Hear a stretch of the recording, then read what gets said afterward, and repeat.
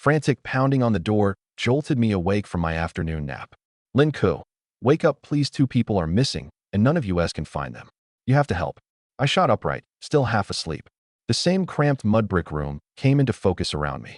Rock-hard ears of corn hung from the wall, and beside the bed sat a pair of cloth slip-ons with their heels crushed flat. So it was not a dream. I had been transported into this era of sent-down youth for an entire year. Who's missing?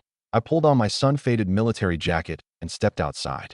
A crowd of sent-down youths filled the yard. They had been talking over one another a moment earlier, but the instant they saw me, everyone fell silent. Li Miaoxiang and Zhang Yike. They went mushroom picking together this morning. They said they'd be back by noon so we could all eat together, but there's still no sign of them. We've searched everywhere nearby. We didn't dare go deep into the mountains. There was no conviction behind that last sentence. Everyone here knew those woods were not merely easy to get lost in. Wild animals live there as well. If inexperienced people rushed in, they might fail to find their companions and end up needing rescue themselves. Someone quickly added, Lin, we're not cowards. We're afraid that if we go in, you'll wind up having to rescue even more people. They all started talking again. The subject veered from the missing women to the game I normally hunted, the times I had stood up for the sent-down youths, and even the distribution of work points. One person offered to give me some of his own points. Another immediately reminded him that the production team already granted me a fixed allowance at the cadre rate, so there was no reason for them to argue about it. I had solved plenty of problems for the sent-down youths during my year here. I protected them in fights, and I often brought back game when I went into the mountains. In a famine, a mouthful of meat meant far more than pretty words. That was why I was always the first person they thought of when something serious happened. But 2 young women were still somewhere in the mountains, and these people were drifting farther and farther from the point. Frowning, I raised a hand and cut them all off. Focus. Where were they last seen? In the meadow at the foot of the eastern mountain. That gave me a direction. I immediately issued my instructions. Disperse and get back to your work. No one is to secretly follow me into the mountains. You wouldn't be helping, you'd only be adding to my burden. They were worried, but they obeyed. Several of the women kept looking back as they walked away. Some of the men wanted to come with me, yet none dared ignore my orders. A rescue in deep forest depended on speed and stealth. The more people who went in, the more tracks they would leave, and the more likely they were to destroy the trail I needed to follow. I went back inside and glanced at the corn hanging on the wall. It was so hard that I could not force it down on short notice. I took a drink of water, tightened my belt, tucked a sickle into the back of my waistband, and picked up a coil of coarse hemp rope and an old military canteen filled with water. In this era, working on an empty stomach was normal. I topped off the canteen and checked the knots in the rope and the position of the sickle one more time. No one could predict what I would encounter in the deep mountains. One extra tool might mean one extra way out. 2 young eagles lived in a nest in the corner of the yard. I had rescued them from below Eagle Beak Cliff on an earlier hunting trip. By now, their wings were covered in strong, mature feathers. I opened the nest and pointed toward the eastern woods, reinforcing my words with hand signals. 2 young women went into the mountains and disappeared. Fly high and help me search. The 2 young eagles tilted their heads and stared at me for several seconds as if they understood. Then they spread their wings together and rose into the air, letting out sharp cries over my head. They could search from the sky while I read the trail from the ground. Between us, we could cut the search area at least in half. I secured the gate and hurried toward the foot of the mountain. After crossing several earthen slopes, I reached the meadow. Instead of charging straight into the woods, I crouched beside a patch of damp ground and examined it carefully. Several shallow footprints marked the mud. They were small and likely belonged to young women of relatively light build. There were no chaotic tracks from an organized adult search party, which meant these were the original prints the women had left that morning. They had definitely entered the mountain here. I followed the footprints with my eyes. Ahead, they disappeared into forest that grew denser with every yard. I pushed through the undergrowth and followed the 2 sets of footprints. At first, the distance between their steps was normal. Near the forest's edge, their strides suddenly lengthened, and the prints sank much deeper into the ground. They had not been walking at an ordinary pace. They had been running in panic. Once I entered the dense woods, the canopy blocked most of the sunlight, and the sounds from outside quickly faded away. Damp soil lay beneath the fallen leaves, so the prints varied in depth. Whenever they crossed hard ground, I switched to looking for freshly bent plants and moss scraped away by shoe soles. What made it worse was the broad set of a man's footprints that soon appeared behind the women's. He was large, and he moved brutally through the forest, Branches in his way had either been snapped off or beaten aside with a stick. This was no wild animal. I stared at the tracks, my unease deepening. A wild animal might hurt them, but a strong man who chased two young women into the mountains could have even uglier intentions. I picked up my pace. The deeper I went, the more the thick carpet of leaves concealed the trail. I had to judge their direction by vines rubbed out of place and newly broken twigs. The two women had not lost control completely. In several places, someone had carefully pushed vines aside. Even while fleeing, they had retained enough judgment not to crash blindly through everything in their path. The larger man's tracks remained behind theirs, and the distance between the two parties could not have been great. As long as I was headed in the right direction, I still had a chance to catch them before something happened. Just as I focused all my attention on reading the trail, a notification suddenly lit up in my mind. Congratulations, host. You have rallied yourself under special circumstances. The financial freedom system has been activated. A status panel visible only to me unfolded at once. Vital energy, endurance, stamina, constitution, accuracy, agility, strength. One attribute appeared after another, and every single one instantly rose to the maximum level. Waves of heat swept through my body. My muscles, bones, and senses felt as though they had been recalibrated, and the fatigue from my journey rapidly vanished.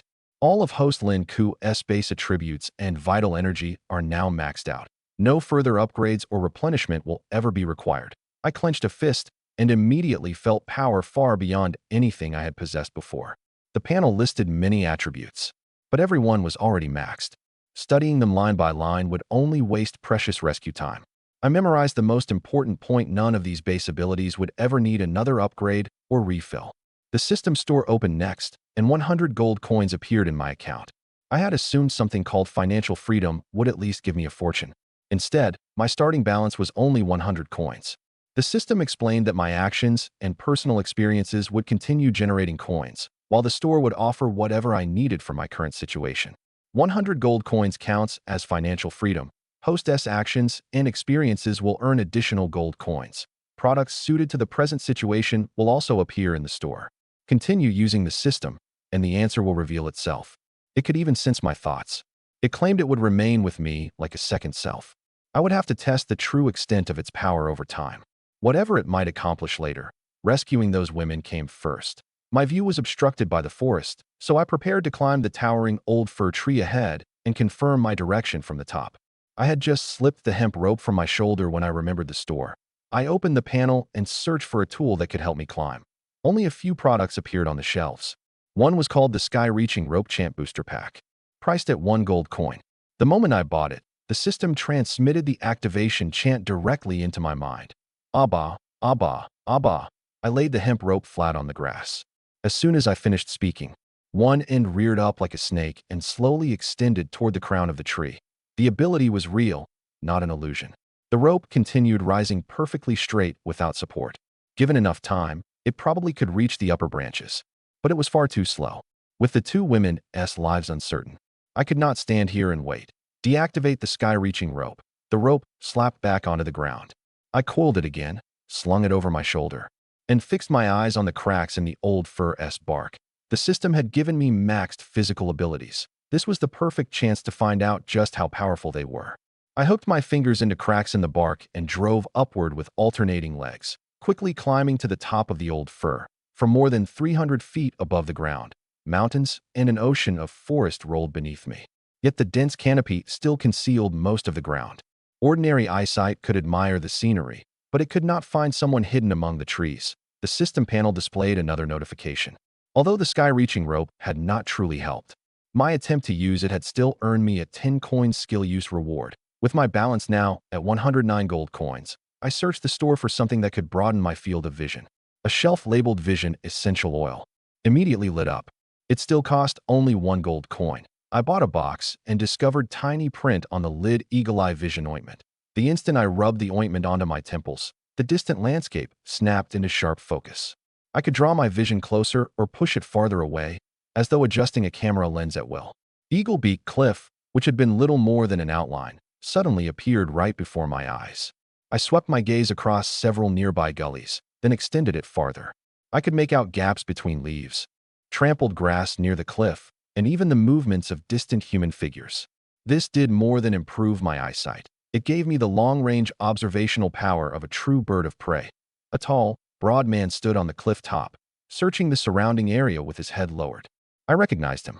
It was Huguefa from the neighboring village, a bully who relied on his size and strength to terrorize others. I had taught him a lesson more than once. Now he was searching while singing The Little Mushroom-Picking Girl, his voice dripping with malice. He was the one who had chased the two women into the mountains. I bent a fir branch thicker than a man's thigh and used its recoil to launch myself toward the crown of another tree. My max strength and agility exceeded every expectation. I bounded from treetop to treetop and, before long, landed on Eagle Beak Cliff a few yards behind Huguefa. The journey confirmed that the maxed abilities on my status panel were not empty words. Each time a treetop launched me onward, I controlled my landing point with precision. Moving at that height felt easy and steady. "What are you looking for?" Huguefa turned, saw me, and visibly stiffened. "Lin, what are you doing here? I asked you where those two sent-down women are." His eyes darted around. First he claimed he had come to pick mushrooms. When he saw I did not believe him, he changed his story and said the two women might already have fallen from the cliff.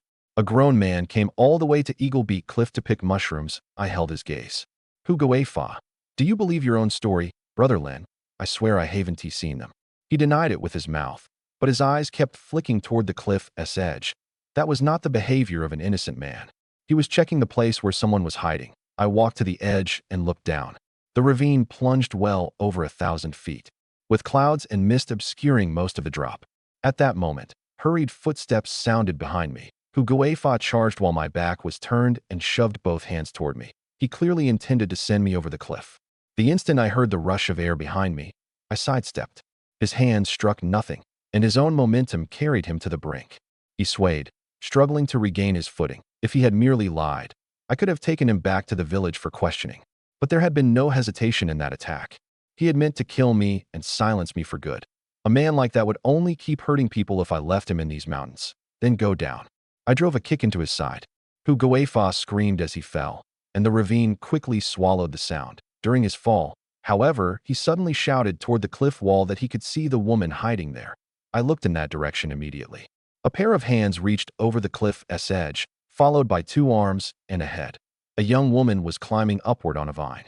She had hidden in a recess in the rock face, which explained why I had not spotted her when I first looked down from above. I bent over, seized her wrist, and hauled her safely onto the cliff top. She was Li Miaoxiang, one of the two missing women. Leaves and mud covered her, but her clothes were still intact. I took a white towel from my military satchel and handed it to her. "Wipe your face first." Whereas the other woman, Li Miaoxiang, accepted the towel. The relief of escaping danger vanished from her face, replaced at once by renewed anxiety. "Tell me exactly what happened. Did Huguefa hurt either of you?" Li Miaoxiang shook her head. She explained that she and Zhang Yike had only been picking mushrooms at the foot of the mountain. The moment they noticed Huguefa accelerating toward them, they fled into the woods. Afraid that her younger sworn sister might be caught, Li Miaoxiang deliberately lured him toward Eagle Beak Cliff and told Zhang Yike to hide behind an earthen slope. They ran through the forest and over the slopes without daring to stop. Huguefa remained close behind, forcing Li Miaoxiang toward increasingly dangerous terrain. In the end, she climbed down a vine beside the cliff and hid below, intending to wait until he left before coming back up. But while I was tracking you, I saw two sets of women's footprints. I pointed back the way I had come. Zhang Yike, didn't he stay at the foot of the mountain? She followed you up here. The blood drained from Li Miaoxiang's face. She knew only that she had hidden below the cliff. She had no idea where her younger sister had gone afterward. I told her to hide while I led Huguefa away.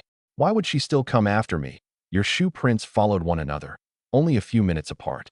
She was probably afraid you'd face danger alone, so she didn't stay behind. I was about to resume the search when I spotted a scrap of floral print cloth sticking out of the grass nearby. Its colors blended among the wildflowers and mushrooms so well that it was almost impossible to notice without looking closely. I reached out and tugged. A startled cry immediately came from the grass. Zhang Yike stood and brushed the leaves from her skirt. "Brother Lin Ku, it's me. I'm the second sworn sister Miaoxiang accepted into the family, after following them up the mountain." She had hidden in the grass on the cliff top without being discovered by Huguefa. "I couldn't let my sister lure that bad man away alone," she explained.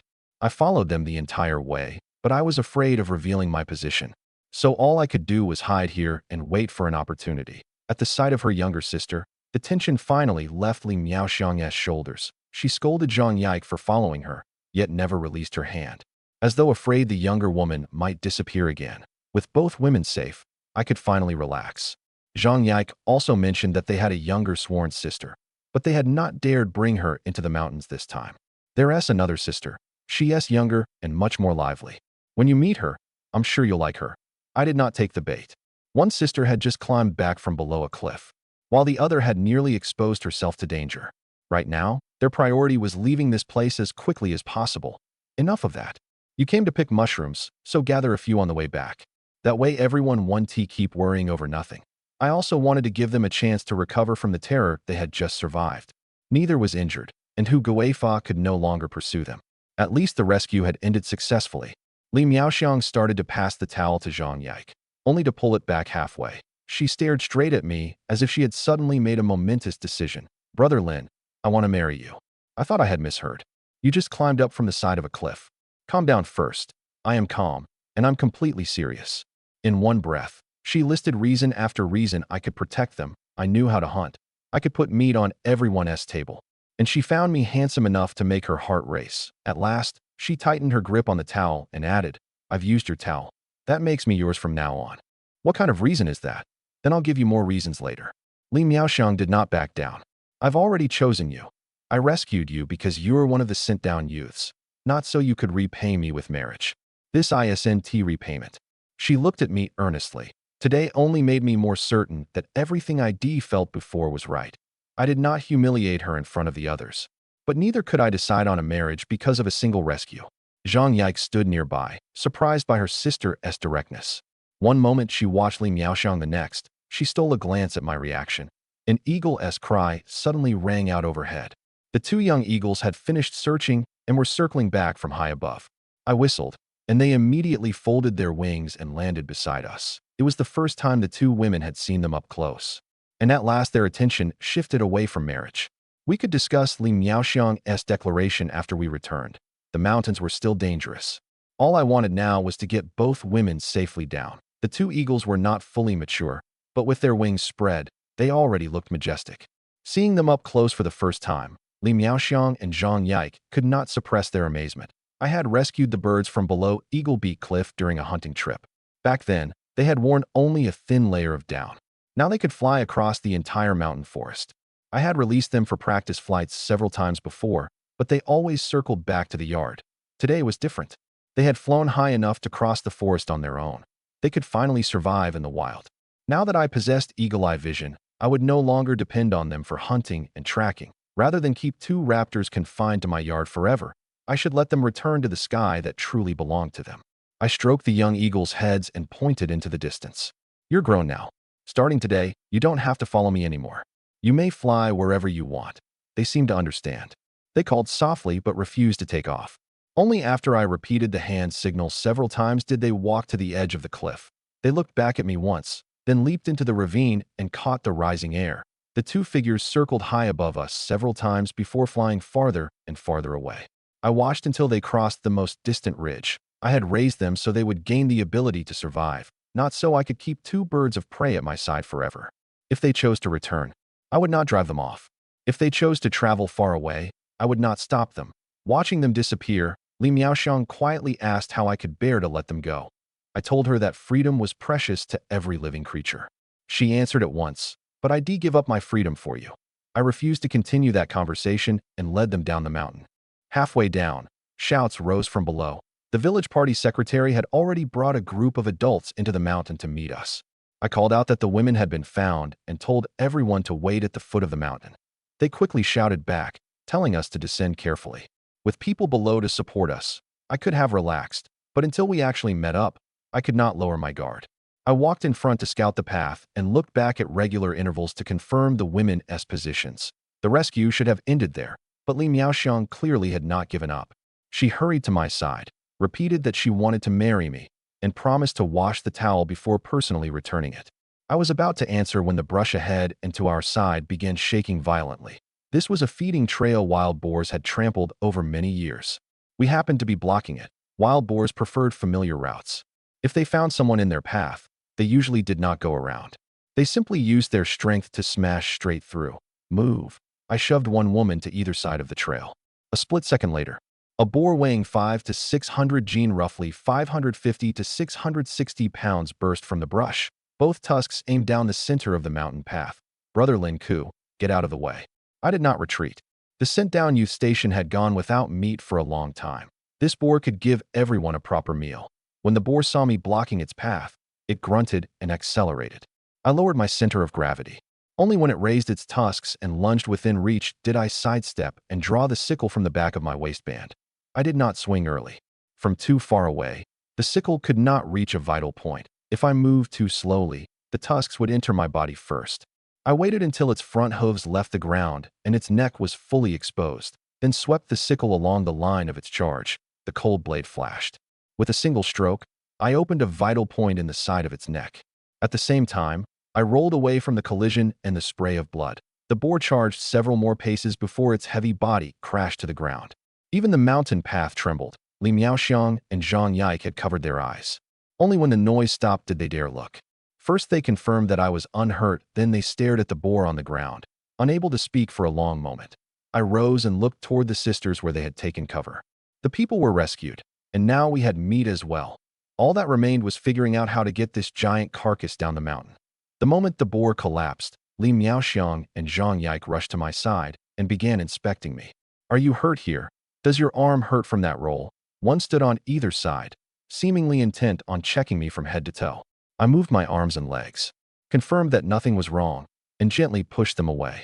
I'm fine. Stand back and don't get in the way while I dress the boar. Li Miaoxiang still wanted to help. I pointed at the massive carcass and told them to save their strength for the descent.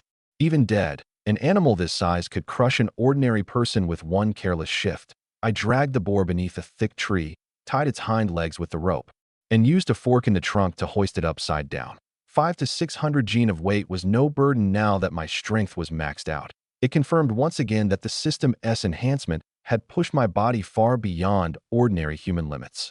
People were still waiting at the foot of the mountain, so I could not waste time.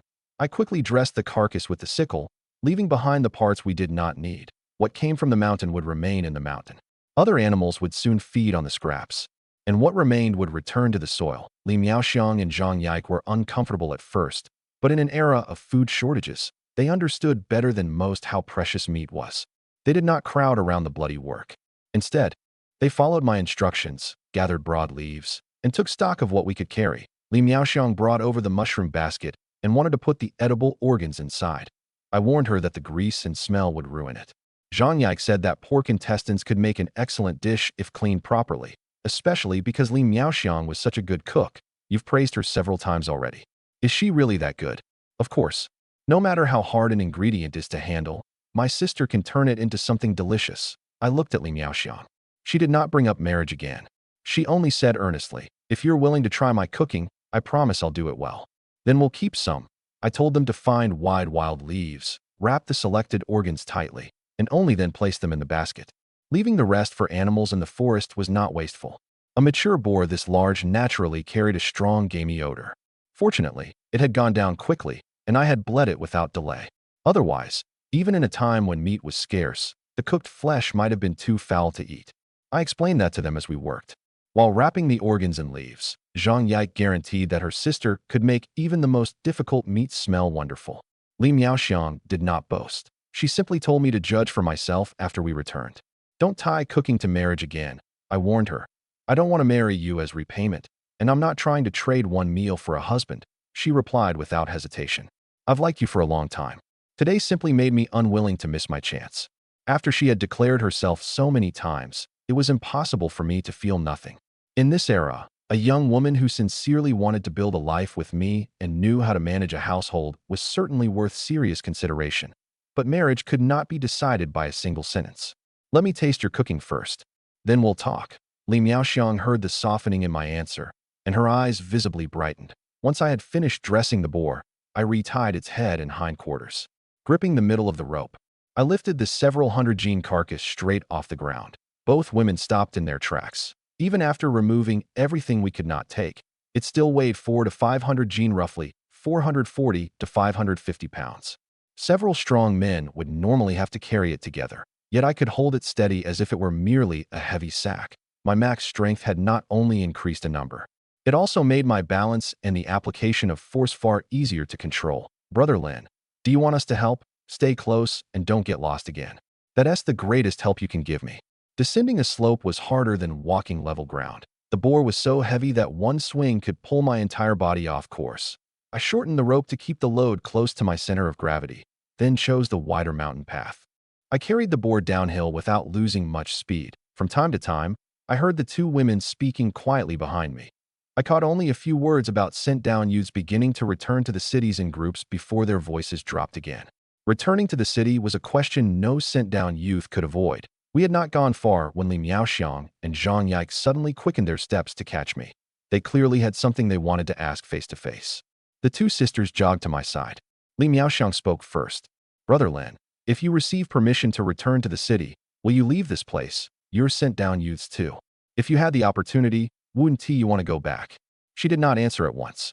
She only watched me, clearly more concerned about my choice. News had indeed been arriving that groups of sent-down youths were being allowed to return. For many people, going back meant seeing their parents again and finding employment. It also meant finally escaping food shortages and exhausting manual labor. Li Miaoxiang had good reason to fear that I might suddenly leave. I had lived here for a year. Now that I possessed the financial freedom system, the mountains, farmland, and villages offered far more possibilities than returning to some unfamiliar city. More importantly, this was not the era in which I had once lived. There was no true hometown here for me to return to. I could not tell them that truth, so I said only, I'm not going anywhere. This is already my new home. Even if the notice arrives, I'll stay. Cities have their opportunities, but the countryside doesn't have to mean a lifetime of hunger and poverty. If a person is willing to work, he can still build something worthwhile in this world. Li Miaoxiang answered immediately, then I'll stay too. Even if I'm allowed back, I won't leave. Zhang Yike seized the opportunity to call me brother-in-law and put in another good word for her sister. She really knows how to make a home. Just say yes. It's too early to call me that. It isn't. I want a brother-in-law like you. Li Miaoxiang also took the opening to explain again that her proposal was not an impulsive reaction to being rescued. For a long time, she had watched how I treated sent-down youths, villagers, and the elderly. She had already decided that if we could build a family together, she would gladly make this place her home. Hearing that form of address did warm my heart, but I still had to make the reality clear. The chance to return to the city was too important for any sent-down youth. Would Li Miaoxiang's parents agree?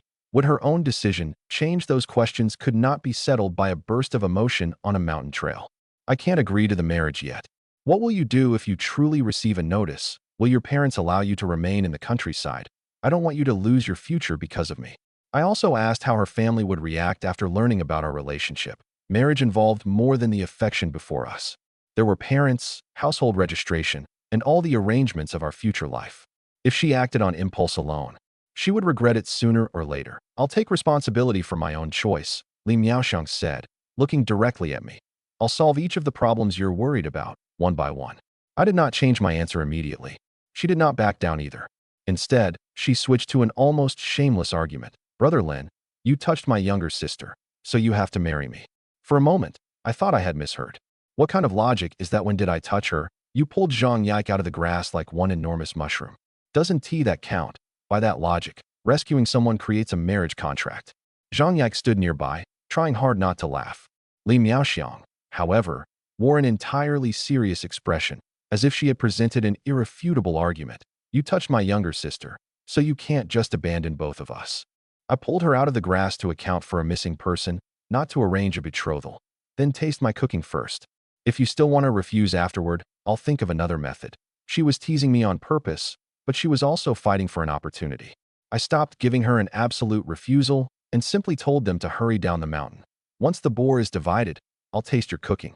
We can discuss everything else after the meal. Li Miaoxiang finally smiled. Once you taste it, you won't be able to bring yourself to refuse. We continued down the path. The shouts below grew clearer. The village party secretary and his people had started climbing again. Their questions also forced me to consider something seriously. I could remain here, but if I truly intended to make this place my home, I could not live alone forever. Li Miaoxiang's boldness had surprised me. Yet when danger came, she had deliberately drawn Hu Guifa away to protect her younger sister. That choice proved she was not someone who merely spoke pretty words. A marriage could not be judged by one meal, but truly learning who she was would be a good place to begin. When we still had not descended, the village party secretary could no longer wait. He led the villagers back up the mountain. The two groups met halfway. Everyone first saw that Li Miaoxiang and Zhang Yike were unharmed, and only then noticed the enormous boar hanging from my hand. Cheers erupted across the mountain trail. The women thanked the villagers who had come to rescue them. In an age when no family had much to spare, several nearby villages had still sent people into the mountains to search. That loyalty meant more than any polite phrase. Almost everyone in the village who was physically able had joined the search. Neighboring settlements sent hunters familiar with the paths and strong laborers as well. Some brought rope, some carried torches, and others packed simple rations. They had been prepared to spend the night in the mountains if necessary. Once everyone confirmed the women were safe, however, their attention quickly shifted to the boar. How many people could a beast that big feed? It's still warm, hurry, and carry it back to the cooking pots. Someone found a freshly broken green trunk and threaded it through the rope around the boar. It took 6 strong men, 3 at each end, to barely lift the carcass onto their shoulders. After only a few steps, all 6 pairs of shoulders sagged under the weight. Only then did they truly understand the strength it had taken for me to carry the boar down alone. I ordered 2 groups to rotate. No one was to strain himself on a downhill trail simply because he was eager to eat meat. After every stretch of walking, the carriers stopped on level ground to change shoulders while others steadied the trunk. The procession moved slowly, but there were no more dangerous moments. We began our return. Anticipation of a meat feast swept away everyone's exhaustion. The villagers spent the journey debating how to divide the pork and season the pots. Some had already started calculating which cuts would taste best. They were not greedy. They had simply been hungry for far too long. On an ordinary day, seeing even a trace of cooking oil counted as good fortune. Now several hundred jin of meat stood before them, and no one could remain calm. Someone began singing. The 6 men carrying the boar adjusted their steps to the rhythm, turning the mountain road into a victory procession. Among the crowd, I spotted the sent-down youths who had remained in the village earlier. They had obeyed my order not to follow me on their own. Later, still unable to stop worrying, they joined the official rescue party organized by the village party secretary. One man had even put his coat on backward, trying to hide his recognizable sent-down youth clothing. "Brother Lin, we didn't sneak after you," someone hurried to explain. "We came up with the party secretary and the villagers. This was an official rescue. If you followed the group's arrangements, then you weren't adding to the trouble." Everyone relaxed and immediately surrounded the boar with praise. Someone compared me to Wu Song killing the tiger, while another wanted to take the tusks home as a souvenir. As the compliments piled up, I told them to save their strength for carrying the meat. If you truly want the tusks, clean them after we get back and decide who gets them then. For now, no one touches the knots. The boar was huge, and the trail was narrow. If the rope came loose, both the carcass and the people below it might be swept down the slope.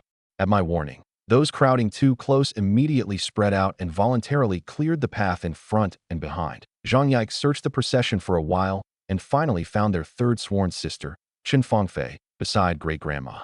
Along the way, she also asked after the village party secretary's daughter. Zhang Yike jokingly called her the young heiress, frightening the girl into an immediate denial. In that political climate, such a title could easily cause trouble.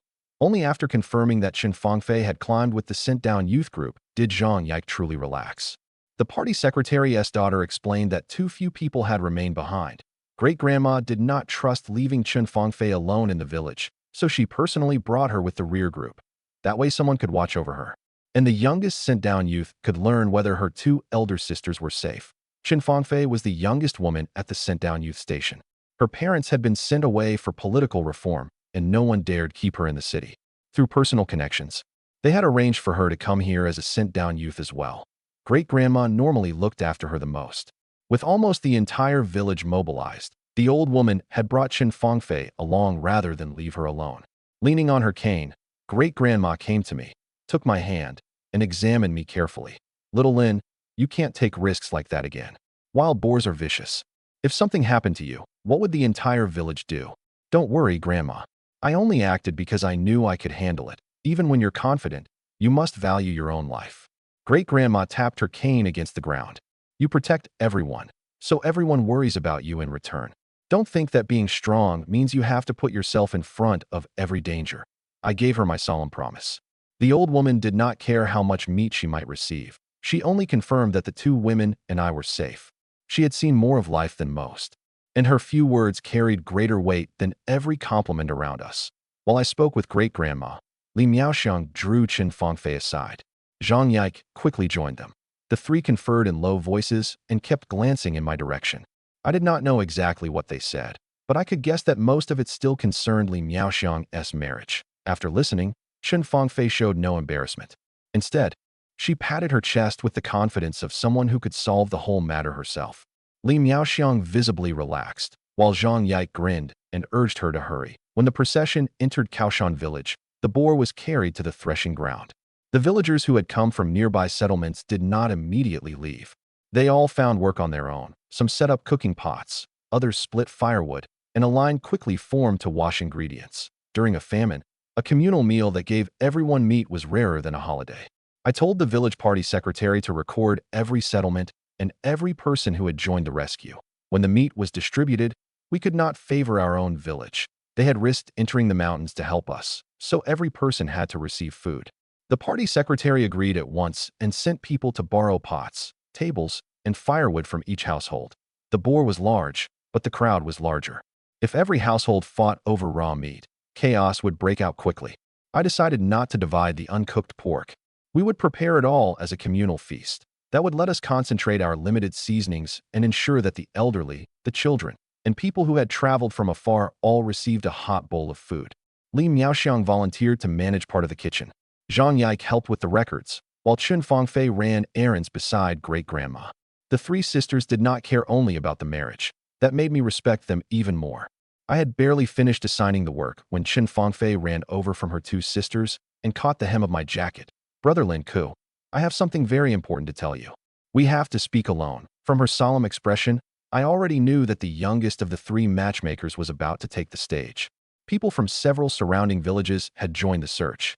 Now that the women were found and the boar was cooking, no one wanted to sit idle while waiting to eat.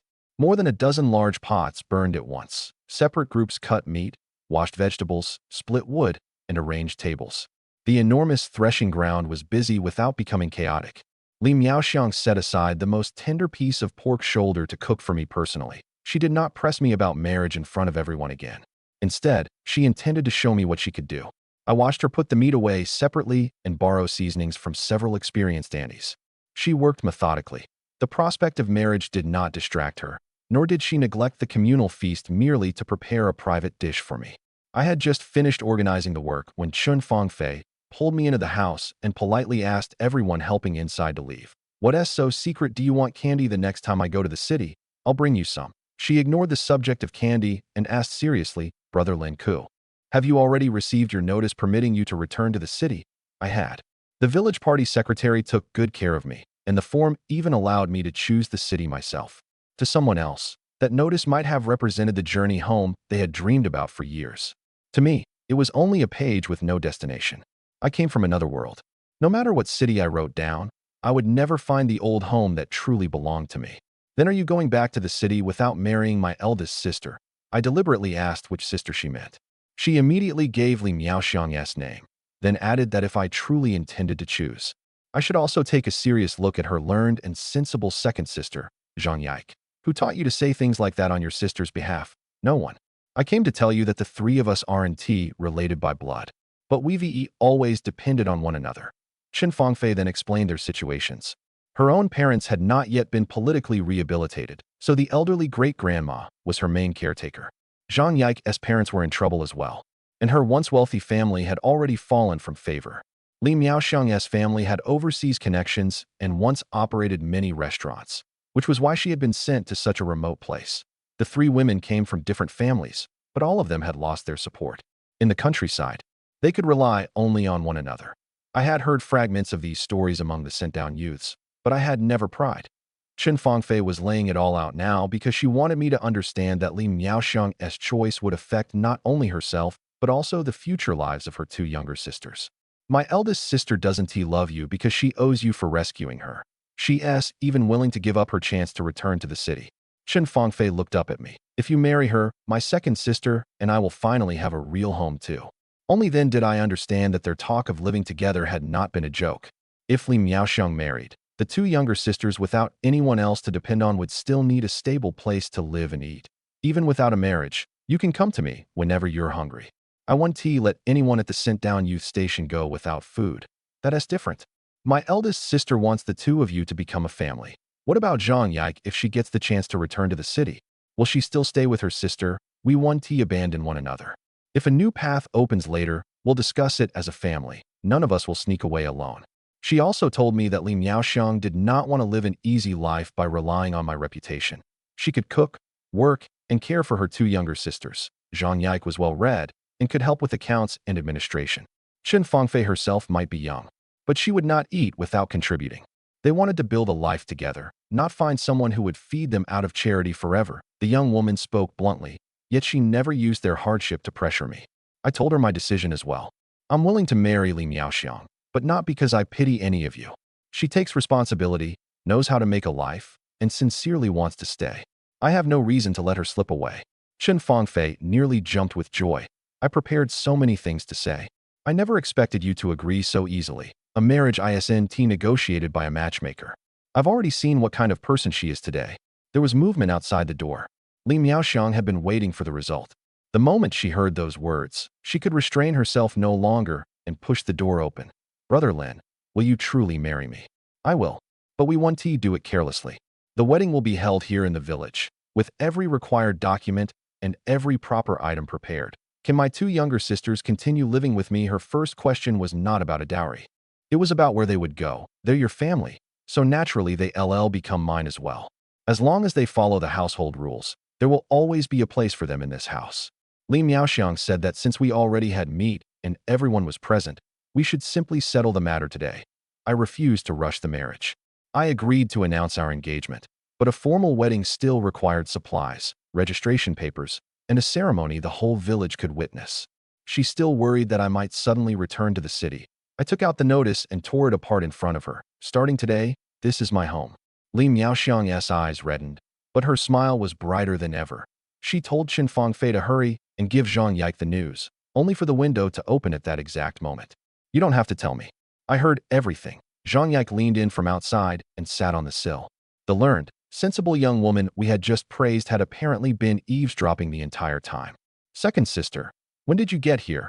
Right when you asked whether he was willing to marry you.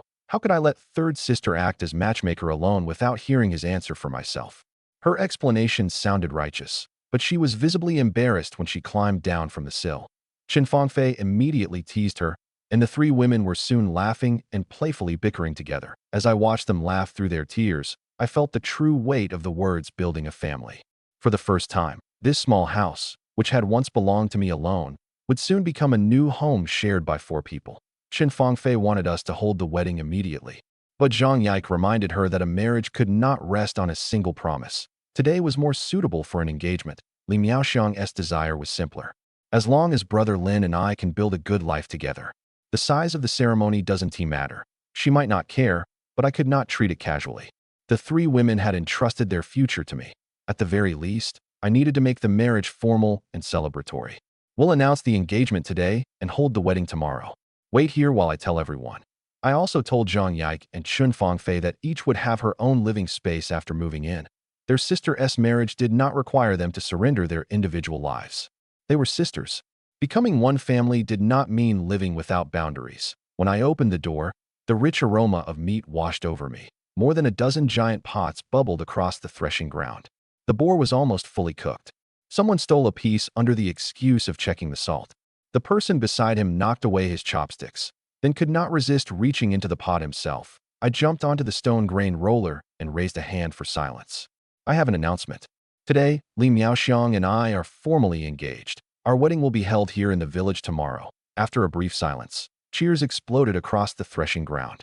They were happy for us, but they were also thrilled that I had torn up my return notice and decided to stay for good. I also made the other 2 women's arrangements clear. Zhang Yike and Chen Fangfei are Miaoxiang's sworn younger sisters. They have no stable support, so they'll move into my home as well. The 4 of us will live together as one family. I stated the relationship deliberately.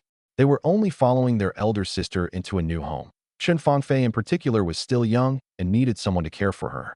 These were not 2 additional marriages. Some in the crowd had been joking about the 3 sisters. After hearing my explanation, they stopped making improper comments. Great-grandma nodded beside them. Chun Fangfei's future had been her greatest concern, and now there was finally a clear arrangement. The crowd applauded again.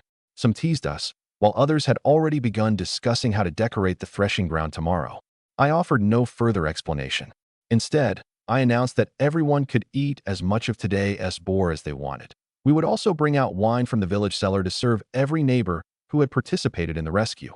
Once the news spread, several aunties accepted responsibility for the wedding feast on the spot. The younger people went looking for red paper and usable fabric, while the elderly began planning the ceremony. What had started as a meal after a rescue instantly became a celebration prepared by the whole village. Wide glass noodles were added to the pots, and the aroma soon drifted through all of Kaoshan village. There were not enough tables, so people sat around the cooking pots. There were not enough stools, so they simply stood with bowls in their hands.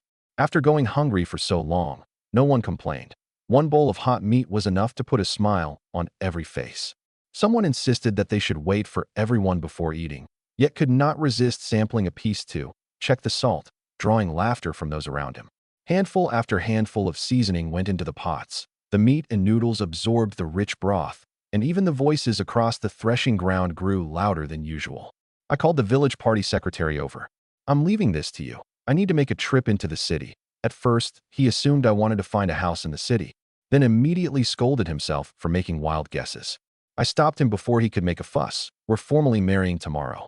I have to obtain all the necessary supplies." The party secretary understood at once and offered to send several people to help me carry things. I did not need guards, but if I bought a large amount, extra hands might indeed be useful. I'm not going there to fight, so I don't need a crowd following me. If I need help moving supplies, I'll arrange it myself. He nodded repeatedly and promised to take charge of the banquet, the guests, and the registration. He was decisive around everyone else, yet always worried about making mistakes when dealing with me. I simply told him to follow proper procedure and stop being so nervous. Chen Fangfei ran over. "It's so lively today. Aren't you going to stay with us to eat meat, drink wine, and watch the moon? Tomorrow's wedding is more important. Once I've prepared everything, I'll naturally come back." Li Miaoxiang approached as well. She said she wanted only a stable life and needed neither beautiful clothes nor jewelry. Not asking for them shows your consideration. "Preparing what you deserve is my responsibility." I told the village party secretary to immediately find the official responsible for registration and complete our marriage paperwork. No one involved dared delay. They went to prepare the documents on the spot. The party secretary wrote down each required certificate and both parties' information. He guaranteed that the village portion of the formalities would be finished before dark and that the papers would reach me before the wedding the following day. Supplies might be simple in this era, but legal registration could not be omitted. Otherwise, our household records and family relationship could face problems in the future. Li Miaoxiang did not try to stop me again. Instead, she helped organize my military canteen, satchel, and jacket. What she truly wanted was a steady life. That was precisely why I could not let her wedding amount to nothing more than a spoken promise. Afterward, representatives of the sent-down youths, the villagers, and the surrounding settlements took turns offering me drinks. I was happy and refused none of them. My maxed constitution, however, made alcohol almost ineffective. Even after drinking a great deal, my mind remained perfectly clear. Li Miaoxiang finished packing my things. Before leaving, I emphasized once more that no one was permitted to follow me, whether secretly or openly. This trip to the city was not for a fight. It was to prepare a real foundation worthy of tomorrow's wedding. I said goodbye to the villagers, gently kissed Li Miaoxiang on the forehead, and set out alone for Daha City. Daha was the largest city within hundreds of miles and stood close to the border.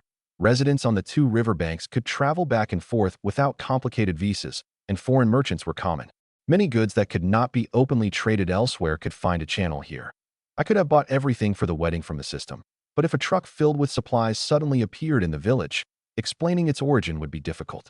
I could hide small goods beneath my clothes, but a large vehicle and an entire shipment required a believable story about purchasing them in the city. If I materialized a truck in my yard, the sent-down youths and villagers might not ask questions aloud, but they would certainly have doubts. Placing the vehicle outside the city first and driving it back under the pretext of a buying trip would at least follow logic they could understand. I did not use equipment that surpassed this era by too great a margin. Even if the system truly offered advanced weapons or machinery, displaying them now would only attract suspicion. The system's value did not lie in dumping every advanced object in front of me at once. It lay in providing what I needed when I needed it. The more powerful the ability, the more carefully I had to choose when to use it. Once I entered the forest, I released my full speed. My max stamina, endurance, and agility worked together, making a long-distance run almost effortless. Daha City appeared in my field of view before the sky had completely darkened. I first found a concealed meadow at the edge of the forest and opened the system. I need a large truck capable of carrying all the wedding banquet supplies. Instead of immediately producing a vehicle, the system first settled the rewards I had accumulated. Killing the boar, sharing its meat with the villagers, providing a venue for the communal feast, agreeing to marry Li Miaoxiang, and giving Zhang Yike and Chen Fangfei a home had all generated gold coins. My balance surged far beyond the original 100. The system did not display a final number I could verify, but it was clear that I now had more than enough wealth to complete my purchases. Each action had its own independent reward, and notifications chimed without pause. I could now confirm that financial freedom did not mean receiving one fixed sum. It meant that action, generosity, and life experience would continually create purchasing power. The constant alerts were too noisy, so I renegotiated the settings with the system. From now on, ordinary rewards would be deposited silently and shown together only when I chose to check. Reward distribution has been changed to silent mode. In the store, I selected an enclosed container truck, 100 premium candy platters, and 100 sets of the 18,888 standard wedding banquet package. I also purchased the rest of the food, alcohol, and miscellaneous supplies required for the wedding. The villagers and sent-down youths had endured hunger for far too long. Our banquet could not consist of a few attractive dishes that left everyone hungry. I prioritized meat, staple foods, candy, and alcohol that would truly fill their stomachs, then added the items needed to decorate the threshing ground, entertain guests, and perform the ceremony. The system packed each category according to quantity, sparing me from searching shop after shop across the city. The system then reminded me that money in this era carried a different value from money in later generations. The so-called 18,888 package would automatically convert into a luxurious 18 yuan and 88 fan banquet table for the sent-down youth era, without reducing either the dishes or their quality. 10 yuan was already enough for an ordinary family to celebrate the new year. A table worth 18.88 yuan would be more than respectable today. As long as the contents are complete, the way the figure is converted doesn't matter. Once payment was complete, a container truck appeared in the forest clearing with every wedding supply already loaded into its cargo box. I climbed into the cab and tested it. The truck had a manual transmission, and its mechanical design fit the era well enough not to look too conspicuous. I drove it beneath a small cliff and concealed the body with branches and vegetation. A gentle slope beside it led to the main road, so I could drive directly out when I returned. I checked the fuel, tires, and cargo locks, then scanned the area with eagle-eye vision. The site lay far from commonly used paths, and the truck could not be seen from the main road. Unless someone deliberately crawled through the forest, the supplies would remain hidden. After securing the truck, I walked to the roadside. The system's transportation shelves held many luxury vehicles, but a warning appeared, reminding me to consider the era I was in. I ultimately chose a period-appropriate Type 212 off-road Jeep for 10 gold coins. The vehicle appeared beside the road. I climbed in, depressed the clutch, shifted into gear, and gave it gas. The engine coughed out a plume of blue smoke before charging along the rutted road toward Da City. A Type 212 Jeep was impressive enough for this era without being as impossible to explain as the luxury cars in the system. If anyone asked, I could connect it to the border trade channels. The banquet supplies were ready. But since I had come to the largest city on the border, I also wanted to see what useful channels the place might offer. I drove the Type 212 Jeep into Daha City and headed straight for the Malacca Hotel in the Eastern District. The hotel had long catered to foreigners. Border commerce, movement of people, and intelligence exchange all mixed together here. As long as no one openly harmed local residents, the authorities generally avoided sealing off every route. Excessive control would only make many hidden developments impossible to observe. Merchants, border runners, and guests of uncertain identity all appeared here. On the surface, it was a hotel. Behind that facade, it resembled an openly tolerated gray market. Who met whom, what cargo crossed the river, and which route had suddenly become active could all be revealed over a dinner table. I had heard the name Malacca long ago. Tonight was a good opportunity to see it for myself. I parked the Jeep in front of the hotel. 2 doormen came to open the door, but first asked which private dining room I had reserved. When they learned I had no reservation, they told me the entire hotel had been booked for the evening and could not accept new guests. I drove a Type 212 Jeep, yet I still dressed like an ordinary sent-down youth. Unable to judge my identity, the doorman spoke politely but continued blocking the entrance. Tell whoever booked the place to give up a table. If the money isn't enough, I'll pay double. The manager happened to pass by and immediately came over when he heard me. Instead of driving me away, he quietly warned that tonight's guests were crude and disliked seeing strangers. The hotel had cleared out its patrons to prevent innocent guests from being dragged into trouble. I'm only hungry. I want a meal. The manager offered to seat me in a private room at the rear, as far from the group as possible. I had no desire to provoke trouble before my wedding, so I agreed to follow him. Who are they? People who operate across the river. They're armed, and they don't follow rules. The manager lowered his voice. We only want to do business. We truly can't afford to offend them. The hotel interior was far grander than its exterior. Red carpet covered the corridors, and the decor carried an obvious bear country style. Even the private rooms had distinctive names. Yet the building was far too quiet to feel as though one party had genuinely booked the entire hotel. The manager kept looking back as he led me through the halls. He seemed afraid that I might change my mind and seek out the group, but equally afraid that they might suddenly emerge from their room. His behavior made it clear that they had caused plenty of trouble here before. Only after I asked casually did he admit that the group occupied merely the largest private room. Because they often cursed at people and smashed property after eating, the hotel did not dare serve ordinary patrons. It had no choice but to claim the entire establishment was reserved. One private room had frightened a whole hotel into shutting down. The manager intended to take me to the most distant room so the two parties would not meet in the corridor. I told him to seat me normally. As long as the other group did not provoke me, I had no reason to seek a confrontation merely to prove my courage. I still had an entire truckload of supplies to drive back to the village overnight, so I planned to leave as soon as I had eaten. But as we passed through the front corridor, someone suddenly stepped out of a nearby room.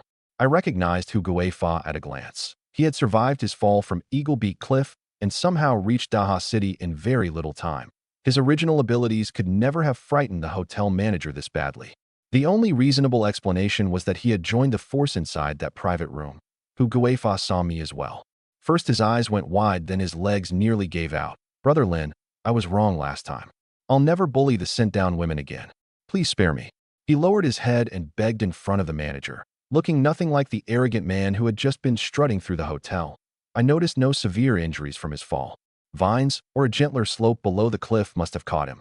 His survival was not surprising. What mattered was that he had found this group of border operatives immediately after escaping the mountain. I did not pursue the old matter at once. I only asked, who are you running with in there? Huguefa did not dare answer. He merely promised again and again that he would obey me from now on. The manager's attitude toward me changed as he watched. Go back and tell the people inside that I'm only here to eat, I told Huguefa. If they don't cause trouble, I'll pretend I never saw you tonight. He nodded repeatedly, but I did not believe the situation would end so easily. The same men who could force the Malika to clear its entire building had one of their own terrified at the mere sight of me. The manager finally understood that the guest no one could afford to offend tonight might not be seated in the largest private room. I told Huguefa to get back into his private room. He did not dare turn around. Keeping his back against the wall, he retreated one step at a time. The moment he opened the door, someone inside asked why he had not gone to the bathroom and mocked him for looking frightened out of his wits. Huguefa hurriedly shut the door before more of their words carried into the hall. The manager stood beside me with sweat beading constantly on his forehead. He had been deeply afraid of Huguefa's group.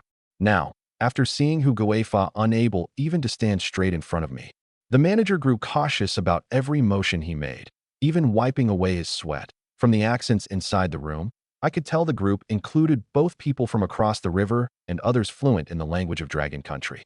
Huguefa had indeed joined a cross-border gang. The hotel manager escorted me into their best private dining room and offered to waive the bill as an apology for refusing me at the entrance. He also probed for whether I might protect the hotel in the future. I refused outright. Conduct ordinary business according to the rules. Don't hand over the entire hotel every time someone makes enough noise. The manager agreed repeatedly. When I asked about his background, he explained that he had been born on this side of the river but raised on the opposite bank. He understood the languages and relationships on both sides, which was why he operated a hotel on the border. One moment he called me sir, the next, he switched to young brother, trying different forms of address to build a connection. I told him to speak normally and stop probing. He immediately abandoned the excessive flattery and simply promised to serve the hotel's finest dishes. A background like his gave him access to a great deal of information. It was no wonder the Malika had become a gathering place for intelligence and trade. I ordered only the signature dishes and declined all other entertainment. Before long, 9 adult servers entered in succession. 8 carried food, and 1 brought the wine. The table quickly filled with steamed bear paw, salt-baked leopard tail, braised salmon roe, bear country beet cucumber soup, rye bread stuffed with venison, fine bear country sausage, chicken and mushroom stewed with Korean ginseng, and beef braised with potatoes. These ingredients would have been difficult to find together almost anywhere else. Serving 8 such dishes at once proved the manager had not exaggerated the hotel's capabilities. Each server announced the name and main preparation of her dish at the table. The portions were generous as well. The manager was clearly afraid of neglecting me and had placed nearly every specialty the hotel could produce on one table. The server carrying the wine opened the bottle in front of me, used a small amount to verify it was safe, then filled my glass. After introducing their dishes, the others waited quietly to one side. Most of the cups and flatware were silver, both to display the hotel's status and to help guests detect tampering. A border hotel served patrons from complicated backgrounds. Its standardized safety procedures were one reason it had survived for so long. I first tasted the salmon roe and venison-filled rye bread, then drank a mouthful of beet and sea cucumber soup. The food truly lived up to the hotel's reputation. After traveling so far, I was genuinely hungry. I stopped worrying about elaborate etiquette and simply picked up my knife and fork. The servers wanted to continue cutting and presenting the food for me, but I told them only to set the dishes in place. The purpose of this meal was to fill my stomach, not to watch a crowd perform around me. They were all adults and had clearly been instructed by the manager. None crossed the line on her own. If I needed something, I asked. When I did not, they withdrew to one side. That restraint pleased me far more than exaggerated enthusiasm. Throughout the meal, I kept listening to the activity outside. Huguefa's fear would not simply disappear without consequence. Once the people in his room learned who I was, they might retreat, or they might come looking for me to preserve their pride. I was more interested in the gang's composition. They operated across the river and had pressured the hotel manager into closing his business. They probably controlled routes and connections that I might find useful later. Huguefa was merely a countryside bully. Yet after joining them, he dared run wild in this hotel, which meant the gang had given him confidence. They might not possess a truly disciplined organization, but they certainly had weapons, personnel, and safe locations on both sides of the border. If they behaved sensibly, we could pass the night without incident. If they insisted on causing trouble, I did not mind resolving one more problem before returning home to Mary. Halfway through the meal, I suddenly remembered the 3 turns and 1 sound set popular for weddings in this era. The 3 things that turned were a bicycle, a sewing machine, and a wristwatch. The thing that made sound was a radio. An ordinary family would look respectable if it managed to obtain even 1 or 2 of them. Since I had the system, there was no reason to leave Li Miaoxiang with regrets on her wedding day. A bicycle would make travel between the village and the commune easier.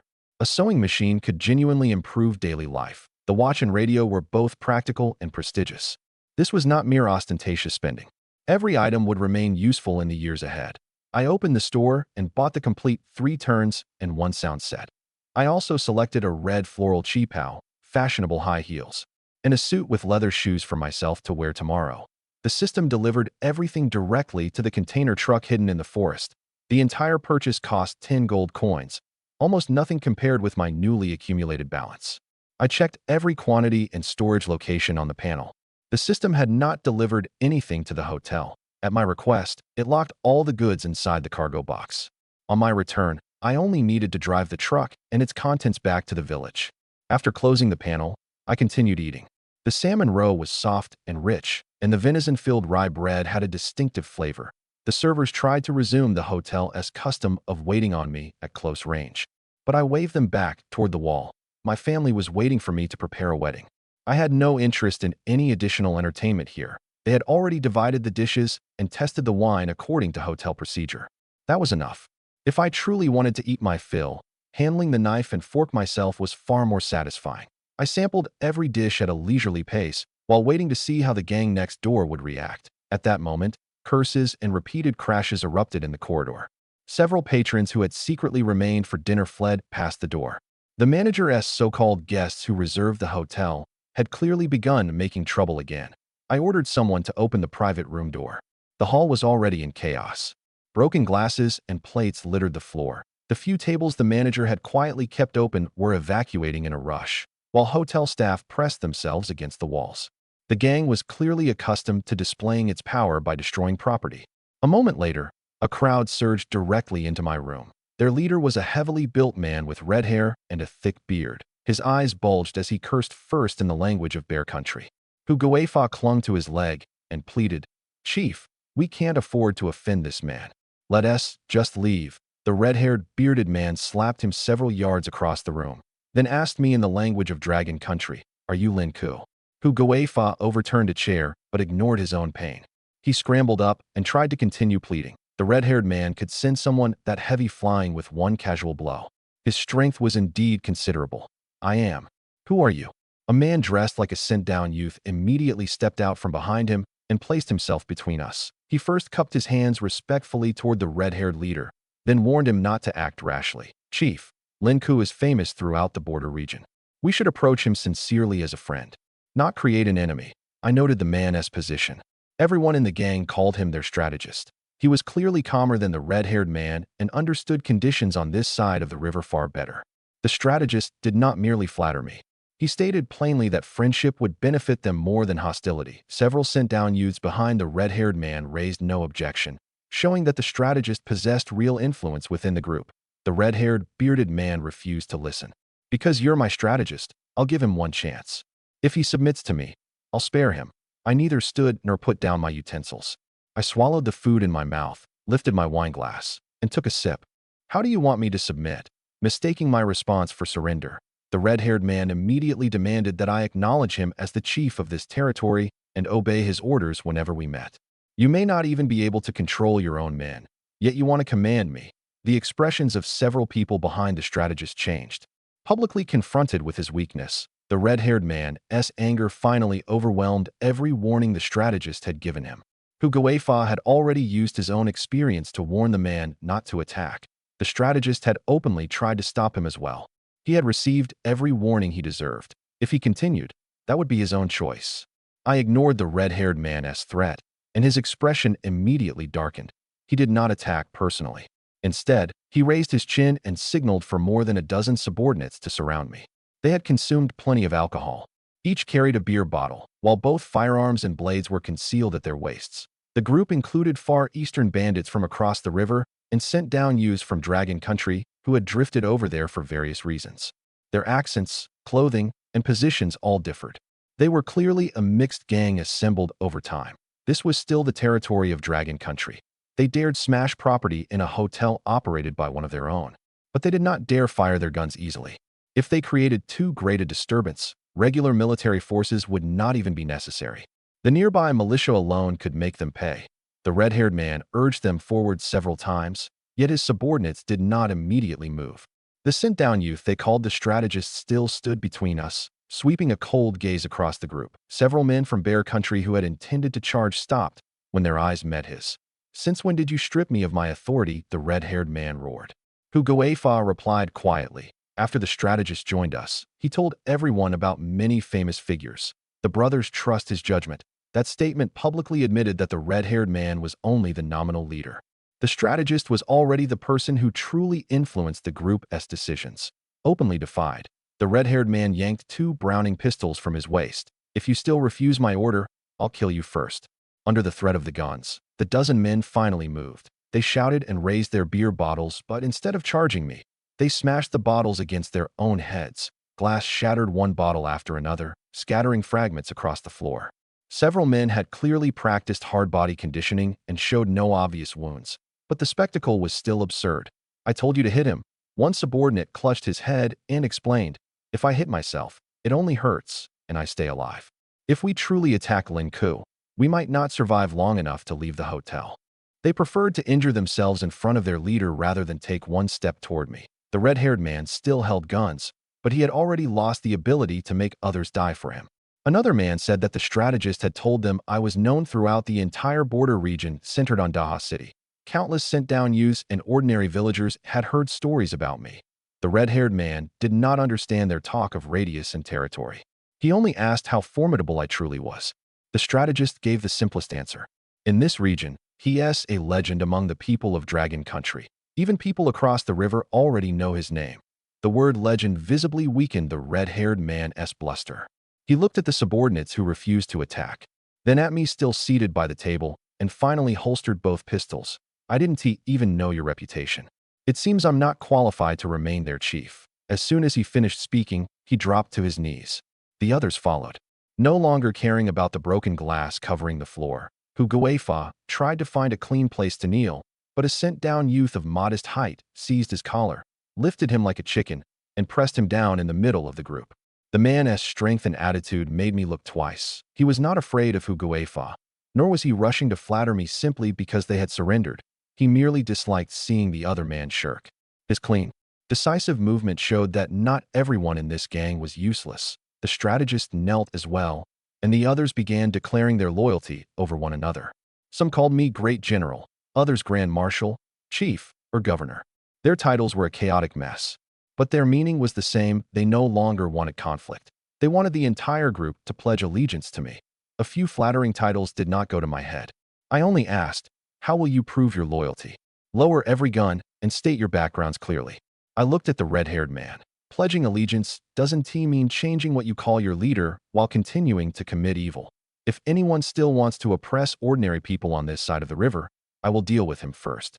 The red-haired man placed both Browning pistols on the floor. No one else dared touch the weapons at his waist. The strategist raised a silk-wrapped atlas in both hands. My name is Liao Jun. I've been searching for someone truly worthy of following. This is the treasure contact map in our possession. It records hidden caches, but it can also contact personnel scattered across the border. Today, I offer it to you as our pledge of allegiance. This atlas was no ordinary possession. It might point to hidden supplies, but it could also expose the network the group had built on both banks over many years. By handing it over, Liao Jun had placed the gang's most important hidden card before me. The conflict in the hotel had ended before it truly began. The red-haired man and his entire group had already turned to my side, but whether I accepted them could not be decided solely by how quickly they knelt. More than a dozen people knelt in the private room, each using a title more extravagant than the last. I did not accept them immediately. Taking them in would mean more than gaining a dozen pairs of hands. It would also mean feeding a dozen mouths and assuming responsibility for all the trouble they had caused in the past. This group had once roamed the border. They did not dare act too outrageously on this side of the river, but across it, they might still rob and oppress people. Bringing them directly into Kaoshan village would increase the villagers' burden and might disrupt local order. I certainly could not let a dozen people call me chief and then establish an independent, lawless stronghold beside the village. This place had a production team, a village party secretary, and rules everyone had to follow. Any new group could only become a constructive force. It could never place itself above the villagers. Feeding them was no longer a concern. The financial freedom system could supply enough provisions. The real questions were whether they could be controlled and whether they possessed useful abilities. What Kaoshan village lacked most was not men willing to fight, but people who could clear land, obey rules, and carry out long-term assignments. I had previously persuaded the village party secretary to let each household quietly cultivate a small private plot after completing collective labor and delivering its public grain quota. I wanted to help the villagers survive the famine. The plots were small, but they gave people for miles around genuine hope. They were also an important reason I had earned so much trust in this region. The villagers had not reduced their work on collective fields or delayed a single grain payment. They merely squeezed a little more time from each day to grow food for the elderly and children in their homes. Anyone who had truly experienced hunger understood what that modest harvest meant. If this gang knew only how to eat, drink, and steal, I would rather leave them kneeling. Seeing that I still gave no answer, Liao Jun shuffled forward on his knees, holding out the silk scroll. Brother Linku, please look at this first. It truly is the legendary treasure contact map of the Far East. His words immediately sparked an argument. Only then did Andre learn that Liao Jun had been hiding something so important. He demanded to know why the strategist had never offered it to him. Without raising his head, Liao Jun answered, "It isn't that I looked down on you completely. but only someone capable of truly controlling the situation deserves to hold a map like this. Andre's face darkened, but he did not dare erupt. The others began recounting rumors as well, claiming the map was connected to secrets of the Great Siberian Triangle and marked far more than ordinary treasure sites. Someone confused it with the kind of contact map found in adventure novels, but Lu Kai immediately corrected him. What Liao Jun possessed was not a storyteller's invention. It was a real map rumored among Far Eastern operatives, something many had sought, though almost no one had seen in full. I had also heard of the treasure contact map, although I did not know its exact structure. Compared with their chaotic titles, an object that could be verified had far greater value. If the map was fake, they were only stalling. If it was genuine, then Liao Jun's refusal to give it to Andre meant he had long judged his old group unworthy of the trust. I pointed to the sent-down youth who had forced Hu Guifa back into the crowd. Come here. What's your name? He knelt beside Liao Jun and introduced himself as Lu Kai. He came from the region south of the Yangtze. After being sent to the great northern wilderness, his restless nature led him into conflict with locals. Eventually, unable to remain there, he crossed the river and joined Andre's group. Lu Kai openly admitted that he had failed to behave at his assigned settlement and had created so much conflict that he could no longer stay. Crossing the river had merely given him a temporary refuge. He made no attempt to glorify his past, which made him more credible than someone who praised himself without end. If you don't trust me, brother, I can submit a blood pledge. Lu Kai turned toward Andre. This red-haired brute has oppressed plenty of people. I'll deal with him right now. Terrified, Andre waved both hands. I've pledged allegiance to Brother Lin Katu. We're all on the same side now. You can't use me as your blood pledge. Stop. I looked at Lu Kai. I need people who can accomplish things, not people who slaughter one another in front of me. Lu Kai immediately withdrew his killing intent. I told the servers to remove the unfinished dishes, then ordered everyone to stand and clean every shard of glass from the floor. Only after a fresh carpet had been laid did I announce my decision. The hotel staff first replaced the tablecloth filled with glass fragments. Then they rolled up the entire old carpet and installed a clean one. Once the chaotic room had returned to normal, the group stopped shouting over one another. You want to follow me? Fine. But from this moment, there are 3 rules. First, you will never again oppress ordinary people. Second, every operation will follow my arrangements. Third, at present, I'm merely a sent-down youth. I don't intend to attract public attention, so what happened tonight remains known only to those in this room. Everyone promised at once to keep silent. Andre surrendered his pistols as proof of his attitude, while the others put away their conspicuous weapons. Those from this side of the river swore in the ways familiar to them. Those from the opposite bank gave their guarantees in the language of Bear Country. I did not care how solemnly they spoke. I only memorized what each man promised today so I could test it against his actions later. Change how you address me as well. Outside, no one is to call me Lord, Marshal, or Chief. Everyone will use brother. Liao Jun and Lu Kai agreed first. The others quickly followed. I accepted the silk scroll and loosened the red cord around it. Whether the treasure contact map was truly as important as the rumors claimed could be determined only by examining its contents. I did not treat every man there as a core member. If the information on the map leaked, rivals might find us before we ever found the treasure. My first step had to be limiting who knew the details. Everyone else weighed against the wall. Liao Jun, Lu Kai sit beside me and explained this map from beginning to end. If the map was genuine, their value extended far beyond a dozen men willing to fight. They might open the entire Far Eastern underground world to me. When I prepared to inspect the treasure contact map, everyone else voluntarily left the private room. Andre hesitated at first. Hu Guifa immediately pushed him toward the door and warned him not to listen to secrets that were none of his business. Although Andre had lost his position as leader, his temper remained. In the end, he restrained himself and waited outside with the others. Hu Guifa asked several servers to leave as well.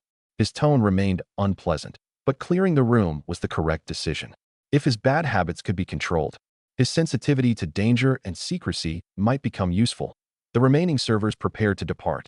Just as Hu Guifa was about to close the door, the hotel manager suddenly rushed inside.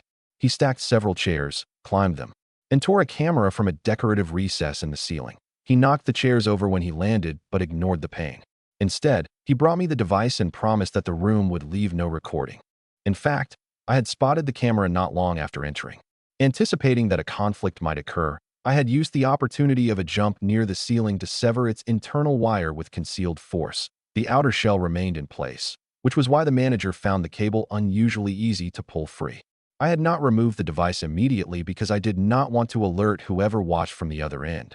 With the wire cut and the shell left in position, outsiders would assume a temporary malfunction rather than realize I was actively taking precautions. The manager's action came one step late, but it still showed that the Malika was willing to stand on my side. "No more devices are to be installed in this room," I said. The manager promised repeatedly, then withdrew and closed the door. The Malika stood on the border, served complicated patrons, and received news quickly. As long as the manager understood restraint, the hotel could become a foothold for me in Daha City. He could host travelers from both riverbanks and had the ability to erase records, arrange rooms, and organize vehicles. If I eventually restored the underground passages, the Malika could provide communications, cover, and temporary transfers. But until his loyalty was fully confirmed, I would not let him learn the contents of the map. Only Liao Jun, Lu Kai, and I remained in the room. I told Liao Jun to unroll the silk. Lu Kai first offered to excuse himself. "Brother, am I qualified to hear a secret like this? If I tell you to sit, then listen. And stop calling me my lord in front of outsiders. They'll think something is wrong with your head."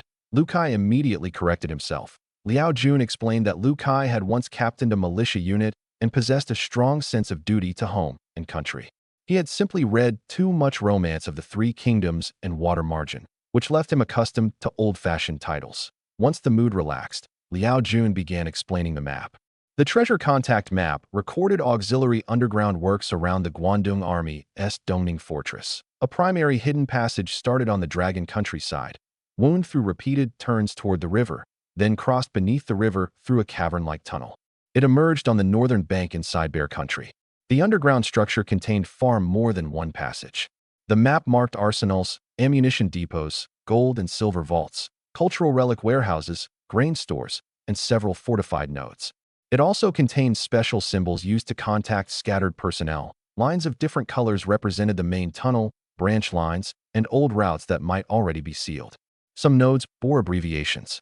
Without Liao Jun's explanation, even someone holding the map would have difficulty deciding where to enter first. "Can this map take us directly to every warehouse?" I asked. "There's no guarantee," Liao Jun answered cautiously. "Too much time has passed. Many passages may have collapsed, flooded, or been deliberately sealed. The locations on the map are mostly complete, but everything must be surveyed again." Most of the fortifications shown lay inside Bear Country. The valuables stored there were said to have been plundered from the Far East, Europe, and Southeast Asia, so their contents were extremely diverse. No one had ever determined how much remained. Some warehouses might have been emptied long ago. Others could have remained untouched because cave-ins made them inaccessible. The true dangers included not only deteriorating structures, but also unexploded ammunition, flooding, oxygen depletion, and other informed parties hidden on both sides of the river. As Liao Jun spoke of vast territories that had once belonged to Dragon Country, he grew increasingly emotional. I told him to restrain his reflections and discuss only information we could act upon. He reduced the important points to 3. The underground systems on both banks might connect. Many warehouses existed along the routes, and despite damaged passages, locating one reliable entrance would allow us to restore them section by section. Liao Jun also explained that certain symbols on the map were not locations, but methods for finding local contacts. That was why it was called a treasure contact map rather than merely a map of underground fortifications. I studied the northern bank, but my thoughts extended beyond treasure. The household plots in Kaoshan village were too small, and cultivating them risked official inspection. Across the river lay vast, sparsely inhabited areas of fertile soil. If we could travel through hidden tunnels, we could establish farms on a large scale, settle the people I had just accepted, and create a stable food supply. The population there was thin, and surface transportation was inconvenient. If the underground passages were restored, people, seeds, and tools could move discreetly, and the harvest could return in batches. Treasure could solve a temporary need for wealth. Only dependable farmland could truly sustain a force. "Do you know the terrain on the northern bank?" Lu Kai answered. "Andre and several of the men from that side know it.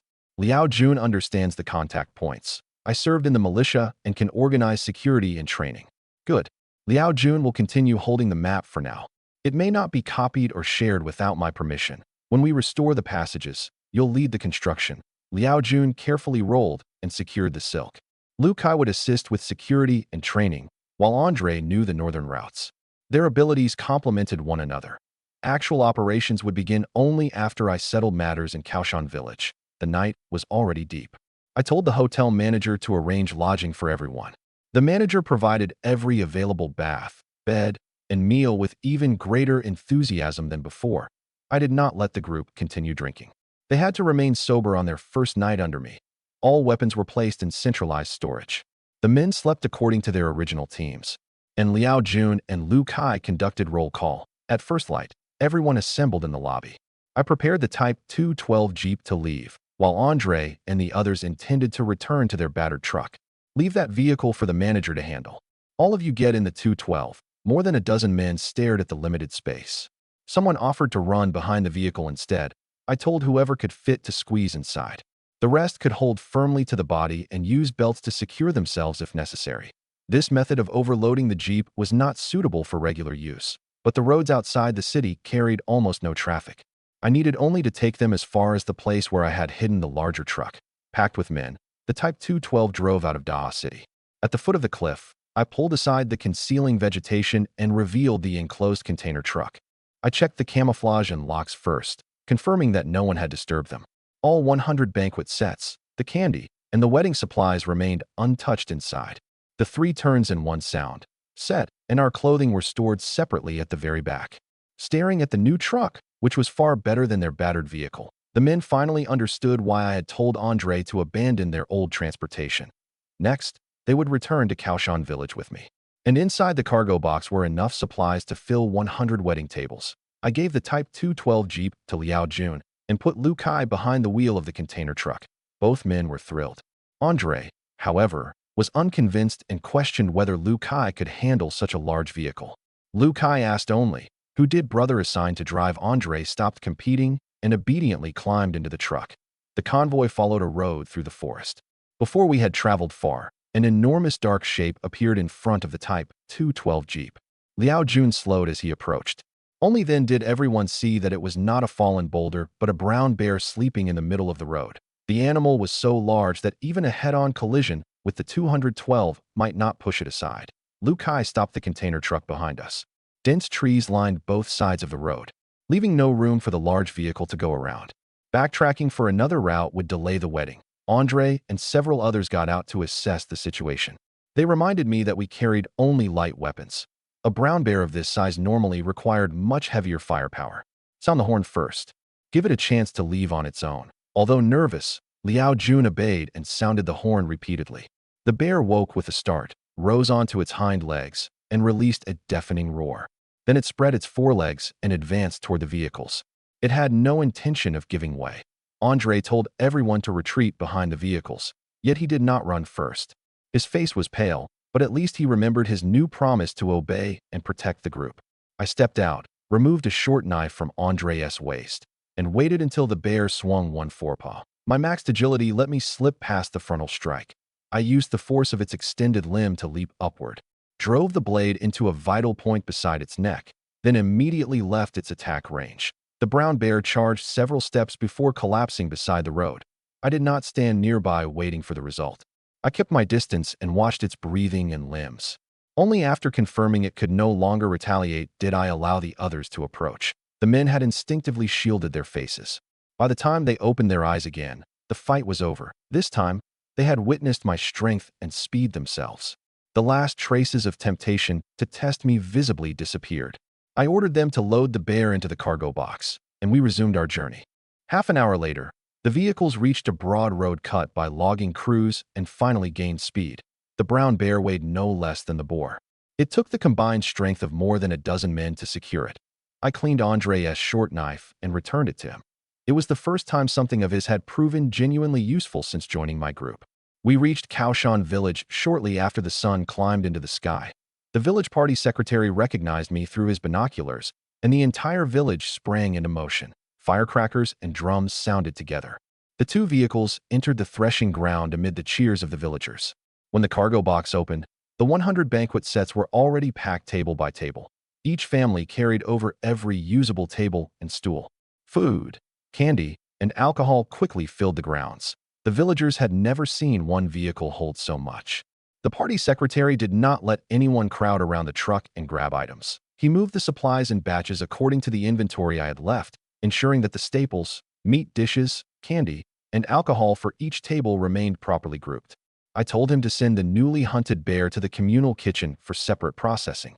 The wedding packages were already sufficient. There was no need to make everyone dress another animal today. Kaoshan village served 3 full rounds of banquet tables from morning until night. The neighbors who had joined the rescue, the sent-down youths, and the villagers all ate their fill. For the first time, the children saw more candy than they could imagine. Every unopened banquet set that remained was sealed for later distribution. Breakfast had barely ended before lunch began. The lunch crowd had not fully dispersed when the evening tables were already being reset. Many people had not felt truly full in years. They did not remain at the table because they could not bear to put down their chopsticks. Their bodies simply struggled to adjust to such abundance. Andre, Liao Jun, Lu Kai, and the others temporarily moved into an old stable that had been cleaned for them. The village party secretary did not question their past. He provided basic accommodation according to my instructions. By nightfall, the wedding feast finally ended. No one dared prolong the customary wedding night pranks for too long. Seeing that Li Miaoxiang and I were exhausted, the party secretary sent everyone home to rest. After a full day of noise and celebration, the village gradually fell silent. At last, I could return to the bridal room and truly begin married life with Li Miaoxiang. Li Miaoxiang sat at the edge of the bed in the red floral qipao I had brought home, her face concealed beneath a red bridal veil. The room held a brand new bicycle, sewing machine, wristwatch, and radio. Flower petals left from the banquet had been scattered across the bed. The moment I lifted the veil, laughter sounded from beneath the bed. Chen Fangfei crawled out first and asked whether the bride was beautiful. Zhang Yike emerged from the other side right behind her, then stood and offered her assessment of the 3 turns and 1 sound set. Tonight is your sister S and my wedding night. I pointed at the door. You've had your fun. Now go back to your own room. Don't keep hiding in here. Chen Fangfei answered righteously that since her sister had married into this household, it was now their home as well. Zhang Yike likewise announced that she had no intention of returning to the sent-down youth dormitory. There is a place for both of you in this home, but this room belongs to Miaoxiang and me. I established the boundary clearly. You can live next door. Before entering here, you must knock. Blushing, Li Miaoxiang urged her younger sisters to leave.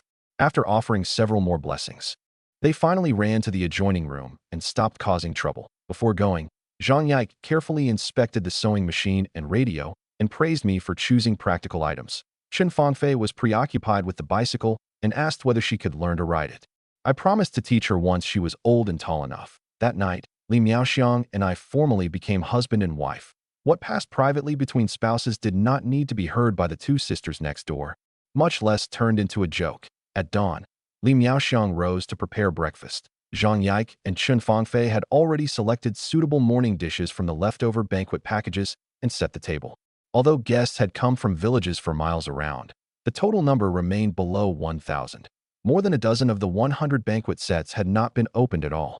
After breakfast, I told Li Miaoxiang to notify the village party secretary and distribute the remaining food fairly among the villagers, sent-down youths, and everyone who had participated in the wedding. None of it could be allowed to spoil. Open packages would go first to the elderly and children. Entire untouched sets would remain sealed, making it easier for the party secretary to distribute them by household. A wedding feast did not have to end after one display of abundance. This food could support many families for several more days. After arranging the household matters, I explained to all 3 women that becoming a family did not mean Li Miaoxiang alone would perform every chore.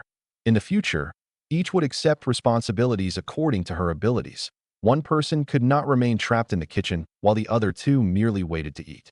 Chen Fangfei immediately declared that she did not want to sit idle at home. Zhang Yike was also willing to help with records and administration. Li Miaoxiang said that while I worked outside, she would first stabilize our home and take on other assignments when needed. I agreed to that arrangement for now. Our household was newly formed. The supplies, rooms, and 3 women's daily routines all needed organization. Once the outside group entered a stable rhythm, I would divide work according to each person's abilities. I did not rush to assign jobs.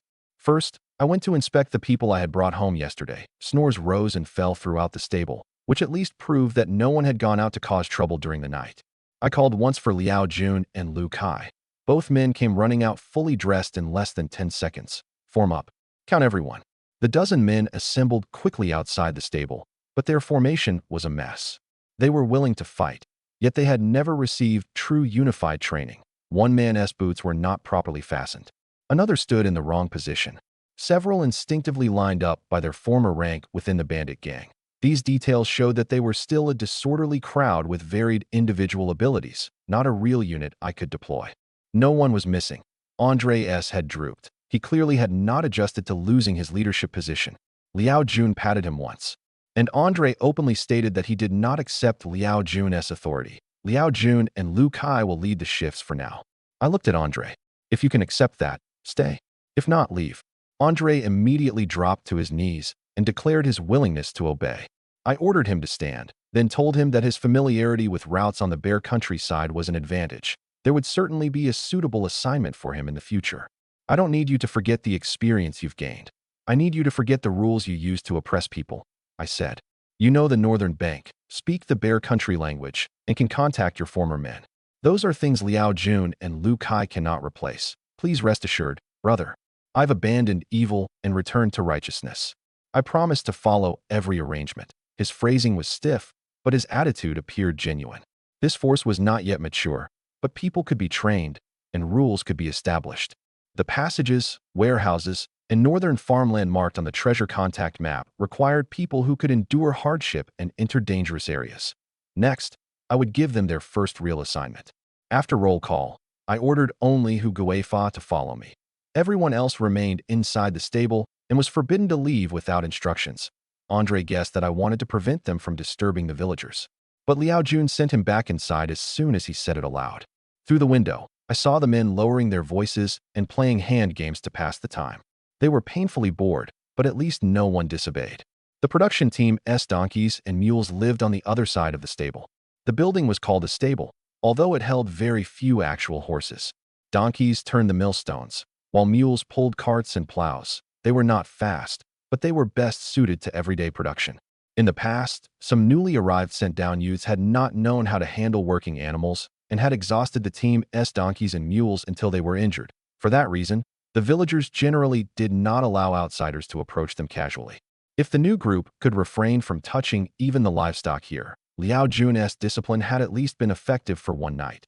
The village party secretary had dared to place more than a dozen newcomers beside the livestock without assigning additional militia guards. That showed he trusted me to control them. After inspecting the stable, I found no signs that they had touched the feed or disturbed the animals. They had passed their first night. I brought Hu Guifa because I wanted him to learn about the household plots in Kaoshan village. I owned no private field, but I had persuaded the village party secretary to quietly permit each household to open a small plot. The villagers continued joining collective labor, earning work points, and delivering public grain. They used only that extra harvest to fill the gap in their household rations. During a famine, those small pieces of land could save lives. I had often hunted in the mountains before, and the meat I brought back could relieve hunger for a time. But it could never replace staple grain. Rabbits, pheasants, and large game were all unreliable. Only land produced according to the seasons every year, giving a family genuine security. Hu Guifa followed 2 yards behind me with unusual energy. He probably believed that being summoned alone meant he had received special favor. Before we even reached the plots, the village party secretary came running. There's trouble. Higher authorities are here to inspect the household plots. At that time, condemnation of the 3 freedoms and 1 contract rural policies was growing more intense. Almost every family in Kaoshan village had opened a plot. We could not expect the arrangement to remain hidden forever. I had known this day would come. Don't panic. Take me to them. The party secretary urged me to stay away temporarily. He did not fear losing his own minor position. He feared that all responsibility would ultimately fall on me. I proposed this arrangement. I wanted to hide from it. He still wanted me to return home and let him bear the consequences alone. I told him that if someone truly intended to investigate, avoidance would only convince them we were guilty. Publicly explaining the collective quotas and the villagers' food situation would leave more room for a solution. Together, we went to the area where most of the household plots were concentrated. This was the first time Hu Guifa and the party secretary had met at close range. The party secretary disliked him on sight and bluntly demanded to know why a notorious man was following me. For once, Hu Guifa offered a sensible answer. Can't a bad man turn away from evil? The party secretary was momentarily speechless. At the fields, I saw the director of the County Revolutionary Committee accompanied by a group of township cadres and officials. The director recognized me from a distance, jogged over, and clasped my hand in both of his. Inspection markers had already been placed beside the fields. Several cadres carried notebooks. The villagers remained far away, afraid to approach. The mood could not have been more different from yesterday's lively wedding. Lin Ku, why did you come in person? I could have simply gone to the village to give you the result. I first asked what they had found, in front of everyone. The director stated that the land still belonged to the collective and that the investigation had uncovered no evidence of private ownership that could be reported. He guided the responsibility toward an individual arrangement made by the village party secretary, then quickly added that, since no evidence existed, the inspection was over. Hearing that they would investigate no further, the party secretary still wanted to step forward and accept responsibility. I raised a hand to stop him. Since the director had already given his conclusion, there was no reason for us to redefine the matter voluntarily as a personal violation. His attitude was entirely different from what the party secretary had expected. The accompanying cadres asked no more questions. They organized the inspection records according to the director's statement. I did not take the favor for granted. I only reminded him that the villagers had never neglected collective labor or the public grain quota. They opened those plots solely to keep people from starving during food shortages. If the collective quota is short by even one gene, handle it according to the rules, I said. But when every gene is delivered and the extra grain can save lives, we shouldn't judge the matter only by the shape of the plots. In front of everyone, the director reviewed the delivery records provided by the party secretary. After confirming that Kaoshan village owed nothing, he strengthened the official conclusion that there was no evidence of private ownership. The director nodded his approval, then mentioned my marriage. Consider this a wedding gift from the county. Li Miaoxiang and her two younger sisters will no longer need to work in the fields for points. The production team will register them at the staff rate. He immediately turned to the village party secretary and ordered him to implement the arrangement upon returning. This would give the three sisters more time to manage the household and handle future responsibilities I assigned them. I did not refuse. Once the inspection was formally closed, I took my leave. The director had not removed them from the collective. He merely calculated their points as production team staff, formally recognizing the record-keeping, coordination, and administrative work they would assume behind us. The director also promised that any future inspection of Kaoshan Village's plots would reach the same conclusion: no evidence. On the way back, Hu Guifa looked dejected. When I asked why, he admitted that he had thought I brought him because we were going to fight the inspectors. In the end, he had not been needed at all. He even confessed that he had already decided which accompanying official to seize first. I immediately warned him that matters in Kaoshan village began with reason and rules. Unless someone attacked another person first, he was never to use force without authorization. Who told you we were coming to fight? I said. I brought you to see the household plots because I have a future assignment for you. Hu Guifa instantly came alive and declared, I shall devote myself to the utmost and die only after my duty is done. When I questioned him, he admitted that he had learned the line from Lu Kai. Every one of these men was better than the last at declaring his loyalty. But starting today, I would no longer let any of them rely on words alone. On the way back to the village party secretary suddenly slapped his forehead. He had been so tense about the inspection that he had forgotten something important involving me. Two young women came from the capital and asked for you by name. They were previously sent down to the southern frontier, but have already returned to the city. This time, they traveled all the way to the great northern wilderness specifically to find you. Their family clearly possessed connections. They had managed both to transfer home from their assigned settlement and to travel such a long distance in search of me. They refused to tell the party secretary exactly why they had come, saying only that they had to see me personally. We would pass the production team office anyway, so I decided to meet them first. Did they bring letters of introduction? Did anyone follow them on the road? The party secretary said all their papers were in order. They had traveled by themselves, changing vehicles along the way, and no other companions had been seen. He placed them in the production team office because it was public, safe, and convenient for verifying their identities. Along the way, I asked about the meat remaining in the kitchen. Yesterday's boar and today's brown bear had produced too much. Afraid it would spoil, the party secretary had already ordered the cooks to preserve part of it as salted cooked meat. Distribute as much as possible while it's fresh. If Kaoshan village can't finish it, send some to the surrounding villages that joined the rescue. I pointed at Hu Guifa. Have him carry several dozen jean of cooked meat to the men in the stable. The new group can't go hungry. The instant Hu Guifa heard he would be allowed near the meat, His energy returned. The party secretary hated to distribute it all at once because he feared a future shortage. But improperly stored meat would spoil quickly. Everyone nearby lacked nutrition, so putting the food into their stomachs now was more valuable than piling it inside a warehouse. I told him to register every household and prioritize the elderly, children, and those who had participated in the rescue. The party secretary then mentioned that the visitors were sisters who carried themselves like performers from a military arts troupe. He worried that Li Miaoxiang might misunderstand when she heard. Hu Guifa immediately began talking nonsense, suggesting that I take both women as well. Remember this, clearly my household has one wife and two younger sisters. I corrected him. Stop making jokes about their relationships. The party secretary hurriedly changed the subject. He said only that the two visitors behaved properly and did not appear to have come for an ordinary visit. Their insistence on secrecy was the reason he had waited for me to handle the matter personally. At the production team office, I sent the party secretary and Hu Guifa to the kitchen to arrange the meat distribution, then opened the office door alone. Two young women sat inside. Their clothing was neat, and their movements showed obvious training.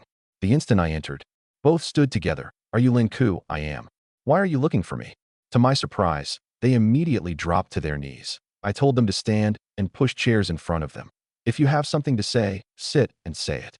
You didn't come all the way from the capital to perform a grand salute in a production team office. Even after I helped them up, they remained tense, their fingers tightly entwined. They had clearly exhausted every option they could imagine during the journey and placed their final hope in me. The older sister spoke. Brother Lin Ku, please save our younger brother. He went to northern Myanmar. You're talking about the civil war taking place in Myanmar now? The younger sister, Du Fong, nodded. She explained that their brother was also a sent-down youth. Fascinated by the idea of youth forged in war, he had ignored his family's objections and insisted on entering Myanmar to fight. In this era, many passionate sent-down youths, influenced by internationalism and the spirit of Che Guevara, traveled there to participate in the conflict. Their numbers were considerable, but their factions and objectives were extremely complicated. This was not a conventional war between two clearly defined sides. Numerous armed groups, ethnic forces, and foreign relationships were tangled together. A young sent-down youth who entered on ideals alone might not even understand whom he was fighting for before it was too late. I asked about their own backgrounds. The sisters were named Du Li and Du Fong. Both had previously been sent down to Zishuangbana. Their father believed they had received enough tempering there and used his connections to transfer them back to the capital. If your father could transfer both of you home, why couldn't he stop your brother? Du Li explained that their father was an old general. Their younger brother, Du Peng, had insisted on leaving, and the family could not openly restrain him by force. Their father's objection was not to fighting itself. He could not see the true nature of that war and feared his son would be exploited by the wrong faction. That answer made me take the Du family more seriously. Du Peng had not fled his assigned settlement in search of pleasure. He had willingly entered a battlefield. His courage deserved respect, but courage directed toward the wrong cause only created greater danger. Did your father provide any information about units, routes, or contacts? Du Li shook her head. Before leaving, Du Peng mentioned only that he intended to cross through the southwest. He never said which force he would ultimately join. The family used its connections to investigate, but could confirm only that he had entered northern Myanmar. Du Peng has already crossed into northern Myanmar. Yes. He's inside, and we've lost all contact with him. I'll consider a solution. But if an operation truly begins, it won't rescue only your brother. We should bring back every sent-down youth from Dragon Country who can be recovered. I also told them a rescue did not mean simply charging in and dragging someone away. We first had to confirm Du Peng's position, his armed group, his freedom of movement, and an evacuation route. If he refused to leave, we still needed to determine whether he had been deceived or controlled. The sisters tried to kneel again after hearing my answer. I ordered them to stand properly and forbade them from pleading in that manner. Du Li said that if I truly rescued Du Peng, she was willing to marry me in repayment. Du Fong immediately added that if her sister was unsuitable, she would repay me instead. I'm agreeing to consider the matter, not asking either of you to marry me. I interrupted. That subject ends here. If you truly want to help, write down everything you know and leave the name of someone we can contact in the capital. Don't substitute marriage for intelligence. The sisters finally agreed. Du Li produced paper and a pen, then listed the address where their father could receive news, the names Du Peng had mentioned, and every southwestern city he might have passed through. The information remained incomplete, but at least it gave a future investigation a starting point. I secured the paper and repeated that no one would enter a war zone blindly before we confirmed Du Peng's location. The rescue had not begun. We did not even know where Du Peng was. What I needed now was not another declaration of gratitude. It was accurate intelligence. I first confirmed the most important information. Your brother's full name is Du Peng, correct? Dooley nodded. She also gave me his age, appearance, possessions when he left, and the general area of his final communication. I memorized each detail, then told the sisters to return to the capital and wait for news. Du Peng had carried simple luggage when he departed. He had no conspicuous scars, and both his accent and education would make him easy to identify. The sisters also handed over a photograph for future confirmation, but the two women refused to leave. Dooley offered to remain in the great northern wilderness and work. Du Feng said she could tend fires, carry water, and split firewood. They asked only to stay here until there was news of their brother. I don't need you to do those things. I'm already married, and there are two younger sisters in my household. Only then did they learn that I had a wife. They immediately apologized for their earlier promises of marriage and guaranteed they would not cross that line again. Even so, they insisted on remaining. They believed no one besides me would accept the responsibility of a cross-border rescue. Dooley said that returning to the capital would only mean waiting at home for the same bad news. If they stayed in Kaoshan village, they could promptly provide any additional information about their brother and see for themselves whether the rescue was advancing. I did not allow them to stay indefinitely. I permitted them to remain for several days. Whether they participated in later work would depend on verification of their identities and Li Miaoxiang's opinion. I'll arrange the initial investigation. You've traveled all the way from the capital. You haven't eaten yet, have you? Neither woman denied it. I took them to the production team kitchen. Hu Guifa had already delivered cooked meat to the stable, while the village party secretary led cadres in distributing meat to Kaoshan village and neighboring production teams. Quietly hiding meat for ourselves would certainly have violated the rules. But in front of people who had gone hungry for years, letting food rot would have made even less sense. A long line stretched outside the kitchen. Every portion of meat was weighed and registered. People from neighboring production teams brought documentation as well, preventing anyone from collecting twice. The party secretary hated seeing the inventory disappear, but he carried out my instructions without cutting corners. When he saw us, he immediately told the kitchen to prepare brown bear stewed with glass noodles and selected several other good dishes they could provide. I was about to enter when Chun Fangfei suddenly blocked the way and carefully studied Du Li and Du Feng. She had originally been assigned to peel garlic in the kitchen. Then she ran off to inspect the live fish tank. Eventually, she decided the meat distribution outside was the most exciting thing of all and remained by the entrance. The party secretary had tried several methods to redirect her attention, and everyone had failed. She was young but interested in everything new. The party secretary did not dare drive her away by force. All he could do was keep one eye on the distribution and another on her, making sure she did not run between the crowd and the hot cooking pots. You two are so pretty. Do you perform in a song and dance troupe? Chen Fangfei asked. Dooley told her that units in the military were called arts troops, while civilian organizations were song and dance troops. Both sisters had received stage training and could perform the model operas popular in that era. They had trained in vocals, dance, and stage discipline with a military arts troupe. No wonder they carried themselves differently from ordinary sent-down youths. The moment Chen Fangfei heard the word military, she asked whether they could teach her the movements. Chen Fangfei became excited at once and announced that she would perform at home after learning. She also introduced herself as Li Miaoxiang's third sworn sister and explained that she lived in my home with her eldest and second sisters. So we're all family, Du Feng said with a smile. Not yet, I reminded them. Your guests. Eat first. Without the slightest reserve, Chen Fangfei took their hands and pulled them into the kitchen. The table was soon covered with brown bear and glass noodles, tomato and scrambled egg, rabbit stewed with sea cucumber, pickled cabbage with wild boar, Russian-style potato and tomato soup, and steamed white flour buns.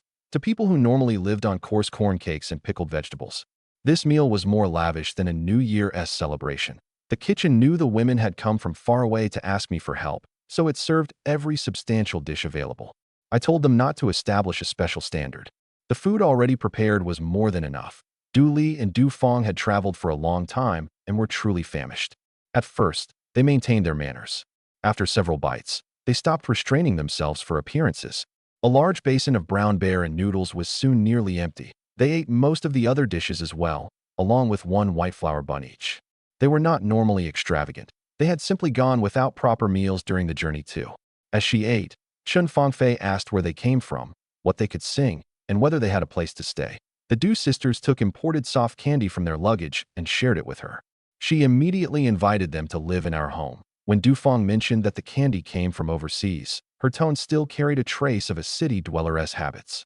After Chen Fangfei explained the household relationships, Du Fang quickly put aside that sense of superiority and spoke to her as an equal. I decide where guests stay. You don't make that decision casually at the dinner table. But don't we still have rooms at home? Having a room doesn't mean you can use it without asking your sister. Hearing that I had not rejected the possibility outright, Chen Fangfei immediately offered to bring the two new sisters home to meet Li Miaoxiang and Zhang Yike. I told Du Li and Du Fang to leave the photograph, addresses, and information about Du Peng with the village party secretary for safekeeping. Then followed Chen Fangfei home. Whether they could use the guest room and how long they stayed would be discussed by our family in person. After the meal, I let Chen Fangfei lead the way. I had more important matters to handle at the stable. Rescuing Du Peng would require intelligence and the ability to operate across borders, and the treasure contact map had just given me an underground direction that had to be opened as soon as possible. Although Du Li and Du Fang came from a well-connected family, they still ate almost all the brown bear and noodles on the table. After a long journey in an era of general food scarcity, even the most refined person could not maintain a delicate facade in front of a truly good meal. I asked the kitchen staff to clear the dishes and drank several mouthfuls of ginseng tea. The cooks and helpers kept trying to wait on me. I reminded them that we were all our own people and that they did not need to call me brother with every sentence. They could not change that attitude overnight. Since my arrival in Kaoshan village, my hunting, meat distribution, and household plots had genuinely kept many people from going hungry every day. To these plain and practical people, feeding their families was the most concrete kindness anyone could show. Even after bringing the old ginseng tea, the kitchen staff refused to leave. Only when I clearly said I needed no more food did they return to the back kitchen. Their respect had not been taught by etiquette training. It was gratitude formed through years of hunger. After leaving the kitchen, I walked to a secluded place among the fields and opened the system. Search for a tunnel boring machine. The store immediately displayed various models for subways, underwater tunnels, and mountain passages. I checked the gold coin column. My balance still showed as full, but strange symbols continued concealing the specific figure, making the exact total impossible to confirm. The system explained that the hotel conflict, the killing of the brown bear, the acquisition of the treasure contact map, and all my recent actions continued generating rewards. The number in my account no longer limited what I could purchase. Negotiating with people, making arrangements, and assuming family responsibilities also produced gold coins. The reward rules covered combat, resource sharing, life choices, and leadership. The system evaluated the real effect I created, not merely kills or transactions. An ordinary tunnel boring machine could not solve my problem. I needed an underground passage that crossed the river into Bear Country and connected with ancient secret fortifications. Excavation would create enormous quantities of soil and rock. The tunnel would also require reinforcing steel, concrete, bolts, lighting, and structural supports. If I had to construct separate steel and cement plants and establish an entire transportation network, the project would become impossible to conceal. A normal machine also required a continuous supply of lining segments, fuel, replacement parts, and workers. With so many vehicles entering and leaving the valley, secrecy would become an empty word. I needed an integrated system capable of supporting itself inside a closed environment. I stated all these requirements at once. The system rapidly narrowed its results and offered an integrated tunnel boring machine. This was more than excavation equipment. As it advanced, the machine could process the soil and stone directly, transforming the raw material into reinforcing steel, cement, screws, rivets, lights, and other tunnel infrastructure. It would install and reinforce everything at the same time. Its specifications also included spoil separation, geological scanning, automatic supports, ventilation and drainage, and an energy recycling system. When it encountered old fortifications, it would first detect empty spaces rather than crushing warehouses that might contain supplies. In other words, it would advance while converting its waste into construction material. A normal project would require several factories and an enormous transport fleet. This machine could perform the same work entirely underground. The system did not explain the exact principles by which it transformed matter. I did not need to master the science of future technology first. I only needed to confirm that the functions, risks, and operating method were real and usable.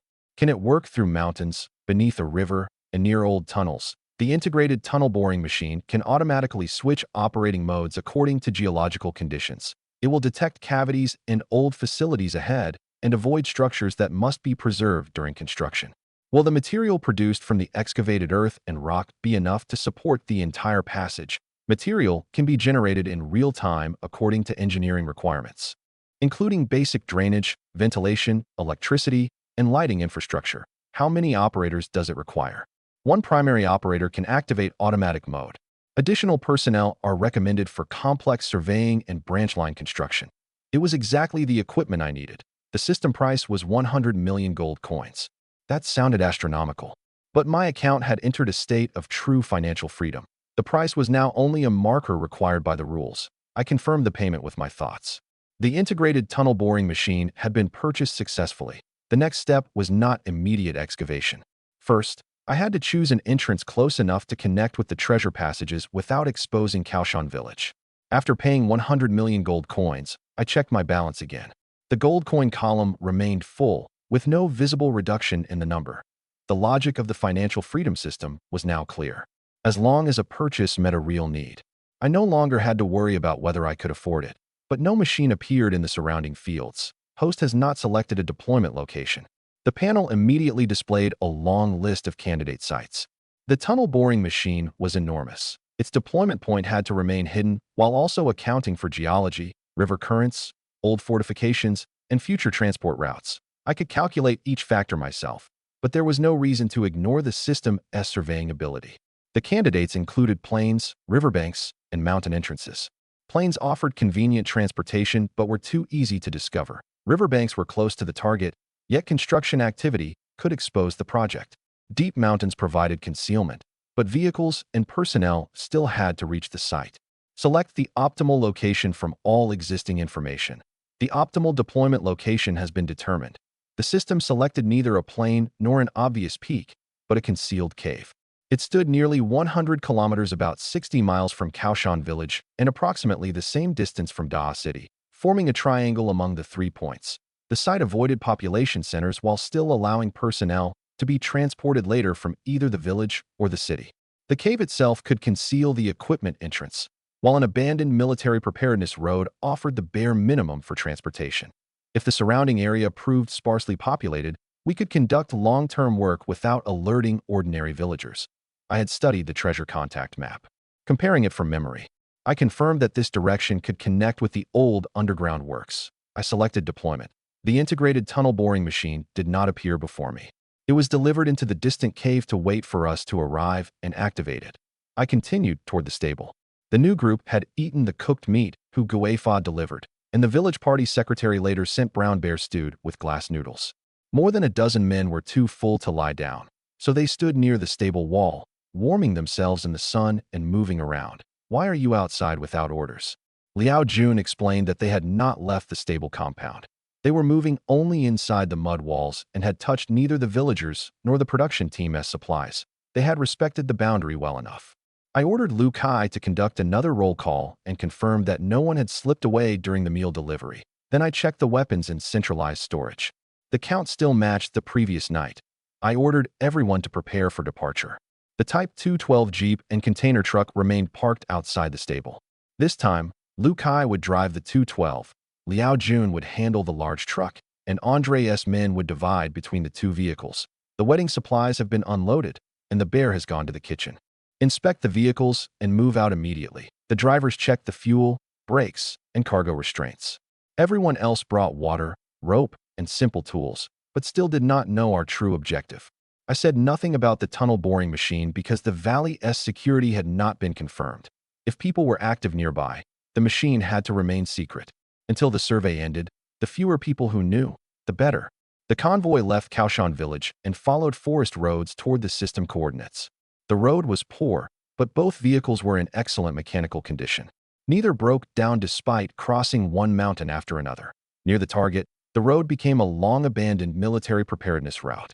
Weeds covered the surface, while rockfalls and soil buried sections of it.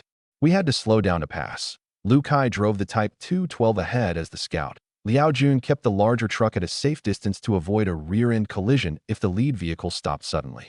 Whenever we encountered a large fallen rock, everyone got out, cleared it together, and continued. I repeatedly corrected our direction with eagle-eye vision and the system coordinates. After crossing the final ridge, a hidden valley appeared ahead. The integrated tunnel boring machine waited inside a cave above the valley, but before I let everyone see it, I had to confirm that the area was secure. The system had deployed the integrated tunnel boring machine nearly 100 kilometers from Kaoshan village and approximately the same distance from Daa City. The valley lay in a hidden corner of the triangular region, with a deep stream below and dense primeval forest concealing it from above. The abandoned military preparedness road was barely passable for vehicles. We had parked on elevated ground, but the cave containing the machine lay farther up the valley. I first scanned the mountainside with eagle-eye vision. I saw no cooking smoke, livestock, or signs of recent logging. Water flowed across the valley floor, but hunting trails could still be concealed beneath the trees.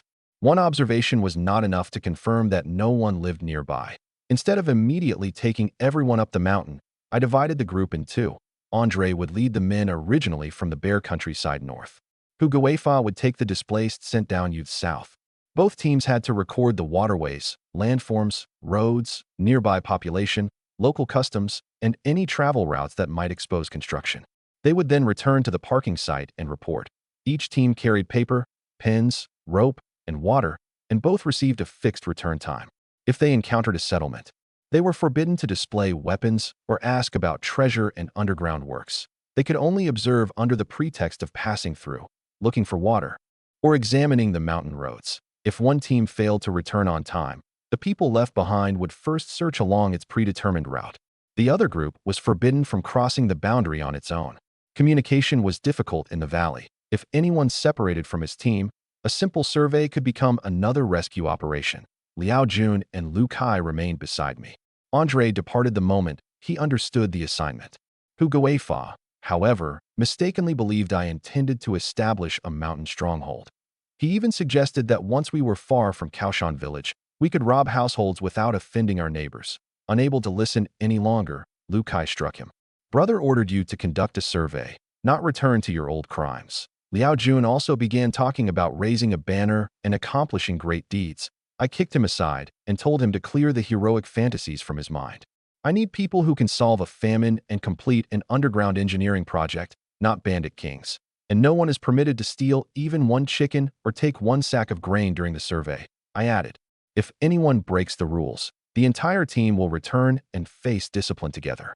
Liao Jun immediately admitted his mistake, although he still promised to follow me no matter what I did. I decided to make him responsible for the tunnel boring work. The assignment would be perfect for grinding away his habit of imagining himself as a strategist while constantly indulging in empty talk. The machine could operate automatically, but a primary operator still had to monitor its data over long periods, handle abnormalities, and maintain secrecy. Giving Liao Jun that monotonous responsibility would use his intelligence while testing whether he could truly endure isolation. Huguefa still stood in place, clearly failing to understand what a survey of hydrology, geography, and population meant. I broke the requirements down for him. Find where the rivers come from, where the mountain paths lead, whether villages are nearby, and who normally passes through. Draw it if you can. If you can't, have the sent-down youths in your group record it. You aren't merely searching for suspicious people. I understand. We patrol the mountain and pay attention to everything. At last, he led his team away. Most of the displaced sent-down youths were educated and understood what to record. With them present, the survey would produce more than Huguefa's single conclusion that there were no enemies. I appointed 2 sent-down youths to record the route and population respectively. Huguefa would handle only leadership and security. Once the task was divided, his belief that the survey was simply a mountain patrol would not ruin the final result. As he left, Huguefa kept shouting about patrolling the mountain, turning the survey into a bandit slogan. The sent-down youths beside him responded by naming rivers, roads, and population details.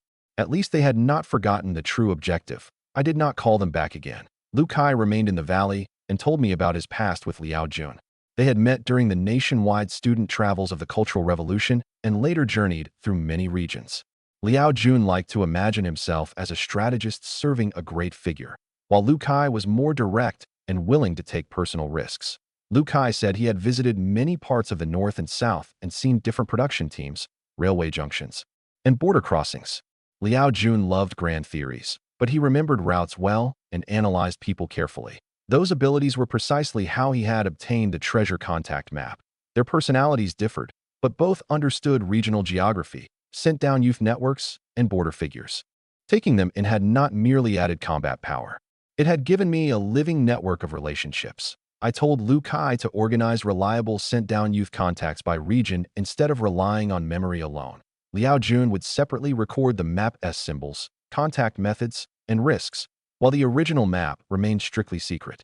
The list will contain only people willing to follow rules and possessing real ability, I warned.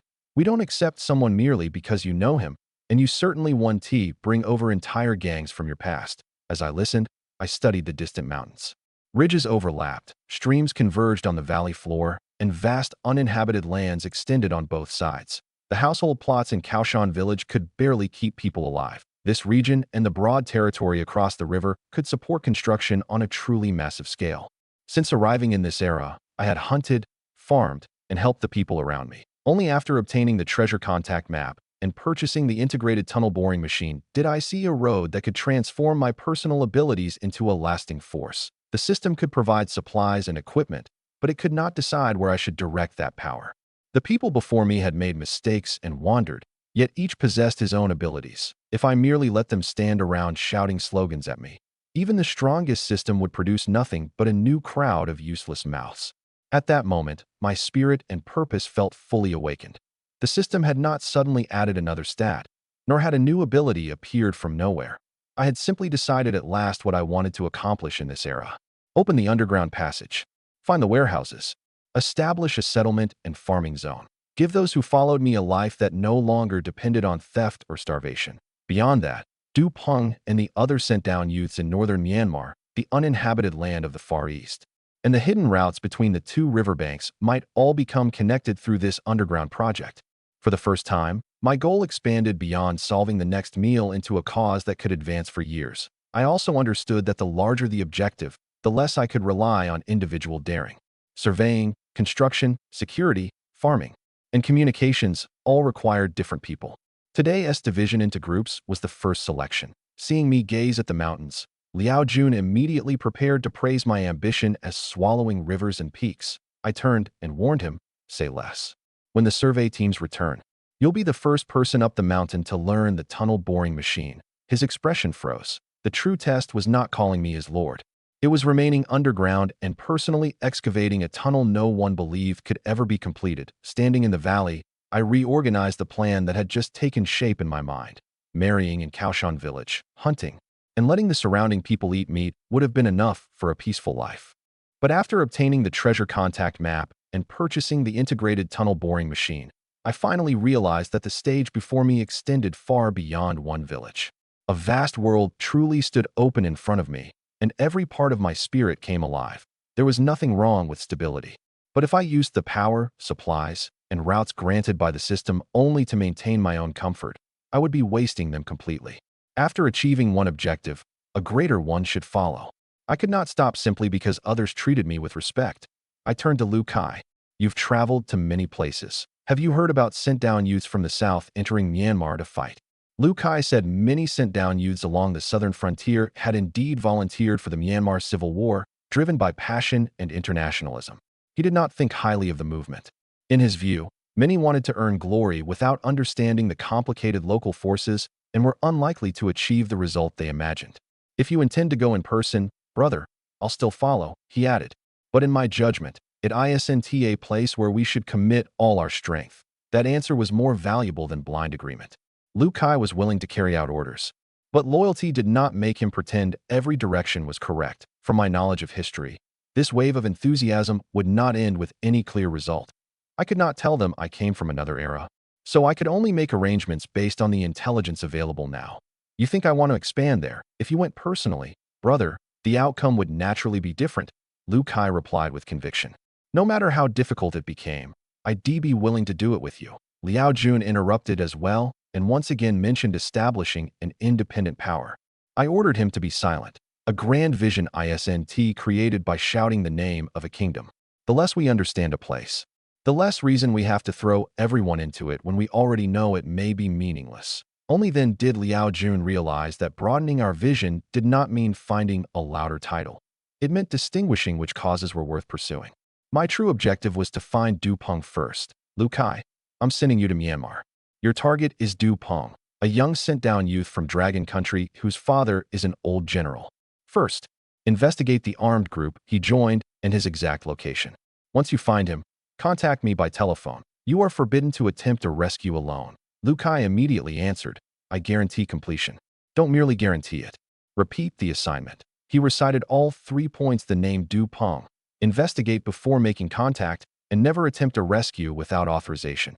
Only after confirming his understanding did I give him the information. I handed over Du Peng's photograph, appearance, likely direction of travel, and everything the Du family had provided. We had few clues. This mission would depend mainly on locating networks of sent-down youths and border contacts, then tracing the route layer by layer. Traveling across most of Dragon Country and then entering Myanmar required considerable expenses and hard currency that could be exchanged anywhere. Producing a large amount of cash directly from the system would be difficult to explain, so I purchased a bag of placer gold from the store. I took the bag from inside my jacket and placed it in Lu Kai's hands. Exchange it in small amounts along the way. Never reveal too much at once. Transportation, lodging, food, and contacts all come from this. Record the place and the person involved in every transaction. Bring back whatever remains. Placer gold crossed borders more easily than paper currency tied to a particular region, but it also inspired greed. Lu Kai needed to exchange only a small quantity for cash at a time and conceal the rest in separate places on his body. No individual trader could be allowed to know the total. Lu Kai did not refuse the funds out of false modesty. An operative who rejected necessary expenses for the sake of pride would only cause the mission to fail. 3 more rules, I continued. First, you will not expose the treasure contact map or Kaoshan village. Second, you will not join any local armed force on your own. Third, if you find other trapped sent-down youths, record their information as well, but confirming Du Peng remains the priority. Understood. Find the man, report his location, and wait for you to decide the next step. I patted his shoulder. Lu Kai understood that sending him south alone was not exile. I was entrusting him with our first long-distance intelligence network. He stopped making extravagant declarations of loyalty and carefully stored the photograph and placer gold separately. Leave now. The sooner you enter the southbound routes, the greater the chance you'll find traces left by Du Peng. Lu Kai turned and prepared to take a shortcut through the forest. I looked up at the 2 great eagles that had been circling high above us and suddenly thought of a faster way to send him to the train station. The 2 great eagles had appeared in the sky from time to time ever since our group entered the mountains. I had set them free, but they had never truly left. When they saw me lead the group so far from home, they followed in wide circles, neither approaching too closely nor leaving my field of view. Occasionally, they cried from high above. I would look up and answer before they continued forward. The distance preserved the raptor's freedom while letting each of us know the other was safe. Just as Lu Kai prepared to enter the forest, I called him back. How do you plan to reach Daha City? Run there by the shortcut, then take a train south. Have you ever flown? He shook his head. He had ridden many trains during the nationwide student travels, but this would be his first flight. I whistled. The 2 eagles quickly dove from above and landed in the open valley. Only then did Liao Jun learn that the raptors he had seen during our journey were companions I had raised from chicks and later released into the wild. He had worried that the birds might treat people in the valley as prey. Seeing them lower their heads peacefully beneath my hand finally relaxed him. I stroked their heads, pointed at Lu Kai, then mimed a long train in the direction of the station. Take this man near the Daha City train station. Don't land in the crowd. Find a concealed place and put him down. The eagles watched my gestures, then called softly together as if nodding. During their days of free flight, they had clearly seen rail lines and trains. I also drew the approximate shape of the tracks and station building on the ground and used gestures to emphasize avoiding crowds. They did not need to understand every word. They only had to remember the direction, the target building, and the requirement for a hidden landing. Lu Kai assumed he could ride on an eagle-less back. I rejected the idea immediately. Although the birds had grown considerably, their bodies were not completely mature.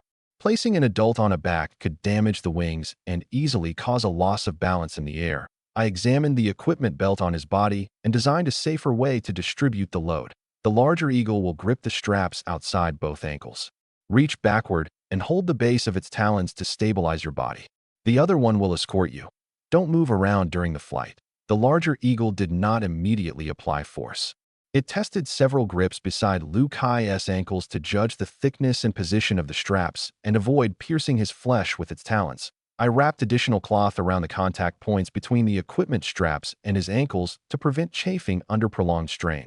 I also secured the placer gold and documents on the inside of his clothing so they would not fall into the forest midway. Liu Kai performed several abdominal contractions and gripping motions to prove he could maintain the position. If you start losing your grip, shout, I said. The escorting bird will come closer. Never try to endure in silence while you're in the air. If they flew all the way to the Dragon Country Myanmar border, the wind would probably tear me apart first, he laughed. The train station is more than enough? I signaled them to take off. The eagle beat its wings repeatedly, flattening the grass in widening waves. The load-bearing bird gripped Liu Kai securely, while the other climbed close beside it. Once off the ground, Liu Kai kept his body steady without swinging. The two eagles quickly cleared the valley and flew toward Daha City. Liao Jun watched with his head tilted back until Liu Kai became a speck. He marveled that this send-off was faster than a car. I reminded him that the eagles could handle only emergency trips over short distances. Living creatures could not be treated as limitless transport machines. Later, hunters in the area told me that someone had seen a raptor carrying a man through the sky and had reported a possible disappearance to the surrounding townships. When the inquiries found no missing person, the story spread among the public that an eagle had captured a man from Bear Country across the river. That rumor reminded me to exercise greater caution whenever the eagles transported people in the future. The sky had no walls. No matter how high they flew, hunters, sentry posts, or passengers on a train might still see them. The truth, of course, was different. When Liu Kai later reported back, he told me that the eagles had placed him in a secluded area near the Daha City train station. They confirmed he had landed safely before flying away. He straightened his clothing and boarded a southbound train with the placer gold and Du Peng's information. He took neither the Type 212 nor alerted the Malacca Hotel. Even if someone later traced his route, they would discover only an ordinary sent-down youth who had appeared unexpectedly near the station. From that moment, the Northern Myanmar rescue operation officially began. My assignment in the valley was equally important. The integrated tunnel boring machine had been deployed. The northern and southern teams were surveying the surroundings, while Liao Jun remained beside me, waiting for what he imagined would be his great mission. After Liu Kai left, only Liao Jun and I remained in the valley. He opened his mouth several times and stopped. From his eagerness to speak, he probably believed that being saved for last meant he would receive the most important assignment. I deliberately continued watching the direction in which the eagles had vanished, forcing him to learn how to wait. Liao Jun stood perfectly straight, but his eyes kept shifting toward me. Everyone else had a clear direction, while he alone had none. As his expression grew tighter, I suspected he feared he had been reduced to a mere companion without a real function. Only after the figures completely disappeared from the sky did I ask, "What are you best at?" Liao Jun immediately prepared to declare his loyalty, saying he would exhaust himself in my service like Zhuge Liang. I asked about your abilities, not your skill at reciting old lines. He then said that he had always wanted to become a brilliant strategist and commander. Yet in front of me, he felt inadequate at everything. Be yourself, I warned him. If you have an ability, state it. If you don't understand something, admit it. If you keep talking about lords and humble retainers, I'll send you back. He admitted that reaching beyond his grasp had become a habit and could not be corrected completely in one moment. I did not demand an instant transformation. I only required him to begin replacing his fantasies with results on this assignment. At last, Liao Jun spoke more normally. He guessed that since Liu Kai had been sent south, he would probably go north or into Bear Country. You've guessed the direction. But answer this first, can you operate construction machinery? He first asked what kind of equipment I meant. I named excavators, bulldozers, and road rollers and demanded that he state his actual hands-on experience rather than count merely seeing a machine as knowing how to operate it. At first, he used the wrong term for a control lever and tried to prove himself through a long string of stories from construction sites. I told him to answer only yes or no. Liao Jun admitted he had worked temporary construction jobs before being sent down. Because he was educated, he had been allowed near excavators, bulldozers, and similar machines. He had little time operating independently, but understood the basic controls. Can you start, stop, steer, and read instruments? Basically, I can't perform complex repairs, and I'd have to learn again on a new machine. At last, he had answered without exaggerating. Yes. At least the answer was direct. The integrated tunnel boring machine was highly automated and simple to control. The true difficulty was remaining underground over the long term, guarding the project according to orders, recording changes, and resisting unauthorized action born from boredom. I did not tell him the machine came from the system. I said only that it was a special piece of engineering equipment.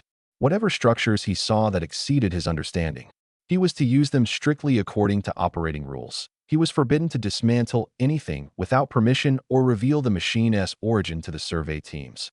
Haven T, you always wanted to shoulder great responsibility. I'll give you a machine you've never seen before. Once you learn it, you'll be responsible for underground tunnel construction. Liao Jun's eyes immediately lit up. Brother, is it the project leading to Bear Country? You'll know after we climb. He then worried about the unguarded Type 212 and container truck at the bottom of the valley. Vehicles like those were extremely valuable in this era, so his reluctance to abandon them was understandable. It also revealed that his vision remained limited to wealth he could see. What if someone steals them? He asked again. Complete the task in front of you first. Whether those two vehicles are lost is already covered by my arrangements. Leave them for now. What truly needs guarding is inside the mountain. I led him up the steep slope. The first section offered trees and loose rocks for leverage. Higher up, the terrain approached a sheer rock face, where we could move only by gripping vines and cracks. I required him to test each handhold before placing his weight on it.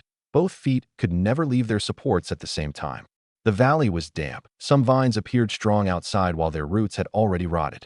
Liao Jun gritted his teeth and followed without asking again how important the assignment was. The cave stood more than 100 meters over 300 feet above the valley floor. Whether he could climb that far would be his first test before seeing the tunnel boring machine. Liao Jun and I climbed the rock wall until the vehicles below quickly shrank into two small dots. Halfway up, Liao Jun still worried that someone might steal them. I did not answer and continued toward the target coordinates. Every time he climbed another stretch, he looked back. Part of him worried about the vehicles, while another part responded instinctively to facing a 300-foot wall for the first time. I did not urge him onward. I watched to see whether fear of heights would make him quit. Before long, the two teams led by Andre and Hu Guifa returned one after the other. The moment Liao Jun saw them, he shouted his report. I used eagle-eye vision to confirm that everyone was present, then told Liao Jun to relay my order. Everyone climbs the vines. Anyone who can't reach the cave leaves the group. No one stays to guard the vehicles, no one. These people had once been bandits and had operated in dangerous border regions. They should not lack courage. I intended to train them both to farm settlements and to perform special combat missions. At minimum, they needed adequate fitness and climbing ability. They were not innocent villagers, and I had no duty to support them unconditionally because of a spoken pledge. If they wanted to reform, they had to accept stricter screening than ordinary people and prove through action that they could be trusted. When the order reached the valley floor, Andre and Hu Guifa did not hesitate. They led their teams onto the vines. Everyone was already tired after the survey. This climb would test their execution under urgent conditions. One person first chose a thin vine that would have snapped, but a companion warned him in time. Others tied ropes around their waists to protect one another from front and back. Their formation remained unprofessional, but at least cooperation had begun. I reached the system coordinates first. The site appeared to be nothing more than a vine-covered rock wall. But when I reached forward, my hand passed directly through the vegetation. Pulling aside the heavy vines revealed an enormous cave entrance. Plants hanging from the slope formed a natural curtain and concealed the opening completely. Without approaching close enough to touch them, no one on the valley floor or the opposite ridge would realize a cave existed here. A rock overhang above the entrance kept out rain. The vines grew from cracks on both sides and required no artificial camouflage. As long as we restored them after entering and leaving, almost no change could be seen from outside the valley. From now on, we'll call this Vine Curtain Cave. I slipped inside. The cavern resembled a natural great hall. The integrated tunnel boring machine stood deep within it, its cutter head aimed into the mountain. The machine was enormous, but its cockpit was astonishingly simple. The control panel contained only one directional lever, a green start button, and a red stop button. There was no traditional engine roar inside the cab and no dashboard crowded with instruments. The route, geology, and equipment condition were all displayed through simple indicators. An ordinary operator did not need to understand the complex mechanisms within. The lever controlled up, down, left, right, forward, and backward. Find divisions between directions, set the turning angle. The operator did not manually control the cutter head, supports, or spoil processing. Once the route was set, the machine completed all other engineering work automatically. I entered the northern bank direction from my memory of the treasure contact map and added the system coordinates. The route needed to descend gradually through the mountain, pass beneath the river, then rise again toward the northern bank. Any abrupt angle change would add structural stress, so the gentle turning nodes had to be set in advance. The tunnel could not run perfectly straight from beginning to end. An excessively long line would fatigue the operator's vision. The route also had to avoid old warehouses and unstable strata. I set several gradual curves and adjustment points and instructed the machine to reserve space for ventilation, drainage, lighting, and overhead transport. After confirming that the target was fertile wilderness near the Great Siberian Triangle in Bear Country, I pressed the green button. The tunnel boring machine emitted a deep hum, and the cutter head began biting into the mountain. The excavated soil and rock were not carried from the cave. They were separated and transformed inside the machine. As the machine advanced, the tunnel walls were automatically reinforced, while lights, steel, concrete structures, and basic infrastructure formed at the same time. For every section the machine moved forward, it left behind a complete tunnel ready for passage. Construction of the underground cross-river route had officially begun. Liao Jun and the others were still climbing outside. Naturally, they could not see that behind the vine curtain, a road capable of changing their lives had already appeared. The control panel of the integrated tunnel boring machine seemed too simple. I asked the system why a machine from the future still resembled a game controller. The system answered that it had originally expected me to hand the machine to Liao Jun. For a man familiar only with old construction equipment, one lever and two buttons were already novel enough. A complex digital interface would only increase the difficulty of learning. It's moving too slowly. Can it go faster? Extreme speed mode is available. However, continuous operation at full speed will render the tunnel boring machine inoperable after it reaches the target. I asked whether the disabled machine could be recycled. The system said of course, but my gold balance was already full and uncredited rewards were waiting in a queue. The gold produced by recycling currently had no practical value. The system even described the pending rewards as astronomical. The gold column appeared frozen not because growth had stopped, but because the balance in front had not been spent. Later rewards could only wait to fill each opening. Rather than convert the machine into more money, I preferred to transform it into farm tools and agricultural machinery after its tunneling work ended, leaving everything directly inside the northern settlement zone. The system accepted the plan and confirmed that an overhead rail transportation system was already included in the tunnel configuration. Activating extreme speed mode required entering the cockpit and rotating the directional lever fully through up, down, left, and right 3 complete times. The strange procedure prevented an ordinary operator from triggering it by accident. I caught up with the slowly advancing machine and completed the 3 rotations as instructed. The low hum rapidly became a high-frequency vibration. Then the machine accelerated into the mountain as though the rock had swallowed it. I immediately jumped from the cockpit to avoid being carried all the way to the northern bank. After reaching the target, the tunnel boring machine will transform into the agricultural machinery requested by host. I then asked the system to handle the Type 212 and container truck on the valley floor. The vehicles had completed their current function, and leaving them there would expose the construction area. The system could not make them vanish or destroy them with inexplicable lightning. It needed to leave behind a believable change in the terrain. The system told me the valley had already been designated to fill with water, creating a large reservoir connected to a tributary that flowed toward the border river. A flood could bury the vehicles and road while providing a future water route. The reservoir would also seal the old road below Vine Curtain Cave, which was the easiest approach to climb. Even if outsiders entered the valley later, they would see only a natural lake and would be unlikely to suspect a construction entrance halfway up the mountainside. I set the activation signal as a snap of my fingers, but did not trigger it immediately. When I returned to the cave entrance, Liao Jun had less than 20 yards left, but had stopped to gasp for breath. Andre, Huguei Fa, and both teams had climbed to similar heights. Everyone still held the vines, and no one had fallen behind. Their stamina was lacking, but their courage and obedience barely passed. Using eagle-eye vision, I counted everyone again and confirmed that no one remained on the valley floor or inside either vehicle. Then I snapped my fingers.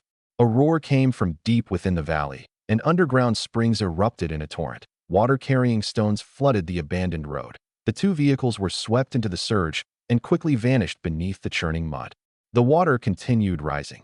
Everyone clinging to the rock wall immediately understood that resting in place would only let it catch them.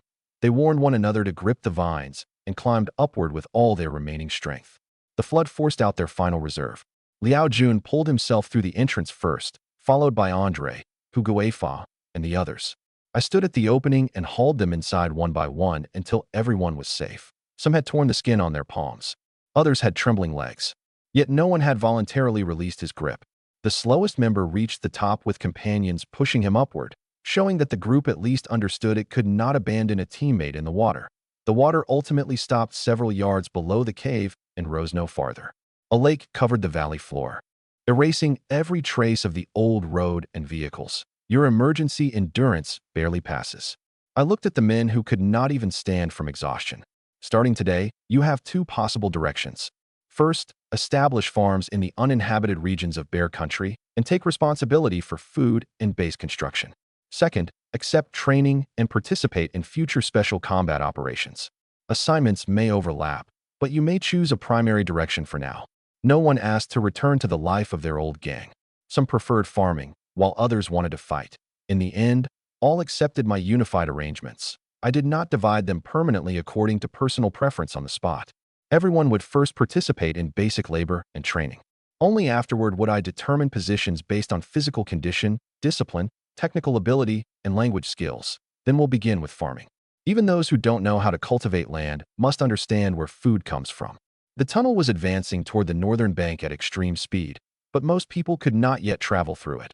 I ordered them to use the available trees and tools to build a simple boat capable of following the new Lake S tributary to the border river. The underground passage would serve core personnel and supplies. The water route would become the public transport line for the first farming settlers. The flood still churned through the valley. The truck and Type 212 had long since been swept away without a trace. Fortunately, everyone had climbed into Vine Curtain Cave in advance, and there were no casualties. I gathered the group and explained the next arrangements. We'll divide into two routes. Those willing to farm will clear land in Siberia. Those who want to learn special operations will follow me along another path. Before anyone leaves, however, you'll build two boats. A thick curtain of living vines covered the cave entrance. It concealed the opening and absorbed water seeping down the rock wall. I warned them specifically that no one was permitted to cut it. Dry timber and dead vines for boat building could be found inside the cave and in the sinkhole above. The moment I finished speaking, someone took a knife toward the entrance, intending to harvest the thickest vine. I stopped him and made everyone touch the moisture behind the leaves. These aren't ordinary weeds. Water seeps down the cracks in the rock.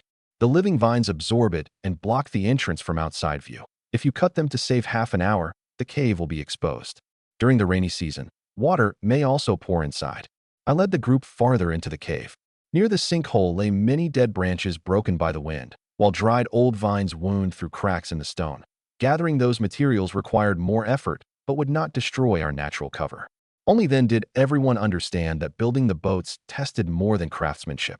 It tested their ability to choose resources wisely in an unfamiliar environment. As the others dispersed, I called Hu Guifa back. Your name makes people think too easily of running wild and committing wrongs. From now on, you'll be Hu Fa. Drop the middle character. He froze for a moment, then straightened his back. Hu Fa is good, simple, and clean. That's the name I'll use from now on. A name was only a beginning. If a person truly wanted to choose another path, his old habits had to change with it. I separated the young men from Dragon Country and those from Bear Country into two groups and ordered each to build one boat. This would show both who could organize people and how their practical abilities compared. Each group inventoried its tools. Some selected straight logs. Others soaked dead vines until they softened, then twisted them into rope. Still others carved joints with short knives. There were no ready-made boat nails inside the cave. They could only lock the timber together with mortise joints, crossbeams, and knots. I provided no blueprint. I required only that each boat carry its full group and essential supplies while leaving enough room for one injured person to lie flat. At first, both sides wanted to finish first. Once the timber was spread out, they discovered that speed, carrying capacity, and stability could not all be maximized at once. The Dragon Country group cared about appearance. They shaped the bow first and then the sides. Their raft resembled a small pleasure boat. with attractive lines but many thin pieces of timber. The Bear Country men used no such flourishes. They lashed thick logs side by side, added crossbeams beneath them, and laid planks over the top. Their craft was clumsy-looking but did not shift at all underfoot. When both boats entered the water, I had the groups inspect each other's work.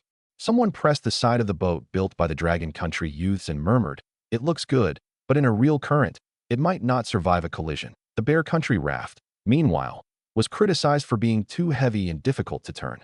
I sent 3 people from each group aboard first. They changed positions repeatedly in shallow water, then loaded supply bags filled with stones one by one.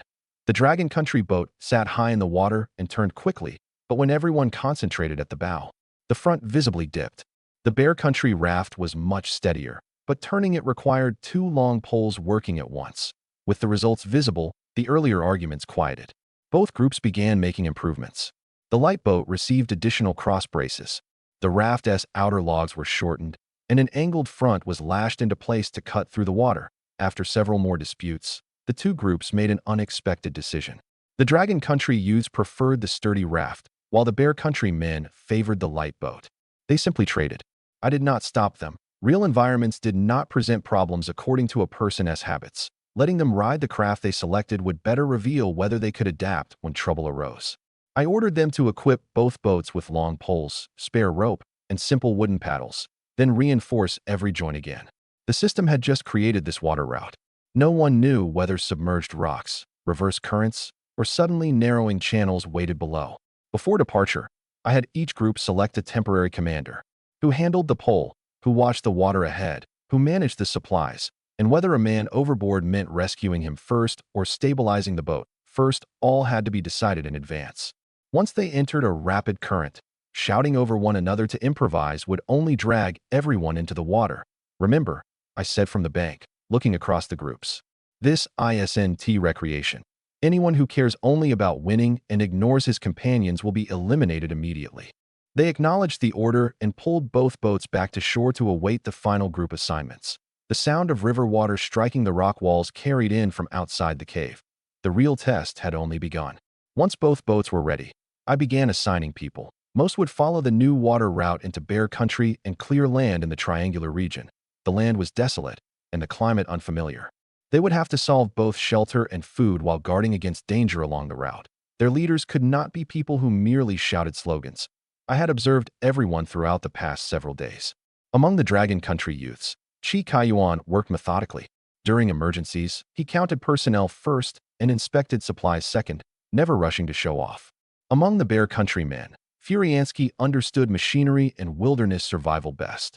While building the raft, he voluntarily corrected 2 load-bearing points. I did not announce the choices immediately. Instead, I deliberately had the 2 groups mix some of their tools, then told them departure would occur in 10 minutes. Chi Kaiyuan inventoried his group's equipment first. When he discovered an extra axe, he returned it voluntarily. Furiansky inspected the knots on both boats and warned the other group that one dead vine had already split. Skills could be trained, but habits revealed a person most clearly. At least during this test, neither man hid a danger for the sake of winning. I kept both men behind and selected several others who had performed steadily. Remain near Vine Curtain Cave for now. Inspect the surroundings and check whether any equipment or supplies have been overlooked inside. If you find something unusual, don't rush to touch it. First decide why it might have appeared here. Chi Kaiyuan and Furiansky nodded together. Everyone else boarded the 2 boats. A long rope was tied to each bow. Before the boats left the cave, people on shore controlled their speed until the route was confirmed passable. Only then did they enter the channel one after the other. I let the first boat travel more than 100 yards and confirmed there was no obstruction before releasing the second rope. Although the groups had traded boats, they could not copy their original roles without adjustment. The Bear Country men aboard the light boat quickly adapted to the paddles, while the Dragon Country youths on the raft used long poles to control direction. As they rounded the first rock wall, the current suddenly accelerated. The lead boat used a rope to shift a heavy supply sack toward the rear, raising its bow again.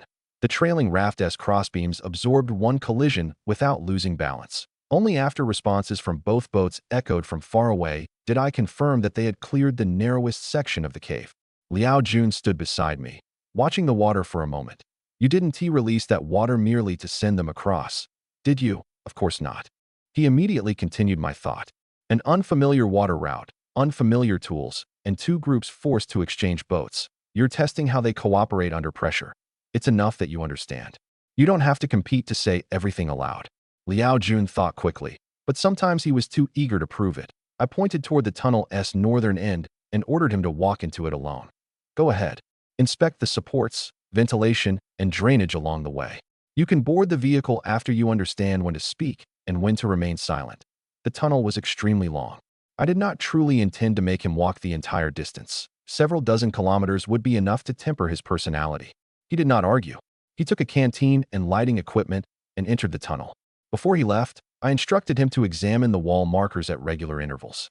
If he genuinely discovered seepage, cracks, or failed lights, he had to leave a warning in a safe location.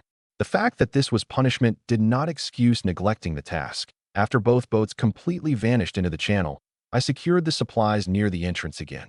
Chi Kaiyuan's group collected the boat ropes and leftover timber.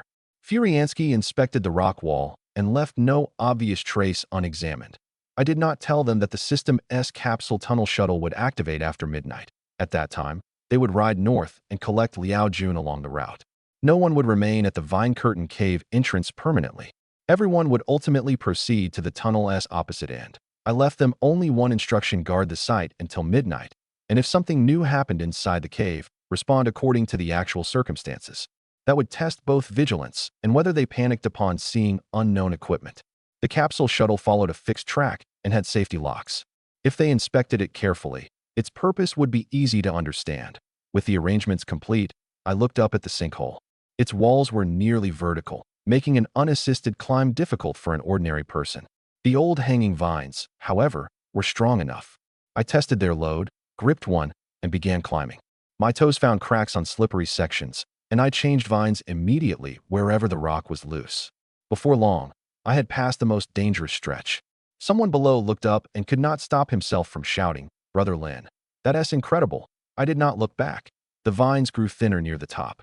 For the final dozen yards, they lay almost flat against a slick rock wall. I used one vine to bear my weight and another as insurance, testing each foothold before climbing farther. Loose stones lay above the most direct route, so I deliberately went around them rather than risk dropping rocks onto the people in the cave.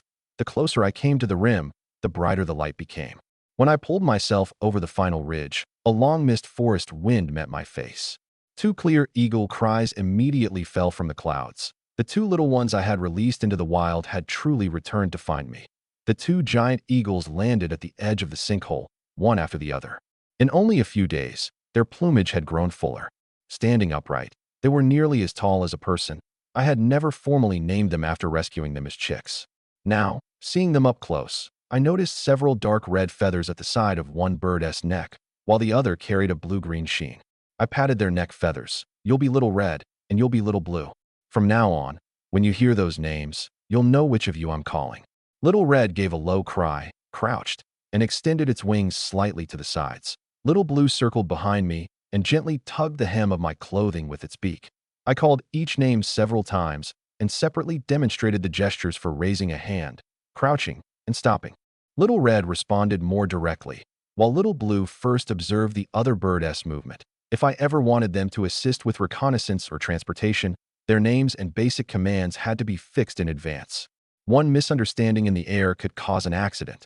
At first, I assumed they merely wanted affection. Only when Little Red crouched even lower did I realize it wanted to carry me. "Can you truly fly with me?" Little Red raised its head as though urging me to hurry. I gripped the strongest feathers along its back, avoided the wing joints, and carefully sat astride. It ran along the edge of the sinkhole, then beat its wings. The forest rapidly fell away beneath us. The wind pressure against my face was stronger than expected. I bent low, trying not to obstruct its wing beats. Little Blue remained behind and to one side, sometimes approaching and sometimes climbing higher to scan our surroundings. During the first several turns, Little Red looked back to confirm my balance. I did not dare grip it with my legs as if it were a horse. I could only lean with its body. After adapting, I tried patting the left or right side of its neck, and it quickly understood the desired direction. To descend, I leaned forward as a signal. Before climbing, it gave a short cry to warn me to hold on. The system had not directly granted us this skill. It came from the trust built over our long time together. That was precisely why I could not treat them as unfeeling vehicles. From the sky, the mountain roads, waterways, and forest belts formed one complete map. The water created by the system had already crossed the valley and wound into the distance. Terrain I had previously inferred only from maps now became clear. I memorized several forest clearings suitable for landing and observed where the water route crossed old mountain roads. If we transported supplies from Kaoshan village to Vine Curtain Cave in the future, air travel would be fast, but we could not depend entirely on the two eagles. Concealed supply points were still needed on the ground. Little Red knew the direction of Kaoshan village without repeated guidance. Before long, familiar houses appeared among the slopes. I first saw my own yard. Li Miaoxiang was arranging seedlings in the vegetable patch. Zhang Yike watered the beds with a bucket, and Chun Fangfei chased a butterfly around the fence. Du Li and Du Fong came from a side room, each holding a pastry. All 5 women talked and laughed together and appeared to be getting along well. I intended to land directly outside the yard, but then I spotted a crowd in front of the communal kitchen. The leader of the support team stood in the middle, seemingly explaining something, yet the surrounding sent-down youths refused to disperse. Several people repeatedly pointed toward the mountains, while others had betting rolls at their feet. From their movements alone, I could not hear exactly what they argued about, but it clearly was not an ordinary meeting. If I went straight home, the matter would eventually find me anyway. I decided to ask now. I patted Little Red and pointed at the clearing beside the kitchen. The giant eagle descended, its powerful wing beats rolling dust across the ground. The crowd quickly noticed us, and its noise stopped at once. Little Red folded its wings upon landing, and Little Blue settled beside it. Some people instinctively surged forward. Both eagles immediately raised their heads and cried a warning. Their wingspans approached 10 feet. Once alert, they projected a pressure no ordinary bird could match. The people in front stopped abruptly, but those behind continued pressing forward. I raised a hand for the support team leader to restore order and placed myself in Little Red's line of sight. Raptors judged threats by distance and movement. If the crowd kept waving and shouting, the birds might interpret it as an attack. Everyone stepped back. I jumped from Little Red's back and stood between the eagles and the crowd. Only after the people retreated did I stroke the birds' necks and calm them. I had been away for only a few days, yet Kaoshan village had clearly developed another problem. And judging by the way these people had gathered, they were almost certainly waiting for me. I soothed Little Red and Little Blue, then pointed toward the distant forest. The 2 giant eagles took off one after the other, circled once, and disappeared toward the clouds. Only after they left did the crowd in front of the kitchen gather around me again. The support team leader hurried forward. Lin Ku, you're finally back. These sent-down youths heard that you took a group to a new place. Every one of them wants you to take them along. Nothing I say will make them disperse. I looked across the crowd. Most wore clean, orderly clothes. Life in the countryside had been difficult, but they had committed no serious wrongdoing and had not been rejected by their production teams. Unlike the people I took before, they could work peacefully and wait for policy changes to create a chance to return to the city. Some had already rolled their bedding. Others had even hung enamel mugs outside their packs. They clearly wanted more than an answer to a casual question. Most had heard only that Lin Ku took people to a new place. They knew nothing of the gunfight, cave-ins, flood, and long underground journey along the way. One man spoke first. Brother Lin, we're not afraid of hardship. We'll farm, dig tunnels, or fight. Just take us with you. Do you know where I'm going? No one answered. You don't know the destination, the assignment, or even the dangers, yet you rush to follow me. That isn't courage. It's gambling with your own lives. Another young man pushed forward. But Hu Guifa and his men were allowed to go. Why aren't we? His name is Hu Fa now, I corrected. And those men need new rules and a chance to rebuild their lives. None of you has blood on your hands, and none has reached the end of the road. Why insist on abandoning the stable life in front of you? I explained the principles I had used for selecting people. Obeying orders was only the minimum. A member also needed wilderness survival, mechanical, medical, reconnaissance, or organizational abilities. More importantly, he had to understand why he was going. Someone who decided based only on envy and rumors could become a burden at the first sign of danger. Someone in the crowd joked that if a stained record was the qualification, there was still time for them to cause trouble. My expression darkened. Anyone who deliberately hurts people, steals, or sabotages production merely to join my group will be the first person I send for punishment. Opportunities are not purchased by creating crimes. The entire crowd fell silent for several seconds. I made the conditions even clearer. The new region currently lacked finished housing and stable supply lines and faced an unfamiliar climate and unknown conflict. I had taken those other men because I already understood both their abilities and their problems and needed to place them under strict control. Ordinary sent-down youths had no reason to accept that risk. If you truly want to prove yourselves, begin by doing the work in front of you well. I looked at the baggage by their feet. Production, study, first aid, repairs, everyone develops useful skills. If I truly require reinforcements later, I'll announce the conditions openly. The loudest shouter will not automatically be chosen. The support team leader seized the opening. Did everyone hear that return to work? Anyone who remains gathered here without cause will have tonight's meat allocation recalculated according to actual attendance. That sentence proved more effective than a long lecture. Although disappointed, the crowd gradually dispersed. One young man took several steps, then returned to straighten a bench he had moved. Several others voluntarily helped the leader collect his register and canteen. At least they had acted on temporary impulse rather than a true desire to create trouble. Once only the two of us remained, the leader lowered his voice. I was truly afraid they'd riot. After you took one group away, everyone left behind started treating you as their path out. Don't make promises to appease them, and don't deliberately suppress them either, I said. As long as the production team handles labor, rations, and return papers fairly, they'll settle down. If anyone has special ability or a real hardship, I'll judge that person separately. He nodded and finally relaxed. I did not remain there. I followed the forest path toward home. Being capable of taking people away did not mean I should take everyone. I needed people who could withstand real assignments, not followers swept along by rumor and impulse. My house stood at the outer edge of Kaoshan village, backed by forest with low, wet fields not far in front. The village homes had always been scattered. Only the communal kitchen, production team office, and cooperative store were concentrated in one area, forming the busiest center. Once I left that cluster, the surroundings quickly grew quiet until only wind through the secondary forest remained. This was not deep primeval wilderness. Regrowth forest and low shrubs surrounded the house, offering shade in summer and shelter from winter wind. Fields and water were both fairly close. Because the household stood apart, unrelated people were unlikely to stumble upon me when I used the system or arranged secret missions. I had specifically instructed everyone not to follow, so I walked up the gentle slope alone. Seeing from the air that Li Miaoxiang and the others got along had reassured me. 5 people now lived at home, each with different habits and origins. As long as they did not mistrust one another, many matters would be easier to handle. While no one was nearby, I turned my awareness toward the system. Prepare a shipment of building materials made primarily from solid wood. The finish should be natural and environmentally safe. Include all construction machinery, tools, and finished furniture. Does host require the complete modular components of a field headquarters? Think of it as a palace-style camp, but prioritize practicality. The system immediately produced a modular construction plan containing wooden components, foundation materials, residential utilities, and matching machinery. The plan could be shipped in batches and assembled by number after arrival. In addition to housing, it included a kitchen, storage, heating, water purification, and a basic medical area. The Siberian region had a severe climate. A few log cabins would never be enough.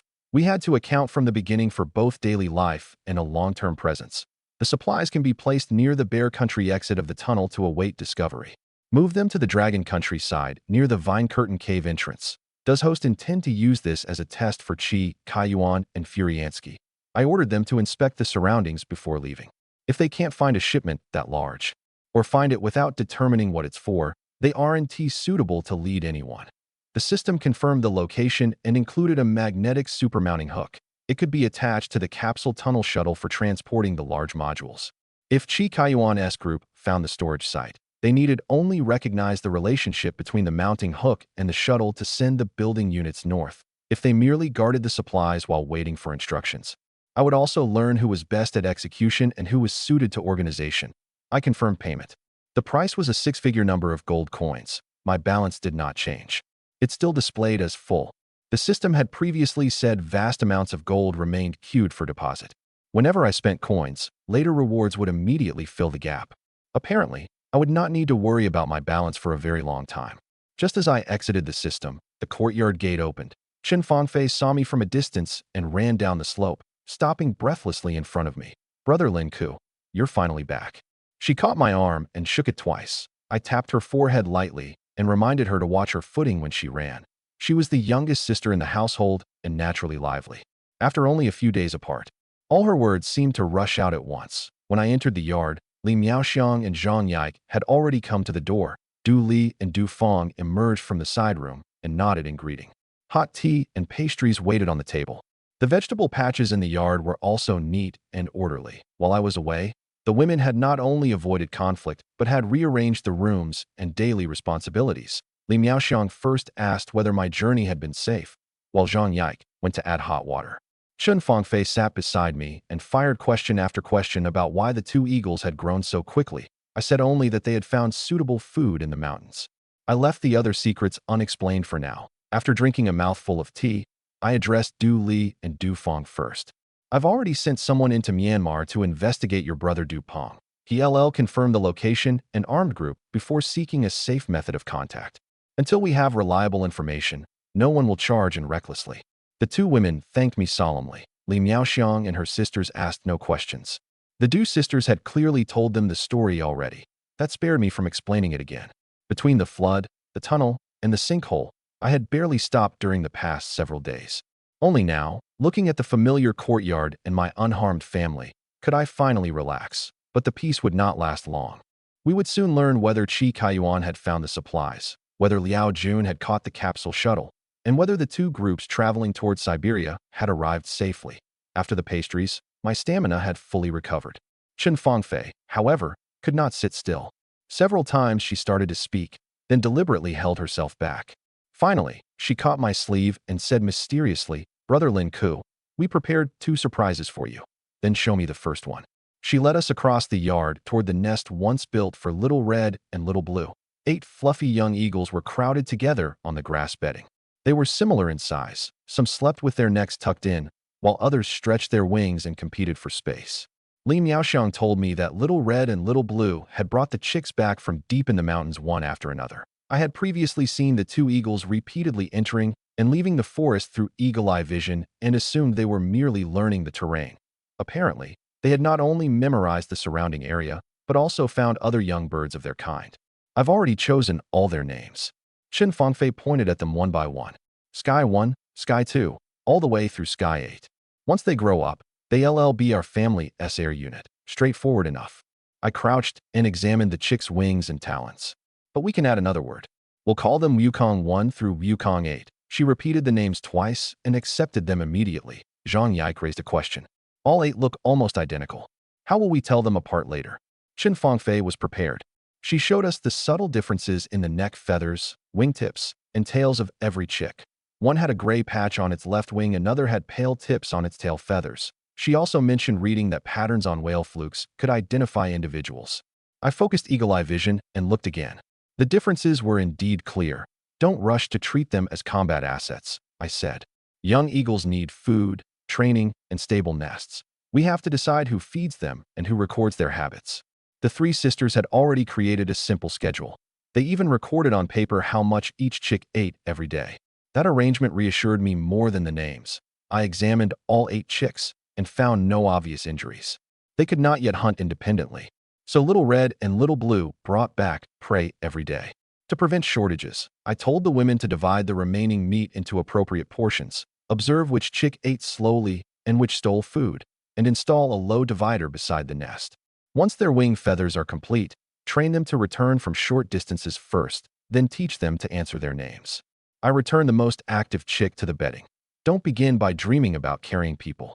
Loading them before their bones mature will only ruin their development. After showing me the young eagles, Chen Fengfei eagerly announced the second surprise. Du Li and Du Fong had studied dance in a military arts troupe. Over the past few days, they had taught Li Miaoxiang and her sisters a few East European-style modern dance movements. They cleared a space inside and performed a short routine to a beat. The movements were not complex. The focus was footwork and formation. At first, the 3 sisters struggled to keep up, so Du Li and Du Fong slowed down and led them through the sequence again. I could see that all 5 had different styles. Du Li moved with the greatest stability and set the rhythm. Du Fong used more variation and often reminded the others of their positions during turns. Li Miaoxiang used fewer movements, but never rushed the beat. Zhang Yike memorized the fastest. Chen Fengfei had the most energy and was also most likely to become overexcited. My family had put real thought into preparing the performance, so I did not dismiss it.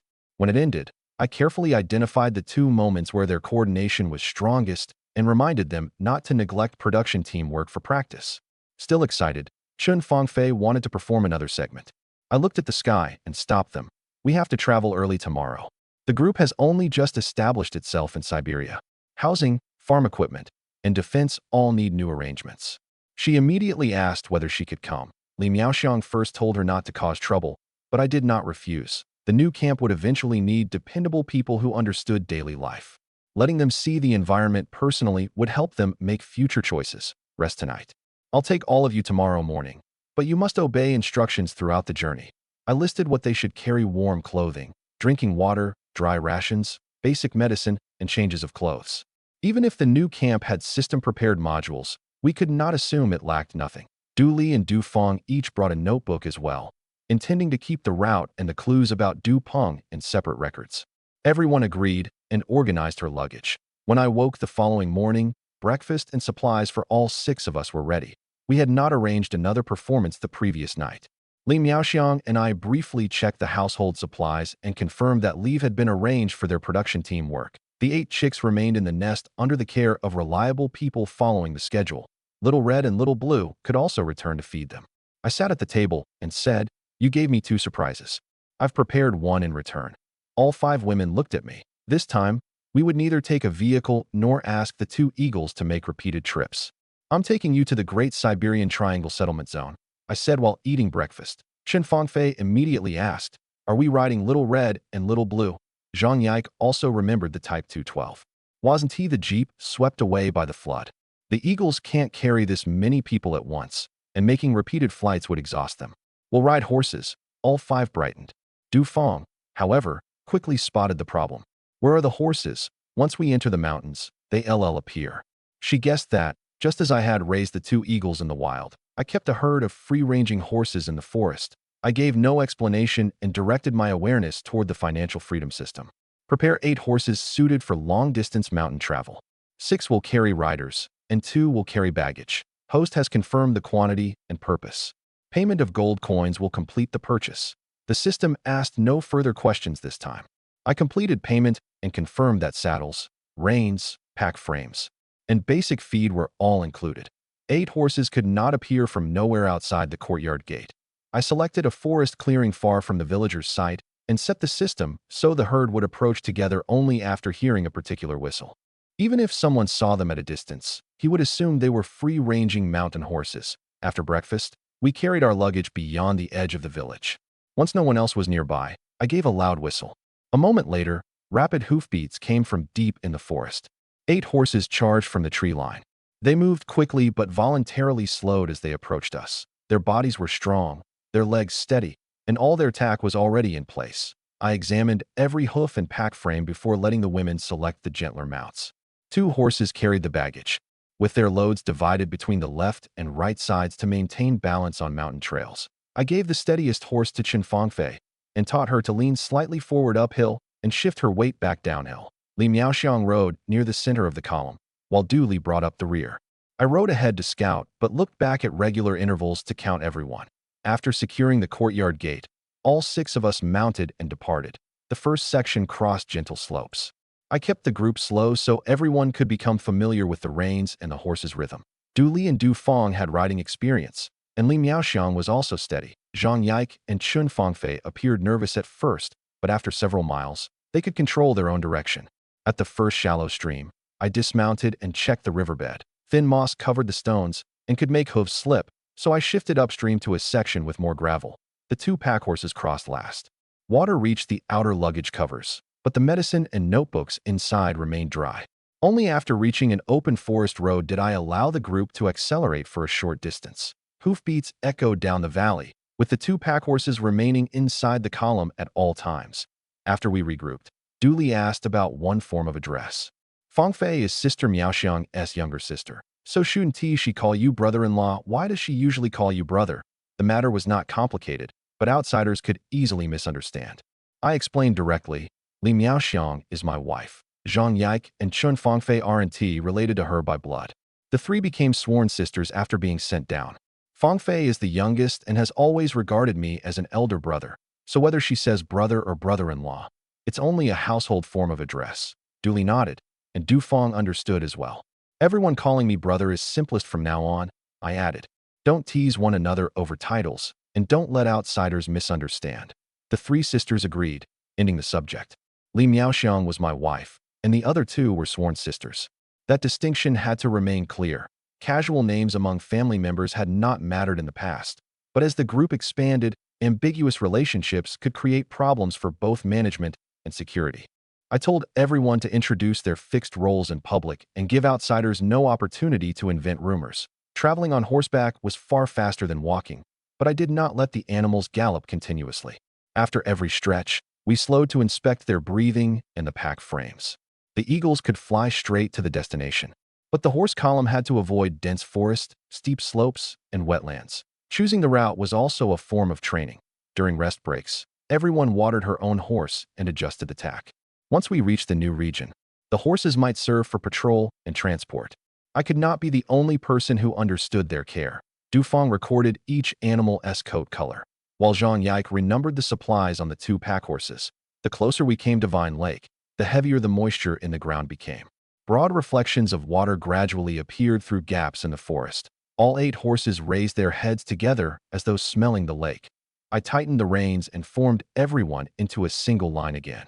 Ahead lay the new lake the system had created overnight and the only concealed route into the tunnel. During the journey, I had already bought a wooden pleasure boat from the system large enough to carry people and horses. After more than an hour of riding, the horse column finally reached the shore of Vine Lake. The 8 animals drank and rested in the shallows while we dismounted and checked the luggage, staring at the lake.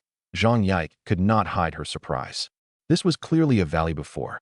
When did so much water appear? A massive underground spring erupted in the mountain yesterday. The water broke through the valley and formed this lake. They did not know the system existed. So I also explained that the pleasure boat resting on the shore had been washed from an underground waterway by the spring.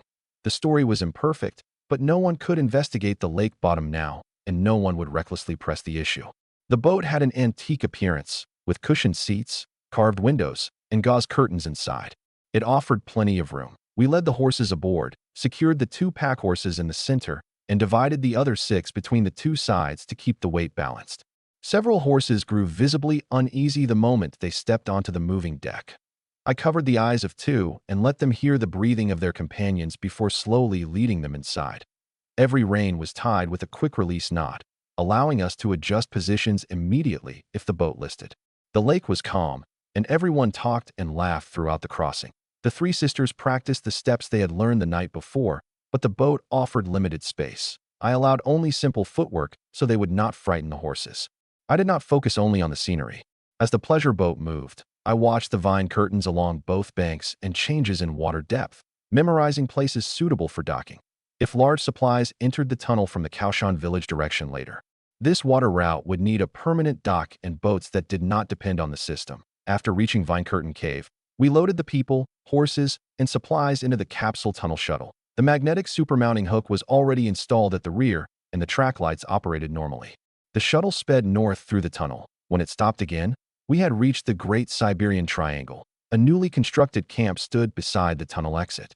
Wooden modules formed a main building, dormitories, kitchen, and storage zone.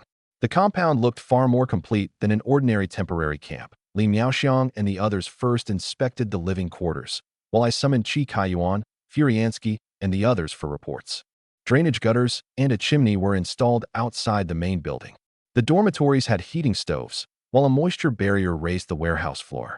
Farm tools were sorted by function, and food and fuel occupied separate storage areas. Although some details still looked rushed, at least no one had thrown everything into one chaotic pile. Qi Kaiyuan explained that after guarding the cave until midnight, they discovered a concealed storage site that had appeared nearby.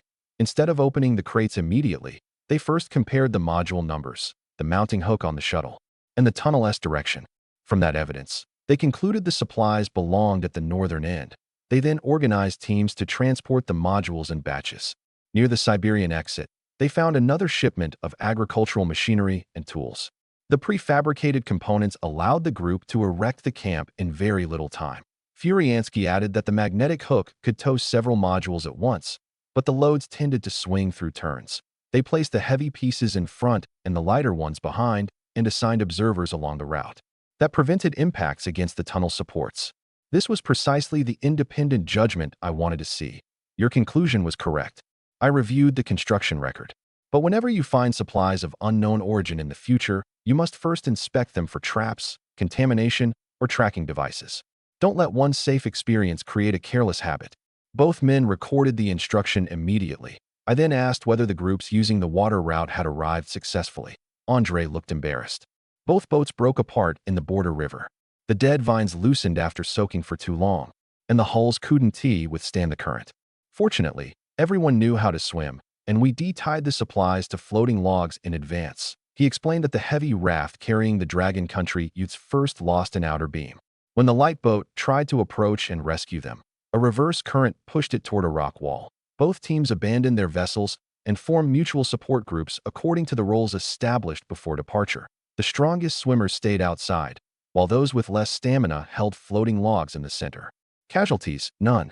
We swam to the Bear Country bank, but lost our direction in the forest. Later, Little Red and Little Blue found us and carried everyone to the settlement zone one by one. After hearing the report, I first verified the head count and injuries. Several people had light scrapes on their arms. Everyone else was safe. The failure of both boats showed that our earlier testing had been insufficient. Reaching the bank depended partly on ability and partly on luck. If the water had been colder or someone had been injured, the outcome would not have been so forgiving. I ordered Andre to record every change before the boats broke, the location where everyone entered the water, and each person's response. We would conduct new water travel training later. As for Little Red and Little Blue, carrying so many people in repeated trips must have consumed a great deal of energy. I noted it and planned to bring plenty of food for the return journey. Building the camp was only the first step. Next, I needed to select people to guard the farm and identify those truly suited for special operations. I walked through the entire camp. The prefabricated materials had saved an enormous amount of time, but moving the separate pieces from the tunnel, assembling them according to number, and connecting the heating, water purification, and lighting still required considerable strength. The people who traveled by water had just swum out of the border river and been carried here in batches by the eagles. They joined construction almost without rest. Everyone could still move normally, demonstrating solid endurance. But the ability to withstand hardship did not automatically qualify someone for special operations. Judgment, teamwork, and discipline mattered too. I inspected the kitchen water, dormitory heating, and warehouse records. Some people had focused only on speed and left 2 tool crates outside. Others had voluntarily built a rain shelter from planks. Small issues revealed habits most clearly, so I ordered the record keepers to note each performance separately. Lu Kai was investigating Du Peng in Myanmar. Once the target was confirmed, I might travel there personally. The new farm would then need reliable people to remain behind, and the external team would require dependable members as well. Clearing land and training gave me the perfect opportunity to screen everyone before me. The agricultural group needed people who could drive machinery, repair farm tools, and plan crop rotation. The base security group required guards, first aid personnel, and people capable of handling accidents. The operations group would undergo stricter physical, firearms, and wilderness training. None of the 3 categories ranked above another. But placing people in the wrong roles could destroy both the farm and the mission. While reviewing the situation with Andre and the others, I noticed a 2-story wooden platform not far from camp. It had stairs and railings, and 3 large characters meaning command platform were carved neatly into the center. Seeing me stop, Liao Jun hurried over to explain. Brother, the group will keep growing. A high platform makes assembly and task assignments more convenient, so we built one while we were working. I sent you here to clear land, and you built a command platform first. Hearing the warning in my tone, he quickly abandoned his desire for praise. We had spare material, and it didn't delay the main building or warehouse. If it's unsuitable, I'll have it dismantled immediately. I did not order him to tear it down. The location was well chosen, facing the central clearing. From the upper level, the living quarters, storage zone, and land awaiting cultivation were all visible. With eagle-eye vision, occupying that high point would also let me observe the more distant forest line. I noticed a removable panel on the rear side of the platform where a map or task board could be hung. Liao Jun liked making everything overly dramatic, but this design was not useless. Since you built it, we'll use it once. Summon everyone. I'm reorganizing the work. Liao Jun acknowledged the order, then asked whether he should notify only the group leaders. Everyone attends. Count them. Not one person can be missing. He and Chi Kaiyuan split up to carry the message. Hu Fa was showing Li Miaoxiang and the others around camp at the time. When Qi Kaiyuan arrived, he ordered Hu Fa to report immediately. Only when Qin Fangfei heard the name Hu Fa did she learn that I had renamed Hu Guifa. Use his new name from now on, I explained casually when I arrived. If he truly wants to separate himself from his past, it begins every time someone addresses him. Li Miaoxiang and the others could have remained in their rooms, but they wanted to understand the camp arrangements. So they listened from the side of the clearing. Du Li and Du Feng were especially attentive to any Myanmar-related operation. I did not stop them. Hu Fa tried to continue his tour, but I ordered him into formation first. Family members could observe, but they could not disrupt roll call or the ranks. Everyone had to understand that inside this camp, common rules came before past closeness. People quickly assembled. Liao Jun stood on the lower level of the wooden platform. He checked every group list, then personally walked around the formation. After confirming the count, he looked up and reported, "Everyone is present. No absences." I climbed to the upper level. Below stood former bandits, frustrated sent-down youths, and members from Bear Country. In the past, they had held different loyalties and habits. Now, living together in an unfamiliar region required one set of rules. I spaced the groups apart and placed each temporary leader in front. From the platform, I could assess head count, discipline, and morale, and directly reassign people later. "You've worked hard over the past several days," I began. "Completing this camp on time proves you're willing to exert yourselves. But starting today, effort alone isn't enough." Several people responded in unison, their voices echoing across the clearing. I raised a hand and silenced them. Don't rush to shout slogans. Why did the boats fail? Who is suited for farming? Who can join future operations? Every answer will be based on facts. The excited atmosphere gradually grew serious. This was not a victory celebration. It was our first genuine reorganization meeting.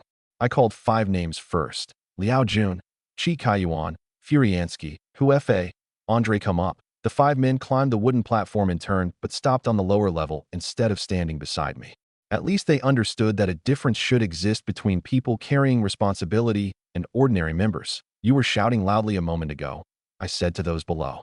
"Don't merely declare obedience. Tell me what you did right on the journey and what you did wrong."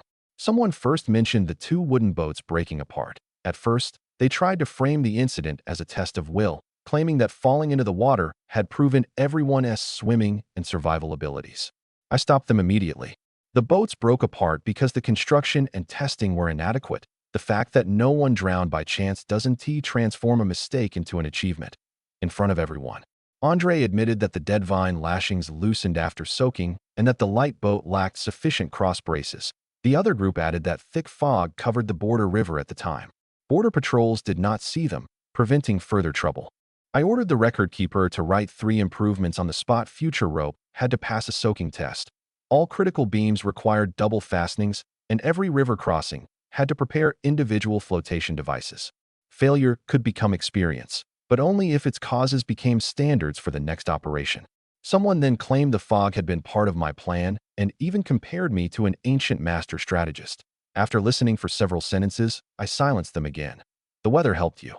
That doesn't mean anyone controls the sky. From now on, every operation prepares separate plans for clear weather, rain, and low visibility. Luck is not a plan." When the shortage of weapons came up, someone half-jokingly asked whether we could acquire new equipment like borrowing arrows with straw boats in an ancient story. "Your 2 boats couldn't even survive a rapid current. If you truly tried to collect modern firepower, one explosive round would send every one of you into the sky." Laughter rose from below, easing the tension. They moved on to the eagle rescue, tunnel construction, and assembly of the field camp. As repetitive praise accumulated, I quickly sensed something wrong. Liao Jun and the other 4 exchanged glances, then suddenly knelt on the lower platform. If this had been only a report, they would not have coordinated their words or deliberately constructed a platform with separate upper and lower levels. The earlier enthusiasm and exaggerated slogans had clearly prepared for what came next. Everyone else in the clearing also dropped to one knee or both. Li Miaoxiang and the others stood to one side, uncertain what was happening. Zhang Yike heard someone in front mention an election and signaled for the others not to speak rashly. Liao Jun shouted, "This Siberian land and every place we travel in the future are willing to honor Brother Lin Ku as our sovereign." The people behind him changed king to emperor and claimed everyone had discussed the decision in advance. At last, I understood. The command platform had not been built merely for meetings. After constructing the camp, they had planned an enthronement ceremony. "Liao Jun, if you make me emperor, Are you also planning to have me appoint you chancellor? He instinctively grinned and answered, that would be excellent. Only after the words left his mouth did he realize his mistake. He hurriedly corrected himself, claiming only to want me to accept everyone's loyalty. All of you stand. No one moved. Instead, someone led them in shouting wishes for my eternal reign. I walked to the edge of the stairs and stared at the people in front. What era do you think this is? You came to clear wasteland, not restore a dynasty. If I truly claimed the title of emperor, what would it accomplish besides inviting investigation and armed suppression? Would a title solve our food, housing, or weapons? I pointed at the camp behind me. We Haven-T planted the first season of crops. Our boundaries, population, and supplies aren't stable. Talking about a throne now isn't ambition. It's placing every person here in danger. The shouting gradually stopped. I can lead this group, and I'll take responsibility for my decisions.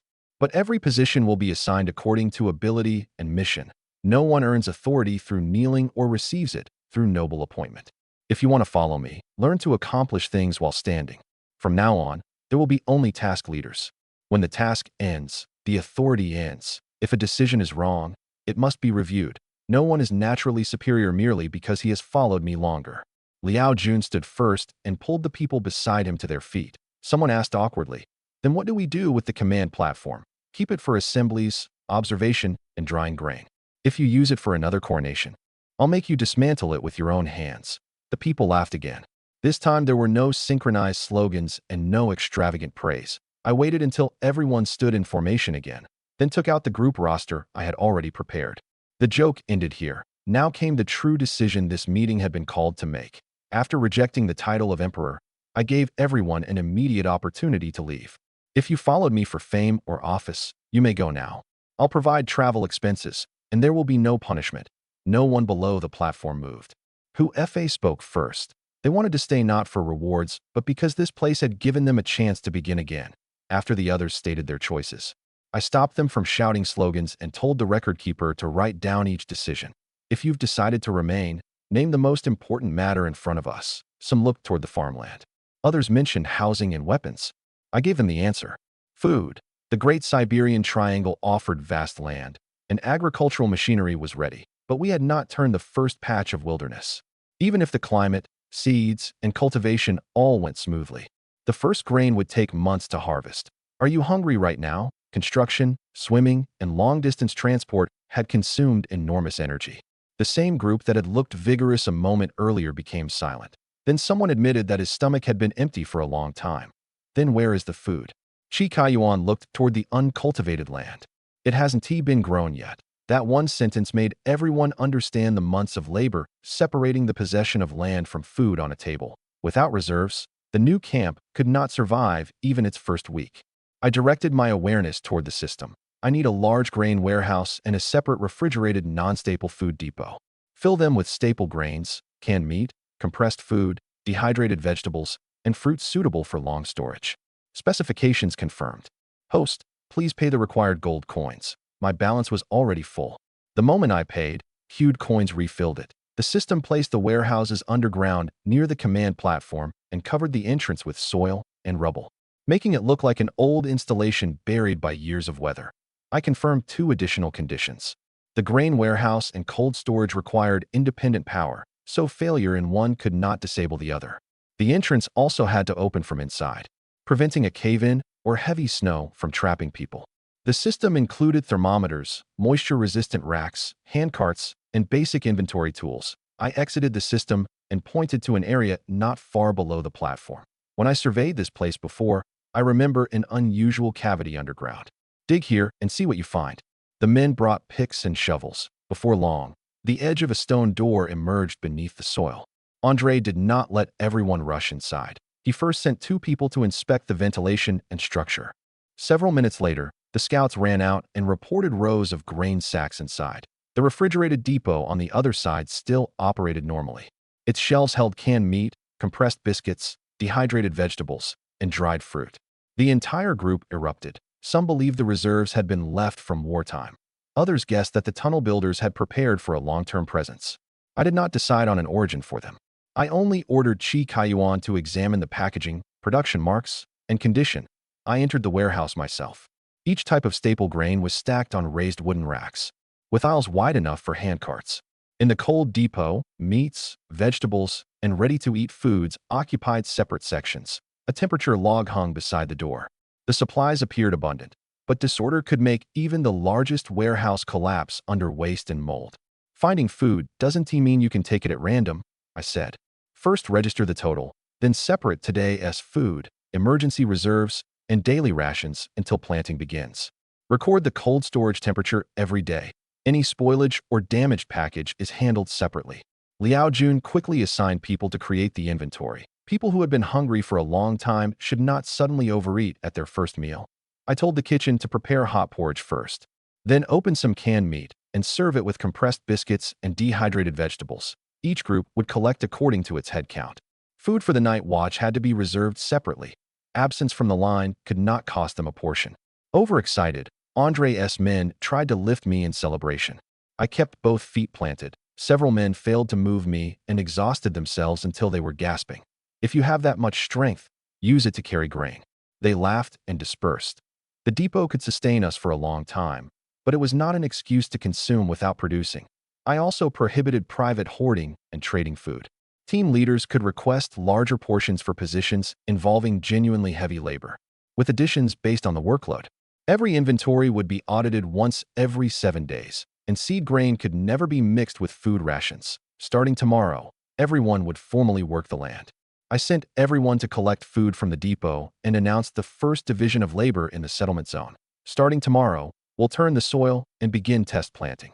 Liao Jun will temporarily organize agriculture, distribute supplies, and manage camp operations. Liao Jun looked visibly disappointed when he heard camp operations. Brother, I still want to remain by your side for military missions. Do we currently have an organized military mission? He shook his head. Whether this farm operates will determine whether our future people have food.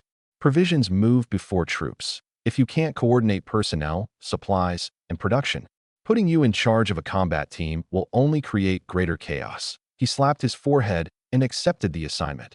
I also reminded him that humility did not mean pretending to be foolish. He had to use everything he had studied about machinery, geography, and organization.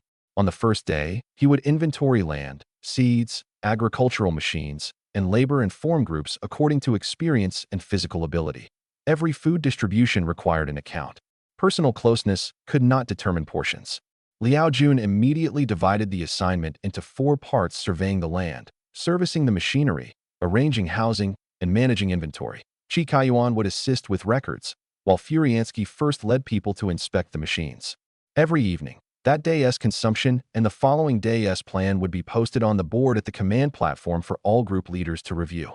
The others were preparing to leave when Andre had already pulled several former subordinates from the ranks. After collecting food, take turns setting a mobile perimeter watch. We need eyes on the forest line, tunnel exit, and depot entrance.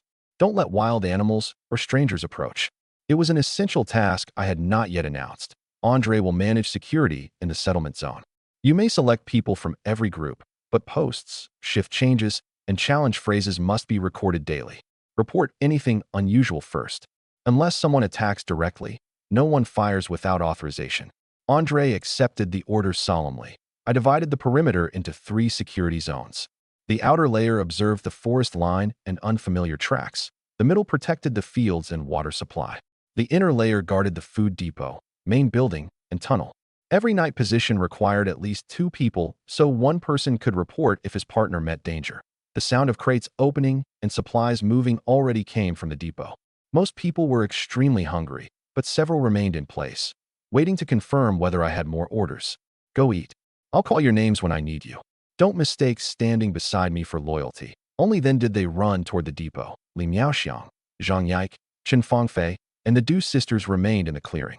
I asked whether they had become familiar with the field headquarters. Li Miaoxiang said the main building was larger than expected and that the living area, guest rooms, and storage rooms were already furnished. Zhang Yike laughed and pointed out that since I refused to become emperor, we should not call any room an imperial bedchamber. Master bedroom and study would be more suitable. During the tour, they had discovered 2 problems. There was no covered path between the kitchen and cold depot, and the medical room lacked a dedicated water supply. I noted both locations and planned to have the construction team address them the next day. Chen Fangfei still sounded disappointed. So many people knelt a moment ago. I thought we were truly going to live in a palace. Changing the name of a wooden building doesn't make it a palace, I said. This is a camp first. In an emergency, every room must have a practical function. Dooley asked whether the main building needed a dedicated medical room. They had brought little medicine, but we could reserve a well-lit and ventilated room. Yes. Set aside an intelligence room as well. From now on, all your information about Dupont will be stored there. Li Miaoxiang also told me that they had distributed most of the food brought from Kaoshan village. She gave it to Liao Jun so everyone could try something familiar and retained only enough for 6 people. You made the right choice. The depot inventory is still being checked. Beginning with familiar food is safest. Together, we entered the main building. Simple regional maps hung on both sides of the entry hall, while a communal dining room stood at the end of the corridor. Although system modules had assembled the rooms rapidly, heating, lighting, and drainage were all complete. Every corridor had 2 exits, and the windows could be reinforced from inside. A fire break separated storage from the living quarters, and the stable stood downwind. The system plan was thorough, but security, maintenance, and actual use still depended on people. As we walked, I noted everything that required adjustment. We could rest here tonight. Tomorrow, the entire compound had to transform from something merely assembled into a camp that genuinely functioned. The master bedroom was more spacious than I expected. Deep inside stood a bed 3 meters, nearly 10 feet wide, with blackout curtains on all 4 sides. Several yards away was a long writing table beside an entire wall of bookshelves. Classics, histories, poetry collections, and reference works filled them, while brushes, ink, paper, and inkstones were arranged neatly on the table. This was clearly not part of the system's original practical design. Who turned this room into a study? Zhang Yike looked embarrassed. She explained that she loved reading and worried I would have no reference materials in the new camp, so she had moved in the long table, the shelves, and most of her books. I appreciate the thought, but these books belong in your room. I did not scold her. Leave me a table large enough to spread out maps, along with mission records and common tools. If I need a book, I'll go directly to your study. I selected several geography, Russian language, and agricultural reference books for the public resource room. Knowledge should not be locked in a private bedroom. People responsible for cultivation, translation, and intelligence might all need those books later. The tension left Zhang Yike's face, and she immediately agreed to restore the rooms. Chen Fengfei ran out and summoned Qi Kaiyuan and Furiansky. Several young men moved the long table, shelves, and books back to Zhang Yike's room, then brought in the original 8 Immortals table, storage cabinet, and map stand. I specifically told them to return the books in their original order so Zhang Yike could still find them. Her knowledge could eventually support translation, mapping, and document organization. It should not be wasted merely decorating my room. Once the adjustments were complete, Li Miaoxiang placed the food they had brought on the table. The meal was not extravagant. It contained meat buns, cured meat, cold dishes, pastries, and several sweets. But every item was carefully prepared. After a long journey, familiar flavors relaxed us more than canned food from the depot. She deliberately served the foods most likely to spoil first and saved the durable pastries for the next day. The remaining quantities had already been labeled, preventing them from becoming mixed with the public inventory being registered. After tasting the meal, Dooley said Li Miaoxiang's cooking could rival famous restaurants in the capital. Du Feng agreed, especially praising one lightly seasoned meat dish. Zhang Yike worried that as the camp population grew, Li Miaoxiang could never cook for everyone by herself. She doesn't need to feed the entire camp, I said. The communal kitchen must appoint regular cooks and helpers. Cooking occasionally for pleasure is an interest, not an obligation imposed by identity. Li Miaoxiang said she would gladly prepare several dishes for our family whenever time allowed. I did not object, but I established a boundary. She still had production team work and might assist with camp supply administration. She could not be confined to the stove every day. Let us enjoy this meal first. I picked up a pastry. Later, we'll find people in the group who truly know how to cook. After testing their sanitation, ration control, and large batch cooking, we'll assign the positions. Dooley suggested that the medical room should also participate in kitchen inspections. Diarrhea or food poisoning in an unfamiliar camp could make an entire group unable to function.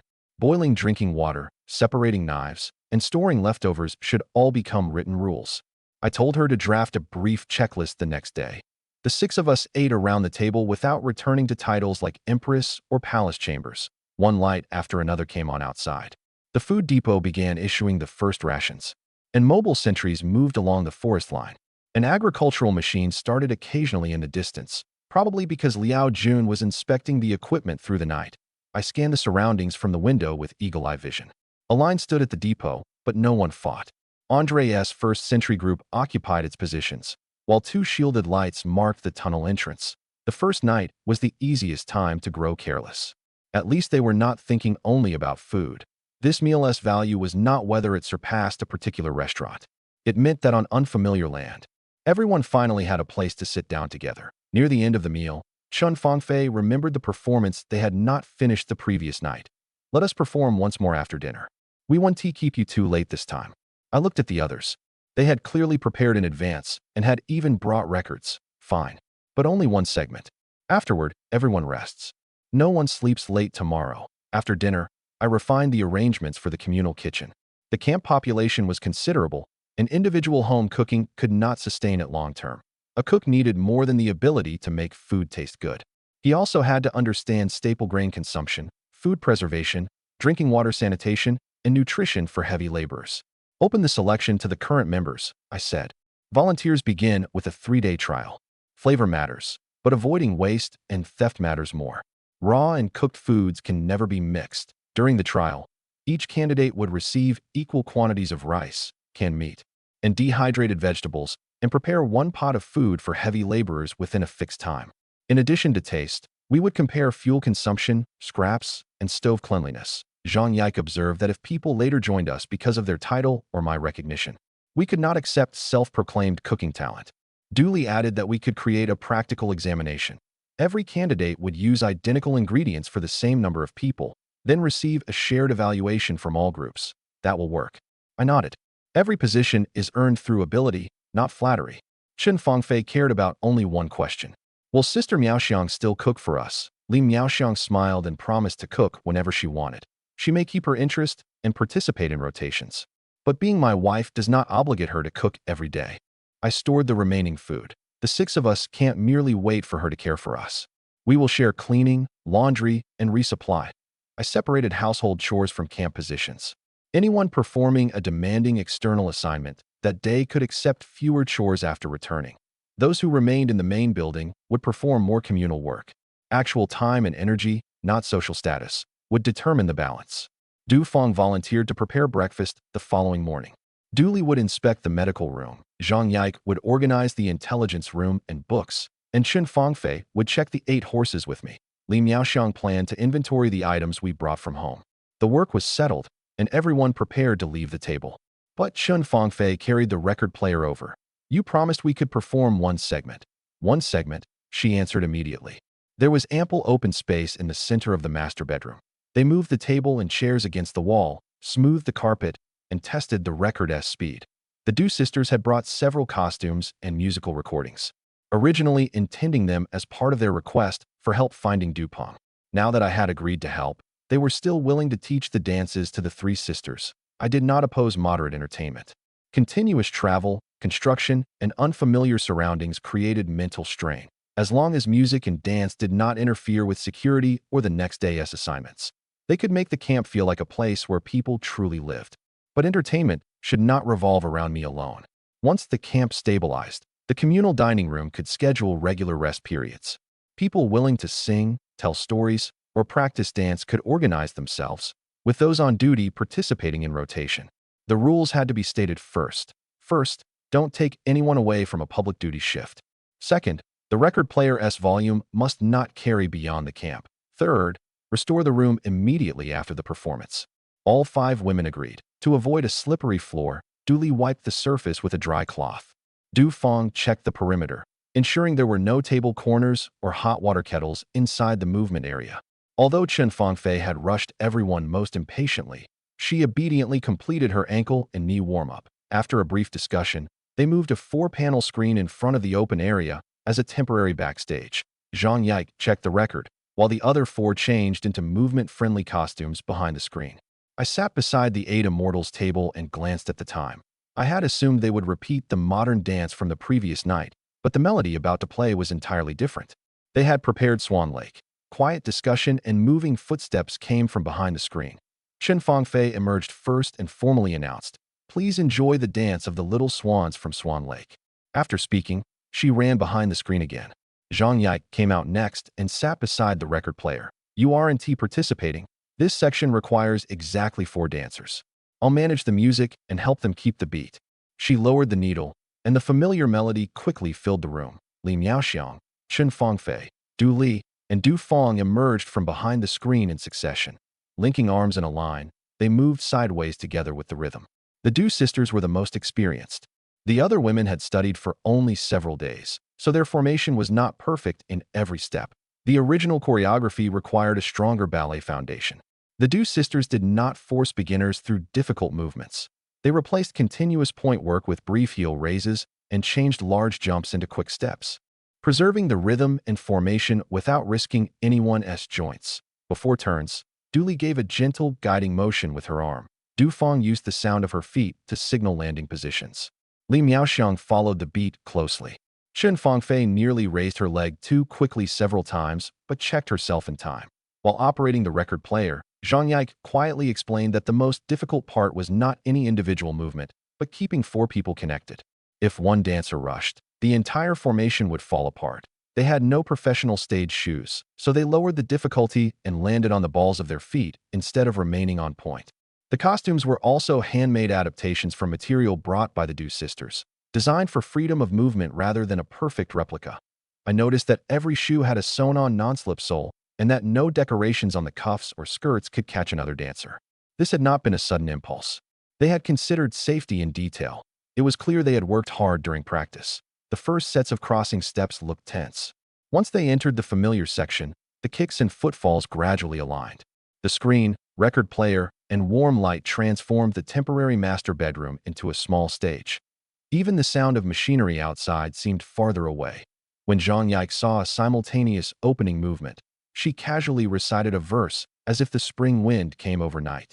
And 10,000 trees blossomed like pear flowers. The image fits, I said. But this is a settlement camp, not a professional theater. Stability matters more than difficulty. Near the end, Chen Fangfei clearly had energy remaining and wanted to speed up. Du Li did not follow her. She maintained the original tempo through the final set. All 4 stopped together without breaking formation.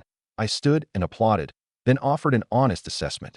Your coordination is stronger than your individual movements. Fangfei tends to rush by half a beat, while Miaoxiang turns slightly late. You may keep practicing, but stop immediately if your ankles hurt. They later admitted that my calm expression had made them worry the performance was not good enough. Hearing specific comments finally let them relax. Du Li wrote my observations on the practice sheet attached to the back of the record sleeve. Zhang Yike also marked 2 tempo changes. Next time, they planned to practice those movements separately before joining them into the full sequence. Chen Fangfei wanted to play another record, but I pointed at the clock. We agreed to 1 segment. Tomorrow morning, we have cultivation, patrols, and supply organization. We stop here tonight. Li Miaoxiang immediately backed me up and helped collect the costumes. Zhang Yike returned the record to its sleeve. The Du sisters moved the screen back, and Chen Fangfei performed 1 final floor inspection to make sure no hairpin, needle, or thread remained. Within a dozen minutes, the master bedroom was restored. The women returned to their rooms. I spread out the settlement zone sketch and marked the fields, depot, guard posts, and tunnel exit. I initially divided the farmland into a test zone and an expansion zone to avoid turning the entire wilderness at once. We needed a covered path from the depot to the kitchen, a new water point near the medical room, and a fence outside the stable. I added all of these to the following day's task board. The music ended, but the camp's night rotations continued outside. Tomorrow, the first furrow would be cut into this wilderness. I woke on time early the following morning.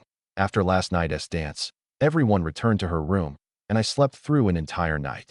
When I opened the curtains, morning light was falling across the courtyard terrace. Li Miaoxiang and the others had already prepared breakfast. From the table, we could see the first test plot in the new camp.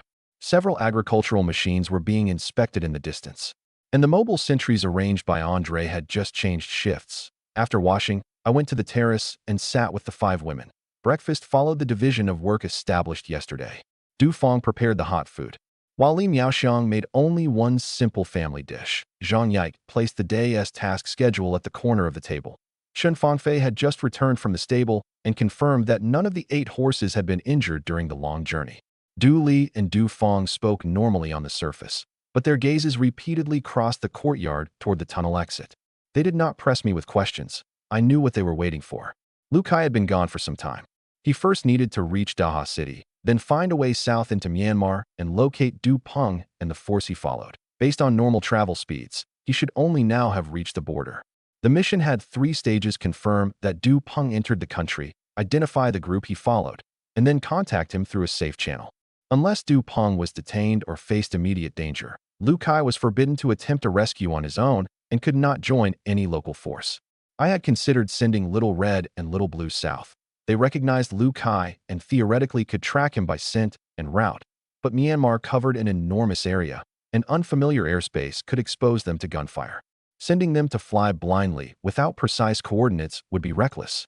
Eat first, I told the Du sisters.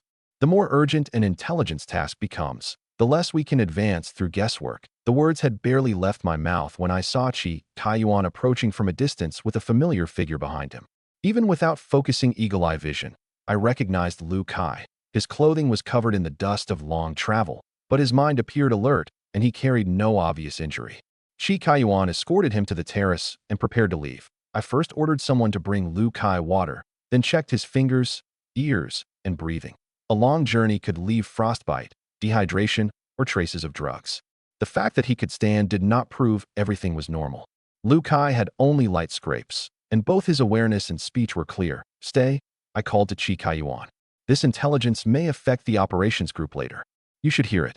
He stood to one side and opened his notebook. Lu Kai first confirmed that no unrelated person was nearby before beginning his report. Brother, I entered Myanmar and found Du Peng. He is currently serving a local power broker. His nominal position resembles an assistant deputy, but in practice he can mobilize a considerable number of people and weapons. Name, location, and time of confirmation. He gave the local leader's title, the region where the camp stood, and the last time he had seen Du Peng. Chi Kaiyuan recorded everything, marking place names whose spelling could not yet be confirmed for later comparison against maps. Duly tightened her grip on her cup. Du Feng immediately asked, was he injured? When I saw him, he had no visible injuries and moved normally. He said he was doing very well there and didn't he want to return home. The answer clearly surprised both sisters. Du Feng looked at Lu Kai's clothing and calculated the time again. You've only been gone a few days. How could you possibly have completed the round trip? Her suspicion was not unreasonable. I also found the speed abnormal. Don't reject the report yet, I said. Intelligence must explain its sources, route, and verification method. Lu Kai, start at the beginning. A conclusion alone isn't enough. Realizing her tone had been too sharp, Du Feng apologized to Lu Kai but did not kneel as she had in the original outburst. Questioning abnormal intelligence was not wrong. Declaring someone a liar before seeing the evidence would have been. Every intelligence report follows the same rule from now on. I looked at the people present. Abnormal speed, contradictory numbers, and single-source claims must all be questioned. Respecting a person doesn't mean abandoning verification. Lu Kai nodded and took several photographs and a folded sheet of paper from an inner pocket. Before the photographs were spread out, I saw that the paper listed airports, border towns, meeting points, and several placer gold expenditures. Each expense included a short purpose. 2 entries used code names instead of real identities. That showed he had considered the risk of the record falling into someone else's hands. Although it also made later verification more difficult. I didn't travel the entire distance by train as planned, he said. To save time, I took an extremely dangerous route. Both Du sisters looked at him. I set down my chopsticks. To compress thousands of miles into a few days. The risk he had accepted was probably far greater than his appearance revealed. Lu Kai said that after Little Red placed him near the Daha City train station, he went to the civilian airport instead of boarding a train. He lacked any legal qualification to fly. Exploiting a lapse in security, he hid in an aircraft landing gear compartment and used that method through several airports before reaching the south.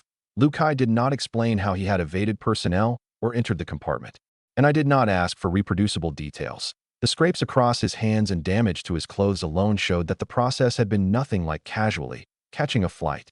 Everyone on the terrace fell silent. That wasn't clever. It was gambling with your life, I told him. High-altitude oxygen deprivation, extreme cold, and the landing gear retracting or extending any one of those could have killed you. An order to move quickly does not authorize you to trade your life for speed. Lu Kai admitted his mistake. He had thought only about obtaining accurate news of Du Peng as soon as possible and failed to account fully for the return journey and the risk of an accident. That route is forbidden from now on, and you will not teach it to anyone else. I told Shi Kaiyuan to record the rule. Future intelligence operations establish legal or controllable transportation first. Speed is subordinate to survival. Completing a mission means returning alive with evidence. I ordered medical personnel to perform another complete examination later. Problems caused by high-altitude exposure could appear after a delay, especially in hearing, breathing, and the extremities. Lu Kai had to rest. He could not perform another external assignment until he passed a follow-up evaluation. After he entered Myanmar, the placer gold I had given him proved useful. Instead of asking everyone he met, Lu Kai first investigated which forces had recently recruited foreign youths in the border towns. He then spent small quantities of gold to cross-check his information with a transporter, a hotel worker, and an arms broker. All three sources pointed to the same camp before he approached it. He labeled the sources A, B, and C. A knew the movement of personnel. B had seen Du Peng riding in a vehicle. C knew the title of the camp leader. Their information overlapped, yet none of the three knew the others, increasing its reliability. Du Peng works for that local leader. Lu Kai spread out the photographs. This is the edge of the camp. This is Du Peng. And this is a photograph of the two of us. Simple fortifications and armed personnel appeared in the background. Du Peng carried a rifle across his shoulder and a curved knife at his waist. He was even holding an anti-tank mine. His posture alone could not prove whether he truly knew how to use the weapons, but it confirmed that he had entered deeply into the local armed system. In one photograph, the sun's position and the building's shadows matched the recorded time. A distant sign also corresponded to the local script. Another image showed Lu Kai and Du Peng together, ruling out the possibility that he had merely obtained photographs of a stranger.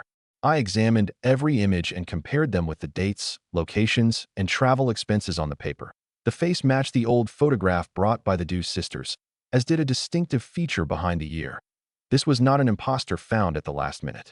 Dooley picked up the photographs and confirmed that the man was her younger brother. Why won't he come home? He said he has status and men there and enjoys his present life, Lu Kai answered. I told him his father and sisters were worried. He still refused to return.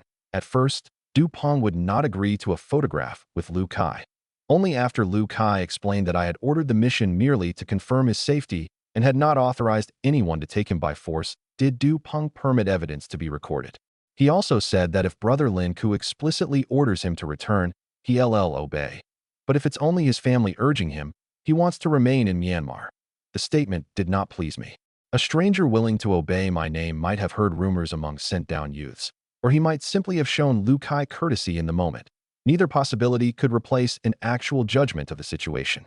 I cared more about the anti-tank mine in his hand. If it was only a prop, he was using dangerous equipment to demonstrate status. If he truly deployed such weapons, he might already be involved in direct combat. Neither case could be summarized as doing very well. Did you speak with him alone? Was anyone listening? Someone was present during the first meeting. Later, I used the return of a photograph as an excuse to speak with him alone for several minutes. His answers remained consistent. He gave no distress signal and showed no sign of coercion. But the camp was heavily guarded, so I couldn't confirm whether he was free to leave. That was the critical point. An impressive appearance did not equal safety. A voluntary decision to remain might also be based on incomplete information. I ordered Lu Kai to add every contact, the campus population, weapons, transportation, and security methods to his report. For now, classify the situation as located no obvious immediate threat to his person and personally refusing to return. But no obvious threat cannot be written as absolute safety. I required the report to include a date for the next verification. If no new information arrived by the agreed time, we would activate a backup contact. If the camp changed its security, its leader lost power, or Du Peng suddenly disappeared, the risk level would increase immediately. The Du sisters finally relaxed, but they did not become blindly optimistic. Du Peng's location had been confirmed. The next decision was whether to respect his choice to remain for now or establish a route capable of extracting him at any moment. I arranged the photographs by time and asked Lu Kai to mark the campus location. Du Li and Du Fong examined them one at a time. They recognized their brother's habitual stance and confirmed that several details of his clothing matched the old photograph. What do you think? I asked. Du Li remained silent for a moment. Once he chooses something, he has never been willing to turn back. Since he isn't injured or detained, it would be difficult to drag him away based only on his family's fear. Du Fong remained uneasy. At the very least, father must know where he is. Organize the photographs and the events into a letter and send it to the capital by registered mail, I said. Keep one copy of the originals and mail duplicates. Don't include the precise travel route or the camp's weapons. We can't risk that information leaking in transit. The letter to their father would state only 4 things. Du Peng's identity had been confirmed. He showed no visible injury. He was choosing to remain temporarily, and we would maintain contact. The dates would be written on the backs of the photographs, but not the name of the camp. Even if someone opened the registered letter, Du Peng's exact position would not be exposed. The sisters could have returned in person, but both decided to remain in the settlement zone and send only the confirmed news to their father. Their reasoning was practical. Du Peng refused to return, and repeated trips to the capital would not change the outcome. By staying here, they could continue receiving later information through my people. You may stay, but you want to sit in the main building waiting for news. I gave them 2 assignments. Du Li will manage the medical room and basic first aid training. Du Feng will assist with organizing the Myanmar intelligence and mapping the contact routes. Everyone needs a real position. They accepted. Du Li had studied basic first aid while serving in the military arts troop, but actual medical personnel still needed to review her ability before she taught others. Du Feng remembered routes and recognized people well. She would first organize photographs, code names, and the timeline without accessing the complete contact network. I looked at Lu Kai. Did you leave Du Peng a way to contact us? I left a layered message system. He marked 3 locations on the map. The outer level uses only an ordinary sign. The middleman doesn't know about the settlement zone. Only if Du Peng leaves a second agreed mark will my contact come looking for me. The design was safer than leaving a direct address, but 2 contacts had been established temporarily through Placer Gold. Their reliability still needed observation. List their names, appearances, occupations, and every payment separately. In the future, we can't rely only on money. Find at least one verification source outside the same chain of interests. I also required him to make the contact system disposable. If any intermediary suddenly demanded an unusual payment, tried to trace Lu Kai's residence, or provided an unverifiable emergency message, the channel would be abandoned at once. Gold already invested was no reason to continue taking risks. Lu Kai nodded. Chi Kaiyuan had recorded everything without interrupting. Once the main report ended, I told him to divide the material into 3 files. One would preserve the photographs and identity confirmation. One would contain only transportation and expenditures. The third would support future operations. No single person could possess the complete route. The 3 files received separate numbers. Every access had to be logged. The original photographs went into moisture-resistant sleeves, while the location map retained only necessary coordinates. If one file disappeared, it would not reveal the entire chain from the settlement zone to Du Peng's camp. Breakfast had grown cold. I lifted my tea again and told the Du sisters, if I force Du Peng to return now, he may obey on the surface while planning to escape back later. We'll respect his decision and maintain contact. If we obtain evidence that he is coerced, drawn into a large conflict, or unable to leave on his own, then we act. Both agreed. I did not immediately order Du Peng home, nor did I declare the mission complete. Respecting an adult's choice and ignoring danger were 2 different things. The current stage shifted from finding to continuous verification. Every future report would be compared with today's baseline. No one continued discussing my rumored reputation or turned gratitude into an ambiguous romantic promise. Du Li placed the photographs into moisture-resistant sleeves, while Du Feng immediately began checking the letter. After Lu Kai completed his report, he did not leave. He remained beside the table, waiting. What else? Half the bag of placer gold you gave me remains. I returned late last night, so I turned it over to Liao Jun for accounting first. He also returned an expense statement and 2 unused contact tokens. The supplies, evidence, and costs all matched. Only then was the report truly complete. I looked at Chi Kaiyuan. He explained that I had already gone to sleep when Lu Kai arrived late at night. Liao Jun had just taken charge of camp supplies, so he temporarily inventoried and secured everything for a morning report. Voluntarily returning mission funds was good. But knowing Liao Jun's nature, he had probably done far more than simply weigh the gold. The moment I thought of Liao Jun, he ran onto the terrace carrying the half bag of placer gold. Brother, I've finished counting the mission funds Lu Kai returned. How much remains? 8,888 pieces. I counted them twice. I stared at him for several seconds. The placer gold flakes varied in size. Counting every one consumed time without measuring their value accurately. If he had spent that energy checking the agricultural machines and ration ledgers last night, it would have been far more useful. Use a balance next time. Record the total weight and approximate purity. Liao Jun immediately admitted that his method was foolish and seriously asked whether all placer gold should be managed by weight. Yes, for mission funds. And the same principle applies to bulk grain and fuel. When weight, volume, or standardized units will work, don't waste time on meaningless counting. I told him to preserve 8,888 pieces in the original record and add the total weight beside it. Even if the original method was foolish, the data could not be deleted merely to make the account look better. Only then could we compare the old and new statistical methods. I decided to distribute the remaining placer gold among the people who had participated in the first stage land clearing work as a household reserve. Liao Jun would divide it equally by weight and maintain a list. Personal closeness could not alter anyone's share. Eligibility would follow last night's roll. New recruits would not receive retroactive shares. Gold for anyone temporarily away on duty would be sealed by 2 people and held until the recipient signed for it. Group leaders could not collect the shares and divide them later themselves. He asked whether Li Miaoxiang and the other 4 women would participate in this distribution. No. They didn't participate in the earlier river crossing and construction, so they don't take this reward. Once they complete their own assignments, they naturally receive the corresponding supplies. Du Feng had casually mentioned wanting a pair of earrings. After hearing the rule, she made no claim and only laughed that she would earn them herself. Liao Jun accepted the order and left. The distinction did not separate my family from the group. It established one set of rules for everyone. Otherwise, closeness would justify taking extra placer gold today, and the same corruption would spread to future food, equipment, and positions. Lu Kai and Qi Kaiyuan left to supplement the report and inspect preparations for cultivation. Several local employees then came onto the terrace to clear the dishes. They had not been selected for youth or appearance. Liao Jun had temporarily hired them from the surrounding population to perform cleaning, kitchen work, and mending in exchange for food and wages. I asked the interpreter to explain again that they were free to leave, and that their work hours, living quarters, and rations all had to be registered. Camp service staff could not be treated as servants.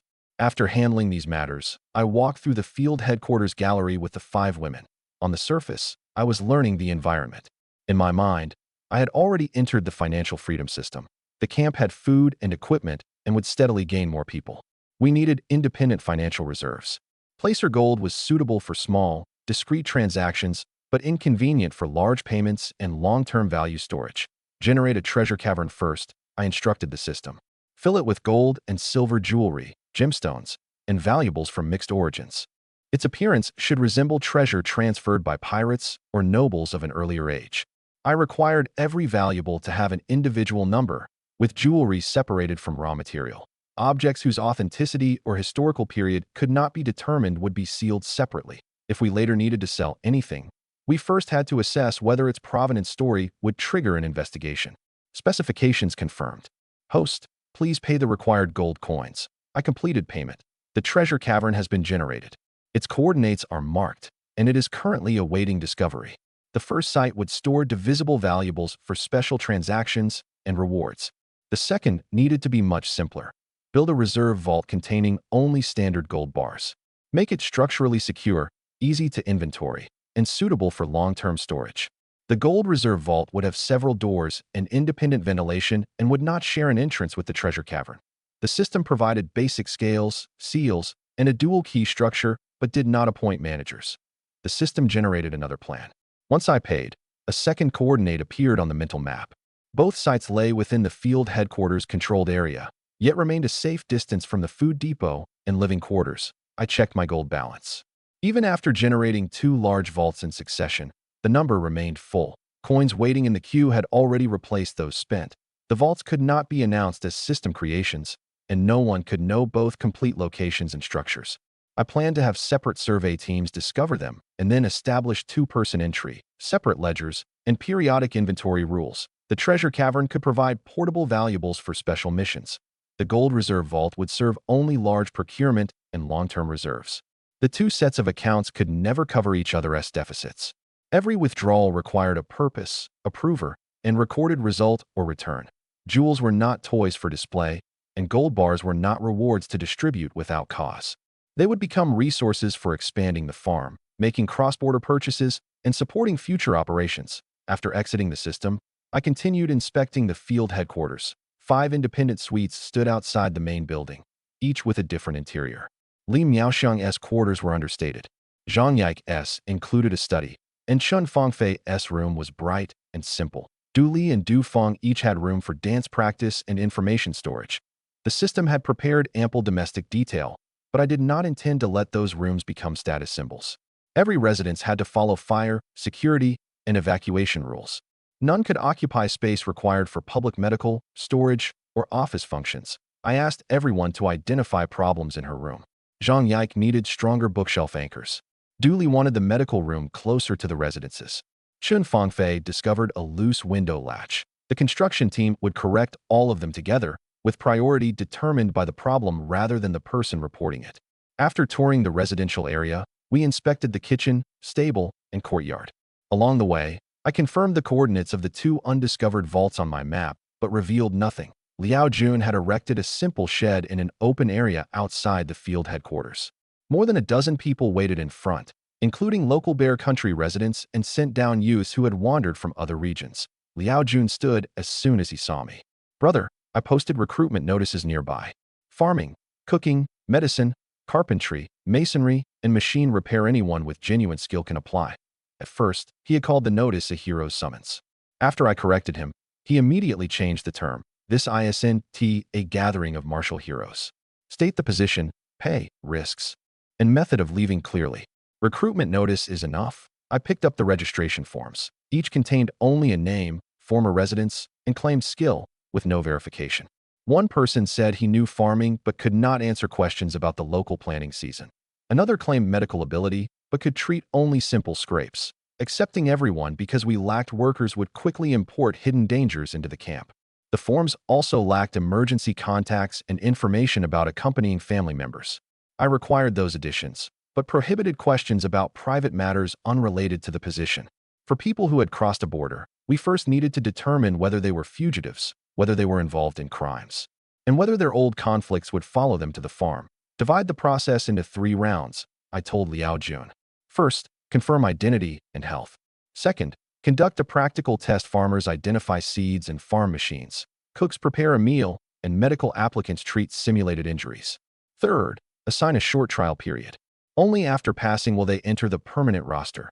Trial workers would receive normal food, lodging, and pay. Anyone who failed could leave. New arrivals could not enter security positions directly. Those jobs required a background check and an observation period. Andre, Chi Kaiyuan, Lu Kai, Furiansky, and Hu Fa were also present. They assisted with security, records, background, machinery, and physical assessment respectively, preventing Liao Jun from deciding alone. The division was correct. Lu Kai mainly checked whether outsiders' stories contradicted themselves. Andre watched for weapons or reconnaissance behavior. Chi Kaiyuan filed the documents. Furiansky managed the mechanical tests. Hu Fa led the physical evaluations and basic settlement process. Liao Jun possessed organizational ability and broad knowledge but could become overexcited.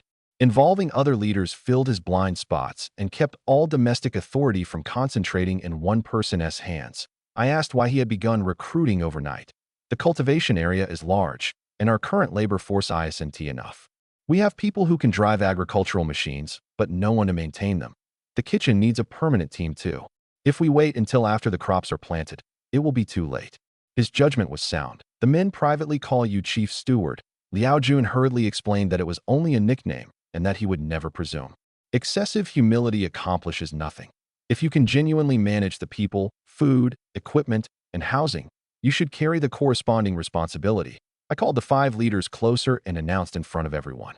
Starting today, Liao Jun is formally appointed Chief of Internal Operations for the settlement zone. He is responsible for production, distribution, recruitment, and daily coordination. Major supply expenditures, personnel discipline, and armed deployments require confirmation from the relevant leaders and cannot be decided by one person. Liao Jun straightened and formally accepted the order. I defined the boundaries one by one. Andre independently controlled security. Chi Kaiyuan managed archives and verification. Furiansky was responsible for machinery. Medical personnel could veto actions that created health risks. The Chief of Internal Operations coordinated work. The position did not make him superior to anyone else. The leaders would meet once each week and disclose inventory, labor, and security records. Anyone could raise a problem, but no one could privately reassign people or grain around the responsible position. If Liao Jun left, Shi Kaiyuan would temporarily manage daily registration so the camp could function in one person's absence. Everyone waiting to apply heard the complete set of rules. I ordered the testing to continue, then called Shi Kaiyuan aside and gave him 2 sets of coordinates. Take 2 survey teams to inspect them separately. Record whatever you discover. Do not move anything without permission. His expression became serious when he saw the coordinates. The food depot had solved the problem of survival. The 2 reserves we were about to discover would determine how far the settlement zone could go. After I announced the appointment, Liao Jun instinctively started to kneel, and I stopped him immediately. This is in the ancient times. Accept your position while standing. He straightened and promised to manage internal operations properly, then asked, does that mean I can command Shi Kaiyuan and the others? No. Shi Kaiyuan, Andre, Furiansky, Hu Fa, and Lu Kai could not resist repeating the word after me. They were clearly laughing that Liao Jun had finally become chief steward, but could not command any of them. Like you, they are position leaders who report directly to me, I said. Coordinating internal operations doesn't authorize you to override security, machinery, or intelligence responsibilities. Once Liao Jun learned his status was no lower than theirs, he jumped with excitement. Then he complained that they mocked him for dreaming of becoming a strategist only to end up in charge of logistics. Our rules were newly established. Leaders could joke with one another, but they could not build authority by belittling their peers. I ordered the 5 men to perform 100 push-ups each and put their energy into training. I first required them to spread out and warm their shoulders and wrists. The push-ups were not intended to humiliate anyone. They were a brief fitness test. Anyone whose form deteriorated or who felt pain had to report it instead of forcing himself through a number. The 5 did not argue. They immediately formed a line in the clearing. Liao Jun stood to one side with the broadest grin. I looked at him. Your companions receive discipline, and you stand there gloating. Complete 100 with them, then add 200 more. 300 total. His smile vanished, and he dropped down to begin. All 6 maintained a fast pace through the first 100. Shi Kaiyuan and the others finished and stood. Liao Jun continued with the additional repetitions. Once his total passed 150, however, his movements suddenly slowed and sweat streamed from his forehead. In other words, he completed the shared 100 and barely more than 50 of the extra set, putting his total just above 150. He remained far from the planned 300. Yet his condition was much worse than that of the other 5 when they finished. I stopped the others from teasing him and made them observe his breathing and arms carefully. Liao Jun's normal fitness was not poor. He had once boasted that he could endure 600 push-ups. Today, visible exhaustion struck after 150. This did not resemble simple laziness. Stop. Hold yourself in a kneeling support. Don't collapse flat. I walked beside him. What did you do yesterday? After several gasping breaths, he admitted spending a long time carrying rice and flour in the grain depot. People helped at first. Later, everyone received other assignments. Wanting to finish the inventory quickly, he continued hauling alone after hours and then counted the half bag of placer gold twice. Beyond that, he had barely slept and eaten only one simple meal. Fatigue, dehydration, and continuous lifting had combined to make him fail during the push-ups. You were already physically exhausted. Why didn't you report it before training? I didn't want to look incapable right after receiving the appointment. That was precisely the problem. Injury, fatigue, and abnormal physical conditions must be reported first. Concealing your condition and joining training isn't competence. It only increases the risk of an accident. I canceled his remaining 150 push-ups and had medical personnel check his heart rate and muscles before giving him water and salt. Until he recovered, he could not continue lifting heavy objects. Liao Jun worried that he had embarrassed himself. In front of everyone, I explained that his dedication to the inventory deserved recognition, but his method was entirely wrong. A grain depot isn't secure because you personally carry every sack twice. Confirm the total upon entry, record every destination on exit, and conduct periodic sample audits. That is management.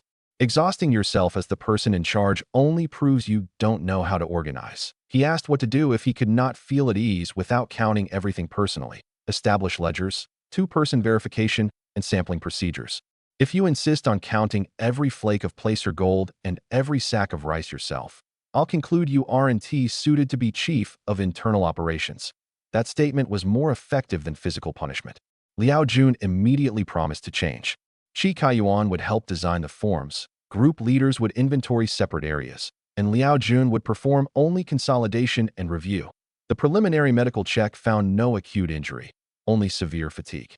I still ordered him to rest for half a day and temporarily placed Chi Kaiyuan in charge of on-site management. A leader who refused an order to rest had no qualification to demand discipline from subordinates. I used the incident to remind the other leaders that disciplinary training was not an excuse for reckless endurance. Any physical abnormality required stopping, and no punishment could override medical judgment. The job applicants on the other side of the clearing heard the entire exchange. They did not know how much food the depot held. They saw only the newly appointed chief collapsing from hauling grain and conducting inventory. Several people in the crowd were already considering leaving. The applicants began whispering. Some assumed the camp would force everyone to carry grain until they could no longer stand. Others saw Liao Jun drenched in sweat and feared that cultivation was merely another form of suffering. Several picked up their luggage and prepared to withdraw. Lu Kai raised his voice. Wait a moment. The chief exhausted himself because he used the wrong method, not because the camp requires everyone to work beyond his limits. He did not block the way. He asked only those willing to hear the conditions to remain. Anyone who wanted to leave immediately was free to go. I explained the rules again in front of everyone. Normal labor is arranged according to the position and the person's physical capacity, with rotations and rest. Overtime must be registered by the responsible leader, and heavy labor receives additional food. Liao Jun, which people did you call to help last night? He accurately recited more than a dozen names. Give each of them several extra cans of meat as additional nutrition for the overtime. From now on, don't call people to work late as a personal favor. Record it in advance. The phrase canned meat silenced the crowd again. In this era, many people could not even eat enough staple grain, much less receive meat consistently. The applicants began asking about daily meals. Some even suspected the cans held cheap scraps. I ordered the storekeeper to bring out an unopened sample, display the label and condition publicly, and have the kitchen heated. The purpose was not to recruit people through aroma, but to show exactly what our promise meant. Lu Kai answered directly, staple foods are issued according to labor requirements. We have canned meat, as well as wild boar and bear meat from earlier hunts. We don't permit unlimited waste at every meal, but anyone performing normal work will eat enough. I added, food is a work guarantee, not bait. Pass the trial, follow the rules, and receive the standard ration. If the position is unsuitable or you choose to leave, no one will confiscate your personal property. Several people who had prepared to go stopped and rejoined the line. Some declared that they would work as long as they could eat their fill. Others remained more cautious and first asked about daily hours, housing, and whether family members could come. I required the registration staff to answer every point without advertising the meat, while concealing the intensity of land clearing or the severe local cold. FA approached and quietly asked whether people who changed their minds at the mention of meat could be reliable. Looking for work in order to eat is the most normal motive in the world, I answered. Reliability will be judged later by whether they follow rules and complete their positions. We don't despise someone merely because he is hungry. He took the word seriously. Many applicants had traveled far and had not eaten. I told Liao Jun to send people to the depot and provide 1 can of meat to each person, together with hot water and staple food. Receiving it did not mean acceptance and created no debt of labor. Before distribution, we recorded allergies, illnesses, and whether anyone had suffered long-term starvation. People who were too weak could not immediately eat large quantities of rich food. Medical staff would give them hot porridge first and add meat after their condition stabilized. You just exhausted yourself. You are not going to carry anything, I reminded Liao Jun. He immediately selected 2 storekeepers to collect food according to the registered head count and enter the quantity in the ledger. Each person received 1 portion, with separate food reserved for those on duty. Watching him, I could see that he had at least begun shifting from doing everything personally to letting procedures and positions perform the work. The recruitment shelter stood some distance from the food depot. It remained convenient for registration without giving strangers direct access to the reserves. Andre's people guarded the perimeter. Their weapons were not pointed at applicants, they merely observed. The 3 people who left were also allowed to take that day's food. No one followed them. Only after seeing this did those who remained truly believe that free to leave was more than a phrase. Once the recruitment site was under control, I led the 6 leaders to the food depot. Li Miaoxiang and the others followed to inspect food storage and medical sanitation. The depot entrance was guarded, and every person's name and entry time were recorded. The moment Liao Jun went inside, He tried to show me a thick inventory ledger. Don't discard the work you've already completed. Preserve it in the file, I said. But from now on, use the new method. Today, we'll sample 3 categories: staple grain, canned meat, and dehydrated vegetables. If the physical count matches the ledger, operations continue. Liao Jun still wanted to introduce each item. I told him to report only abnormalities. Trusting leaders did not mean never checking them. Checking them did not mean personally recounting every grain. We walked between rows of shelves toward the deepest part of the depot.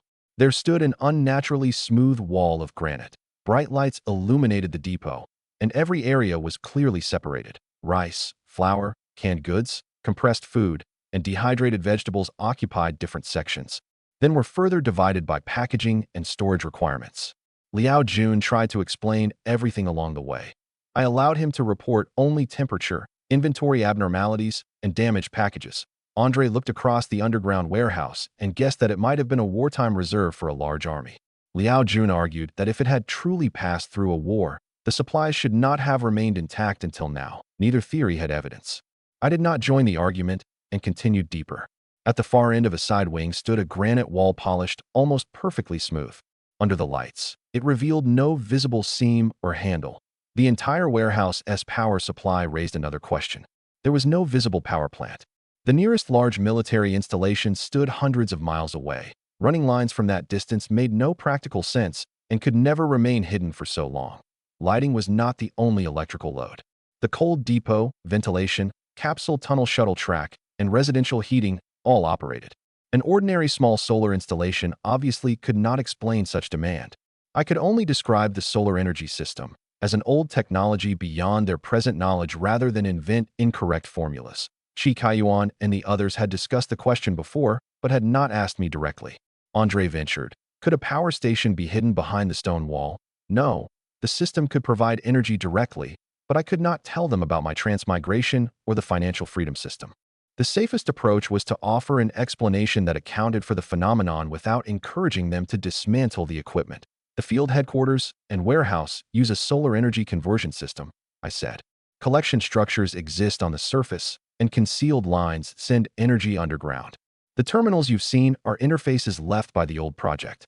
Liao Jun understood the concept of solar power, but doubted whether such technology could support the entire camp. I did not fabricate excessive scientific detail. The installation uses materials you Haven T encountered. Energy collection units are distributed throughout the ground and building modules. Don't dismantle the structures yourselves. For present users, confirming stable voltage, insulated lines, and functional emergency lighting is enough. I also required Furiansky to record changes in the total electrical load each day. If the cold storage temperature rose, lights flickered, or wires heated abnormally, the team would first disconnect non-essential equipment. System-provided energy could never be treated as incapable of failure. Hu-Fa recalled an educational film from childhood in which a black box used solar heat to keep a lunch container warm. Lu Kai had also seen reflective equipment concentrate sunlight against a pot and boil water. Both involve energy conversion, but the scale and method differ. I explained through the part they could understand. Don't apply a small experiment directly to this installation. To prevent curious people from electrocuting themselves, I immediately added a rule. Furiansky would lead all electrical maintenance. At least 2 people had to be present, power had to be disconnected and tested, and only then could anyone touch the equipment. Several people had previously tested terminals with bare hands and felt electrical shocks. That behavior was prohibited from this moment. The same men admitted what they had done. They had seen the connection points and reached out. Fortunate that the current caused no serious injury. I ordered medical personnel to record and recheck them and required the men to describe their mistake during the later electrical safety lesson. Record the power source as the legacy solar energy system for now. I ended the discussion. Continue using it safely and report anything abnormal. Everyone nodded without further questions. I turned toward the granite wall. The secret here ISNTA power plant. I walked several steps along the surface and stopped at the location corresponding to the system coordinates. A branch tunnel behind the rock connected with the gold reserve vault and treasure cavern I had just generated. Based on the warehouse layout, the wall stood directly between load-bearing structures. If someone tried to break through without knowing the door's position, he might damage the supports. I therefore kept every tool at least 10 yards away and retained only the lights and record keepers. The main tunnel ISNT the only route, I said. There are connected branches underground. Behind this entrance is an important reserve. Liao Jun immediately guessed that it involved gold and silver. This isn't a riddle, I warned him. Watch the opening method carefully. No one will imitate it without authorization. Everyone stepped back to a safe distance. I raised both hands and prepared to trigger the recognition mechanism hidden behind the wall. Before opening the door, I confirmed that no one stood within the granite wall's movement zone. I then clapped 3 times in a fixed rhythm and kicked the designated point 3 times with my right foot. The interval between all 6 actions was nearly identical. A low mechanical sound came from inside the wall. A frame appeared on the previously seamless stone, and a heavy sliding door slowly moved aside. Behind it lay not a power station, but a brightly lit branch tunnel. As the door moved, a yellow warning line lit on the floor. A small amount of accumulated dust vented from above, and locking bolts retracted one after another on both sides. The entire process took a dozen seconds or so, giving nearby people ample time to step away. Andre's people saw a mechanism like this for the first time and instinctively stared. Li Miaoxiang and the others also remained beyond the safety line until the door stopped completely. This branch connects with the main tunnel toward Vine Curtain Cave and contains several more junctions, I said. Access permission must be registered first. A small illuminated screen came on beside the door. Stand at the marker one at a time and let the device record your face. Recording a face remained unfamiliar to them. I explained simply that the device stored each person's facial characteristics like a photograph. Later, only an authorized person whose features matched could open the door. Andre misunderstood using one's face to mean that I wanted to slap him and actually leaned forward to offer his cheek. He made me laugh, but I immediately clarified the concept. No one is hitting your face. Stand in the light, remain still, and wait for the screen to say it's complete. Chi Kaiyuan demonstrated first. A gentle light scanned from his forehead to his chin, and the screen displayed registration successful. The other 5 leaders followed, then Li Miaoxiang, Zhang Yike, Chen Fengfei, Du Li, and Du Feng. After each entry, the screen displayed an individual number without recording extravagant titles. Chi Kaiyuan matched the numbers to legal names, and the paper list went into a sealed archive envelope. I did not grant access to every member of the camp. The 11 people before me received permission only for the first section of the branch. The vault interior still required separate authorization. Permission could be revoked and could not be lent to another person. If anyone left the camp, had his identity impersonated, or violated vault rules, the recognition record would be disabled. Even similar-looking people would be checked across multiple facial features rather than against a single photograph. Facial recognition isn't absolute security, I told Chi Kaiyuan to record. Every entry still logs the time and mission. If the device fails, no one breaks the door or shares the activation rhythm with unrelated people. Once everyone finished, I asked Chi Kaiyuan to approach the wall again. He tapped the designated point lightly. The screen activated, recognized him, and opened the stone door automatically. This time, he did not repeat the claps and kicks, proving that his permission was active. I then asked Andre to approach from the side without a prompt. The door did nothing. Only when he stood directly in front of the recognition point did the system read him. This prevented passers-by from triggering it accidentally. The 6-part rhythm was the manager's initialization method, I said. After registration, ordinary, authorized personnel used the recognition channel. The branch lighting resembled that of the main tunnel, but the floor was narrower, with drainage channels and numbered markers along both sides. After everyone entered, the stone door closed automatically. From inside the warehouse, no seam remained visible. Chi Kaiyuan looked back. The interior screen had generated a record of the entry, listing time, head count, and registration numbers. From now on, every vault visit would be cross-checked between this log and the paper ledger. Someone worried that we might be trapped. I pointed to the emergency mechanical switch and ventilation indicator beside the wall. The inner and outer doors are interlocked. Under normal conditions, authorized people can return. During a power failure, use the emergency switch, but it will trigger an alarm. I had everyone memorize the nearest ventilation opening, fire extinguisher, and emergency light locations. Metal reserves did not fear fire, but people and records did. The greatest mistake underground was protecting wealth without preserving an escape route. A short distance ahead, the path divided. The right-hand route was marked for the main tunnel. To the left stood a carved gatehouse. The directional signs were visible only for authorized areas. If someone approached from the other end of the main tunnel without passing the entrance recognition, he would still see only an ordinary sealed wall. The first coordinate on the system map lay to the left. The gold reserve vault was just ahead. After entering the branch, I confirmed the system coordinates again. The standard gold reserve vault lay a short distance to the left.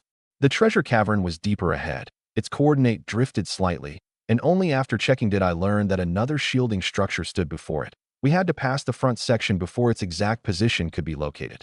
The system interface showed only the existence of the barrier and did not open it for me. Although the gold reserve vault and treasure cavern belonged to the same reserve system, each had its own discovery process. They could not be revealed together. I did not immediately take everyone into the deepest area. First, we handled the gold reserve vault. To the left of the junction stood a granite gatehouse carved in relief. It bore no sign, only two heavy stone doors, each fitted with a dark red metal ring. The galleries on either side were completely enclosed. There were no welcoming decorations or marks designed to attract outsiders. Without the system coordinate pointing here, it would look like an ordinary carved section of the underground works. I signaled for Liao Jun to knock. When he gripped the door ring, he discovered that it was not ordinary copper, but high-purity gold. Liao Jun exclaimed, and I immediately told him to stop speculating about its historical origin and knock as instructed. The ring struck the door, and a square screen illuminated above the frame. A soft beam scanned Liao Jun's face and called up the registration from the branch entrance. "We don't have to register again here," he asked. "The first section of the branch shares basic recognition data, but every inner door still verifies permission. Sharing only means the system can read the same record. It doesn't grant access to every area." The stone doors slowly opened inward. Behind them was not the vault itself, but a sealed, zigzagging gallery. There were no windows. After 2 turns, a second metal door appeared. The winding gallery blocked direct observation from the outer entrance and delayed any intruder without permission. Every corner bore a number, while the floor contained markers for load and direction. Liu Kai had seen modern alloy shells at dual-use civilian and military airports and recognized that the door resembled titanium alloy. He explained only that such alloys were relatively light for their high strength. I did not let him continue connecting the subject to his airport experience. I told Furiansky to inspect the frame from an engineering perspective. The hinges were not exposed, and the opening mechanism was concealed in the wall. Force damage would lock it first. The outer door closed automatically just as we reached the inner one. Andre immediately turned, afraid it was a trap sealing us inside. "It's a security interlock," I explained. "The inner door opens only after the outer door has closed completely. If both remained open, anyone following us could charge directly into the core area." I kept everyone behind the yellow line until the indicator changed from red to green. Ventilation continued operating, and the emergency exit markers were clearly visible. Several seconds later, the inner door slid aside. Bright light spilled through the opening, and sheets of golden reflection filled our sight. Standard gold bars stood in neat rows on racks extending deep into the vault. Cardials separated every row, and non-slip retaining strips lined the bottoms. The bars were not piled into careless mountains. Each rested in a load-bearing compartment according to number and batch, with a marked weight limit for every space. For a moment, no one spoke. I first prohibited anyone from touching the bars. Chi Kaiyuan recorded the opening time. Furiansky examined the floor load markings, and Andre placed 2 people in the gallery. Only after confirming there were no mechanisms or structural risks did I allow Liao Jun to select one bar at random. He lifted with both hands. The bar rose only slightly before slipping onto the padded surface. Fortunately, it missed his feet. The density is high. "Don't mistake a small-looking piece of metal for something light," I warned him. "Use carts for transport, or protective boots, and never allow one person to withdraw anything alone." Chi Kaiyuan weighed the bar on the vault scale and sampled others from different racks. Their dimensions, weights, and numbers matched, with no visible layers in their surfaces. Precise purity would require specialized testing, but according to the system information, this was the standard reserve gold I had purchased. I told him not to announce the total on site. The larger the quantity, the fewer people should know the complete figure. Each inventory team would count only its own section. Chi Kaiyuan would consolidate the result, while Andre supervised sealing the vault. "Seal it for now." I did not let the enormous quantity destroy their discipline. Today we confirmed the location, register samples, and establish permissions. 2 teams will cross-check the total, and their original records will be stored separately. Liao Jun asked whether the gold bars could be distributed to everyone. No. The placer gold was a stage reward. These bars are public reserves for the settlement zone. They will purchase equipment and seeds, support cross-border procurement, and finance emergencies. Every withdrawal must state its destination. I assigned different permissions to Liao Jun, Chi Kaiyuan, and Andre. Internal operations proposed the use, archives verified the accounts, and security controlled entry. No two people could complete the entire process alone. Lu Kai and Furiansky retained task-specific access only. The former could verify cross-border procurement, while the latter maintained the doors and transport equipment. Hu Fa would not access the accounts for now, but he would organize personnel during outer ring transportation. Li Miaoxiang and the others stood to one side without approaching the racks. Du Feng had previously wanted earrings. Even with an entire gold vault before her, she only asked whether she could exchange a personal reward after completing her assignments. Yes. Through the rules. You don't take anything directly. She accepted the answer with a nod. I turned toward the other end of the gallery. The standard gold reserve vault had been confirmed. But the treasure cavern filled with gemstones, jewelry, and precious objects still lay behind a deeper barrier. The scale of the gold reserve vault exceeded everyone's expectations. After the initial shock passed, Liao Jun suddenly pulled the treasure contact map from inside his clothing and spent a long time comparing it against the warehouse numbers and tunnel directions. The grain warehouse, refrigerated depot, and gold reserve vault appeared nowhere on it. This map is useless. As he spoke, he actually tried to stuff the paper into his mouth. Stop. He froze and hurried to explain. Brother, I didn't erase any markings. These places were never shown. Compared with the tunnel system you control, this map is scrap paper. The absence of our new discoveries doesn't invalidate its original information. I took the map from him and checked the edges for damage. It records old engineering contacts, underground supplies, and meeting methods. We may still need them later. Seal it properly and never use it to vent your frustration again. Naturally, system-generated warehouses could never appear on an old map. That did not make the old map false. The two sets of information had to be managed separately. New discoveries could not be used to dismiss earlier evidence recklessly. Liao Jun put the map away and looked across the rows of gold bars again. Brother, will I truly direct this vault in the future? The Chief of Internal Operations proposes uses and arranges withdrawals. That doesn't mean you decide alone. He immediately began talking about purchasing weapons and equipment and expanding the group. I reminded him that possessing gold did not allow arbitrary procurement. Large transactions could expose the source, while recruiting too quickly could destroy management. First solve seeds, agricultural machine parts, medical care, and dependable supplies. Weapons are issued only according to security needs. Having money doesn't justify piling up an undisciplined army. Liao Jun then asked whether Lu Kai, Chi Kaiyuan, and the others could enter the vault and use gold now that their faces were registered. Basic recognition at the entrance is shared. Inner permissions are different, I clarified again. All 6 of you are direct leaders, each responsible for one section. Every withdrawal requires 3 checks: purpose, accounts, and security, followed by my approval. No one can complete the whole process alone. Lu Kai patted Liao Jun's shoulder and told him not to treat his companions as rivals. Realizing that he had once again interpreted chief as a position above and below others, Liao Jun apologized. We walked through the vault area once, inspecting only the structure and numbers without beginning a full inventory. After the final person left, the inner door closed first, and only then did the outer door reopen. Back at the junction, the right-hand route had a clear sign connecting it to the main tunnel. The left was the newly confirmed gold reserve vault. A third passage in the center carried no written description. The system coordinate for the treasure cavern lay in that direction. I walked several steps down the center and stopped where the coordinate began drifting slightly. The light ahead appeared normal, the passage straight, and no obstacle was visible. Andre assumed I was waiting for someone to scout. I'm responsible for security. I should go first. Before I could answer, he strode forward. Afraid of falling behind, Lu Kai, Liao Jun, and the others followed, slow. Before I finished the warning, Andre struck a transparent barrier. The men behind him could not stop in time and collided one after another. Some fell backward onto the floor, while others staggered away holding their foreheads. Fortunately, they had not been moving very fast, and no one was seriously injured. I first made everyone conduct an immediate self-check, confirming there was no dizziness, bleeding, or neck pain. Then I prohibited further random touching. When a hazard is invisible, that has even more reason to probe with a tool first. A security leader charging ahead isn't courage. Andre admitted his error in judgment and gently touched the surface with the back of his hand.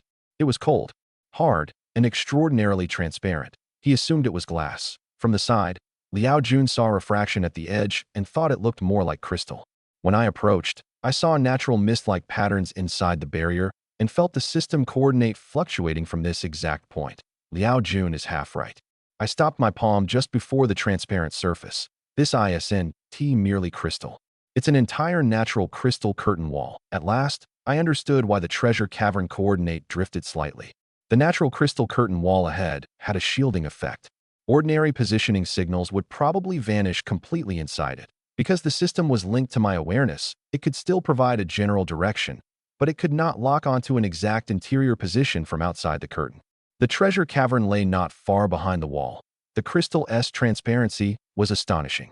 From the front, its boundary was almost invisible. Only from the side could we see a structure roughly 1 chi about a foot thick, along with natural mist patterns and layers of refraction. Andre and the others had collided with it not because the tunnel was dark, but because the wall looked so completely like empty space. I had Chi Kaiyuan mark a warning line on the floor and add the invisible barrier to the route map. Even with permission, everyone would have to approach slowly and never judge the path by sight alone. There is a door in the curtain. Beyond it is a route to the main building's residential area and a deeper secret reserve, I said. The entrance requires separate facial registration. The 6 leaders looked at one another and voluntarily stepped back. Liao Jun said first that the residential area was private. They only needed to know the outer route and security points, not possess unrestricted entry.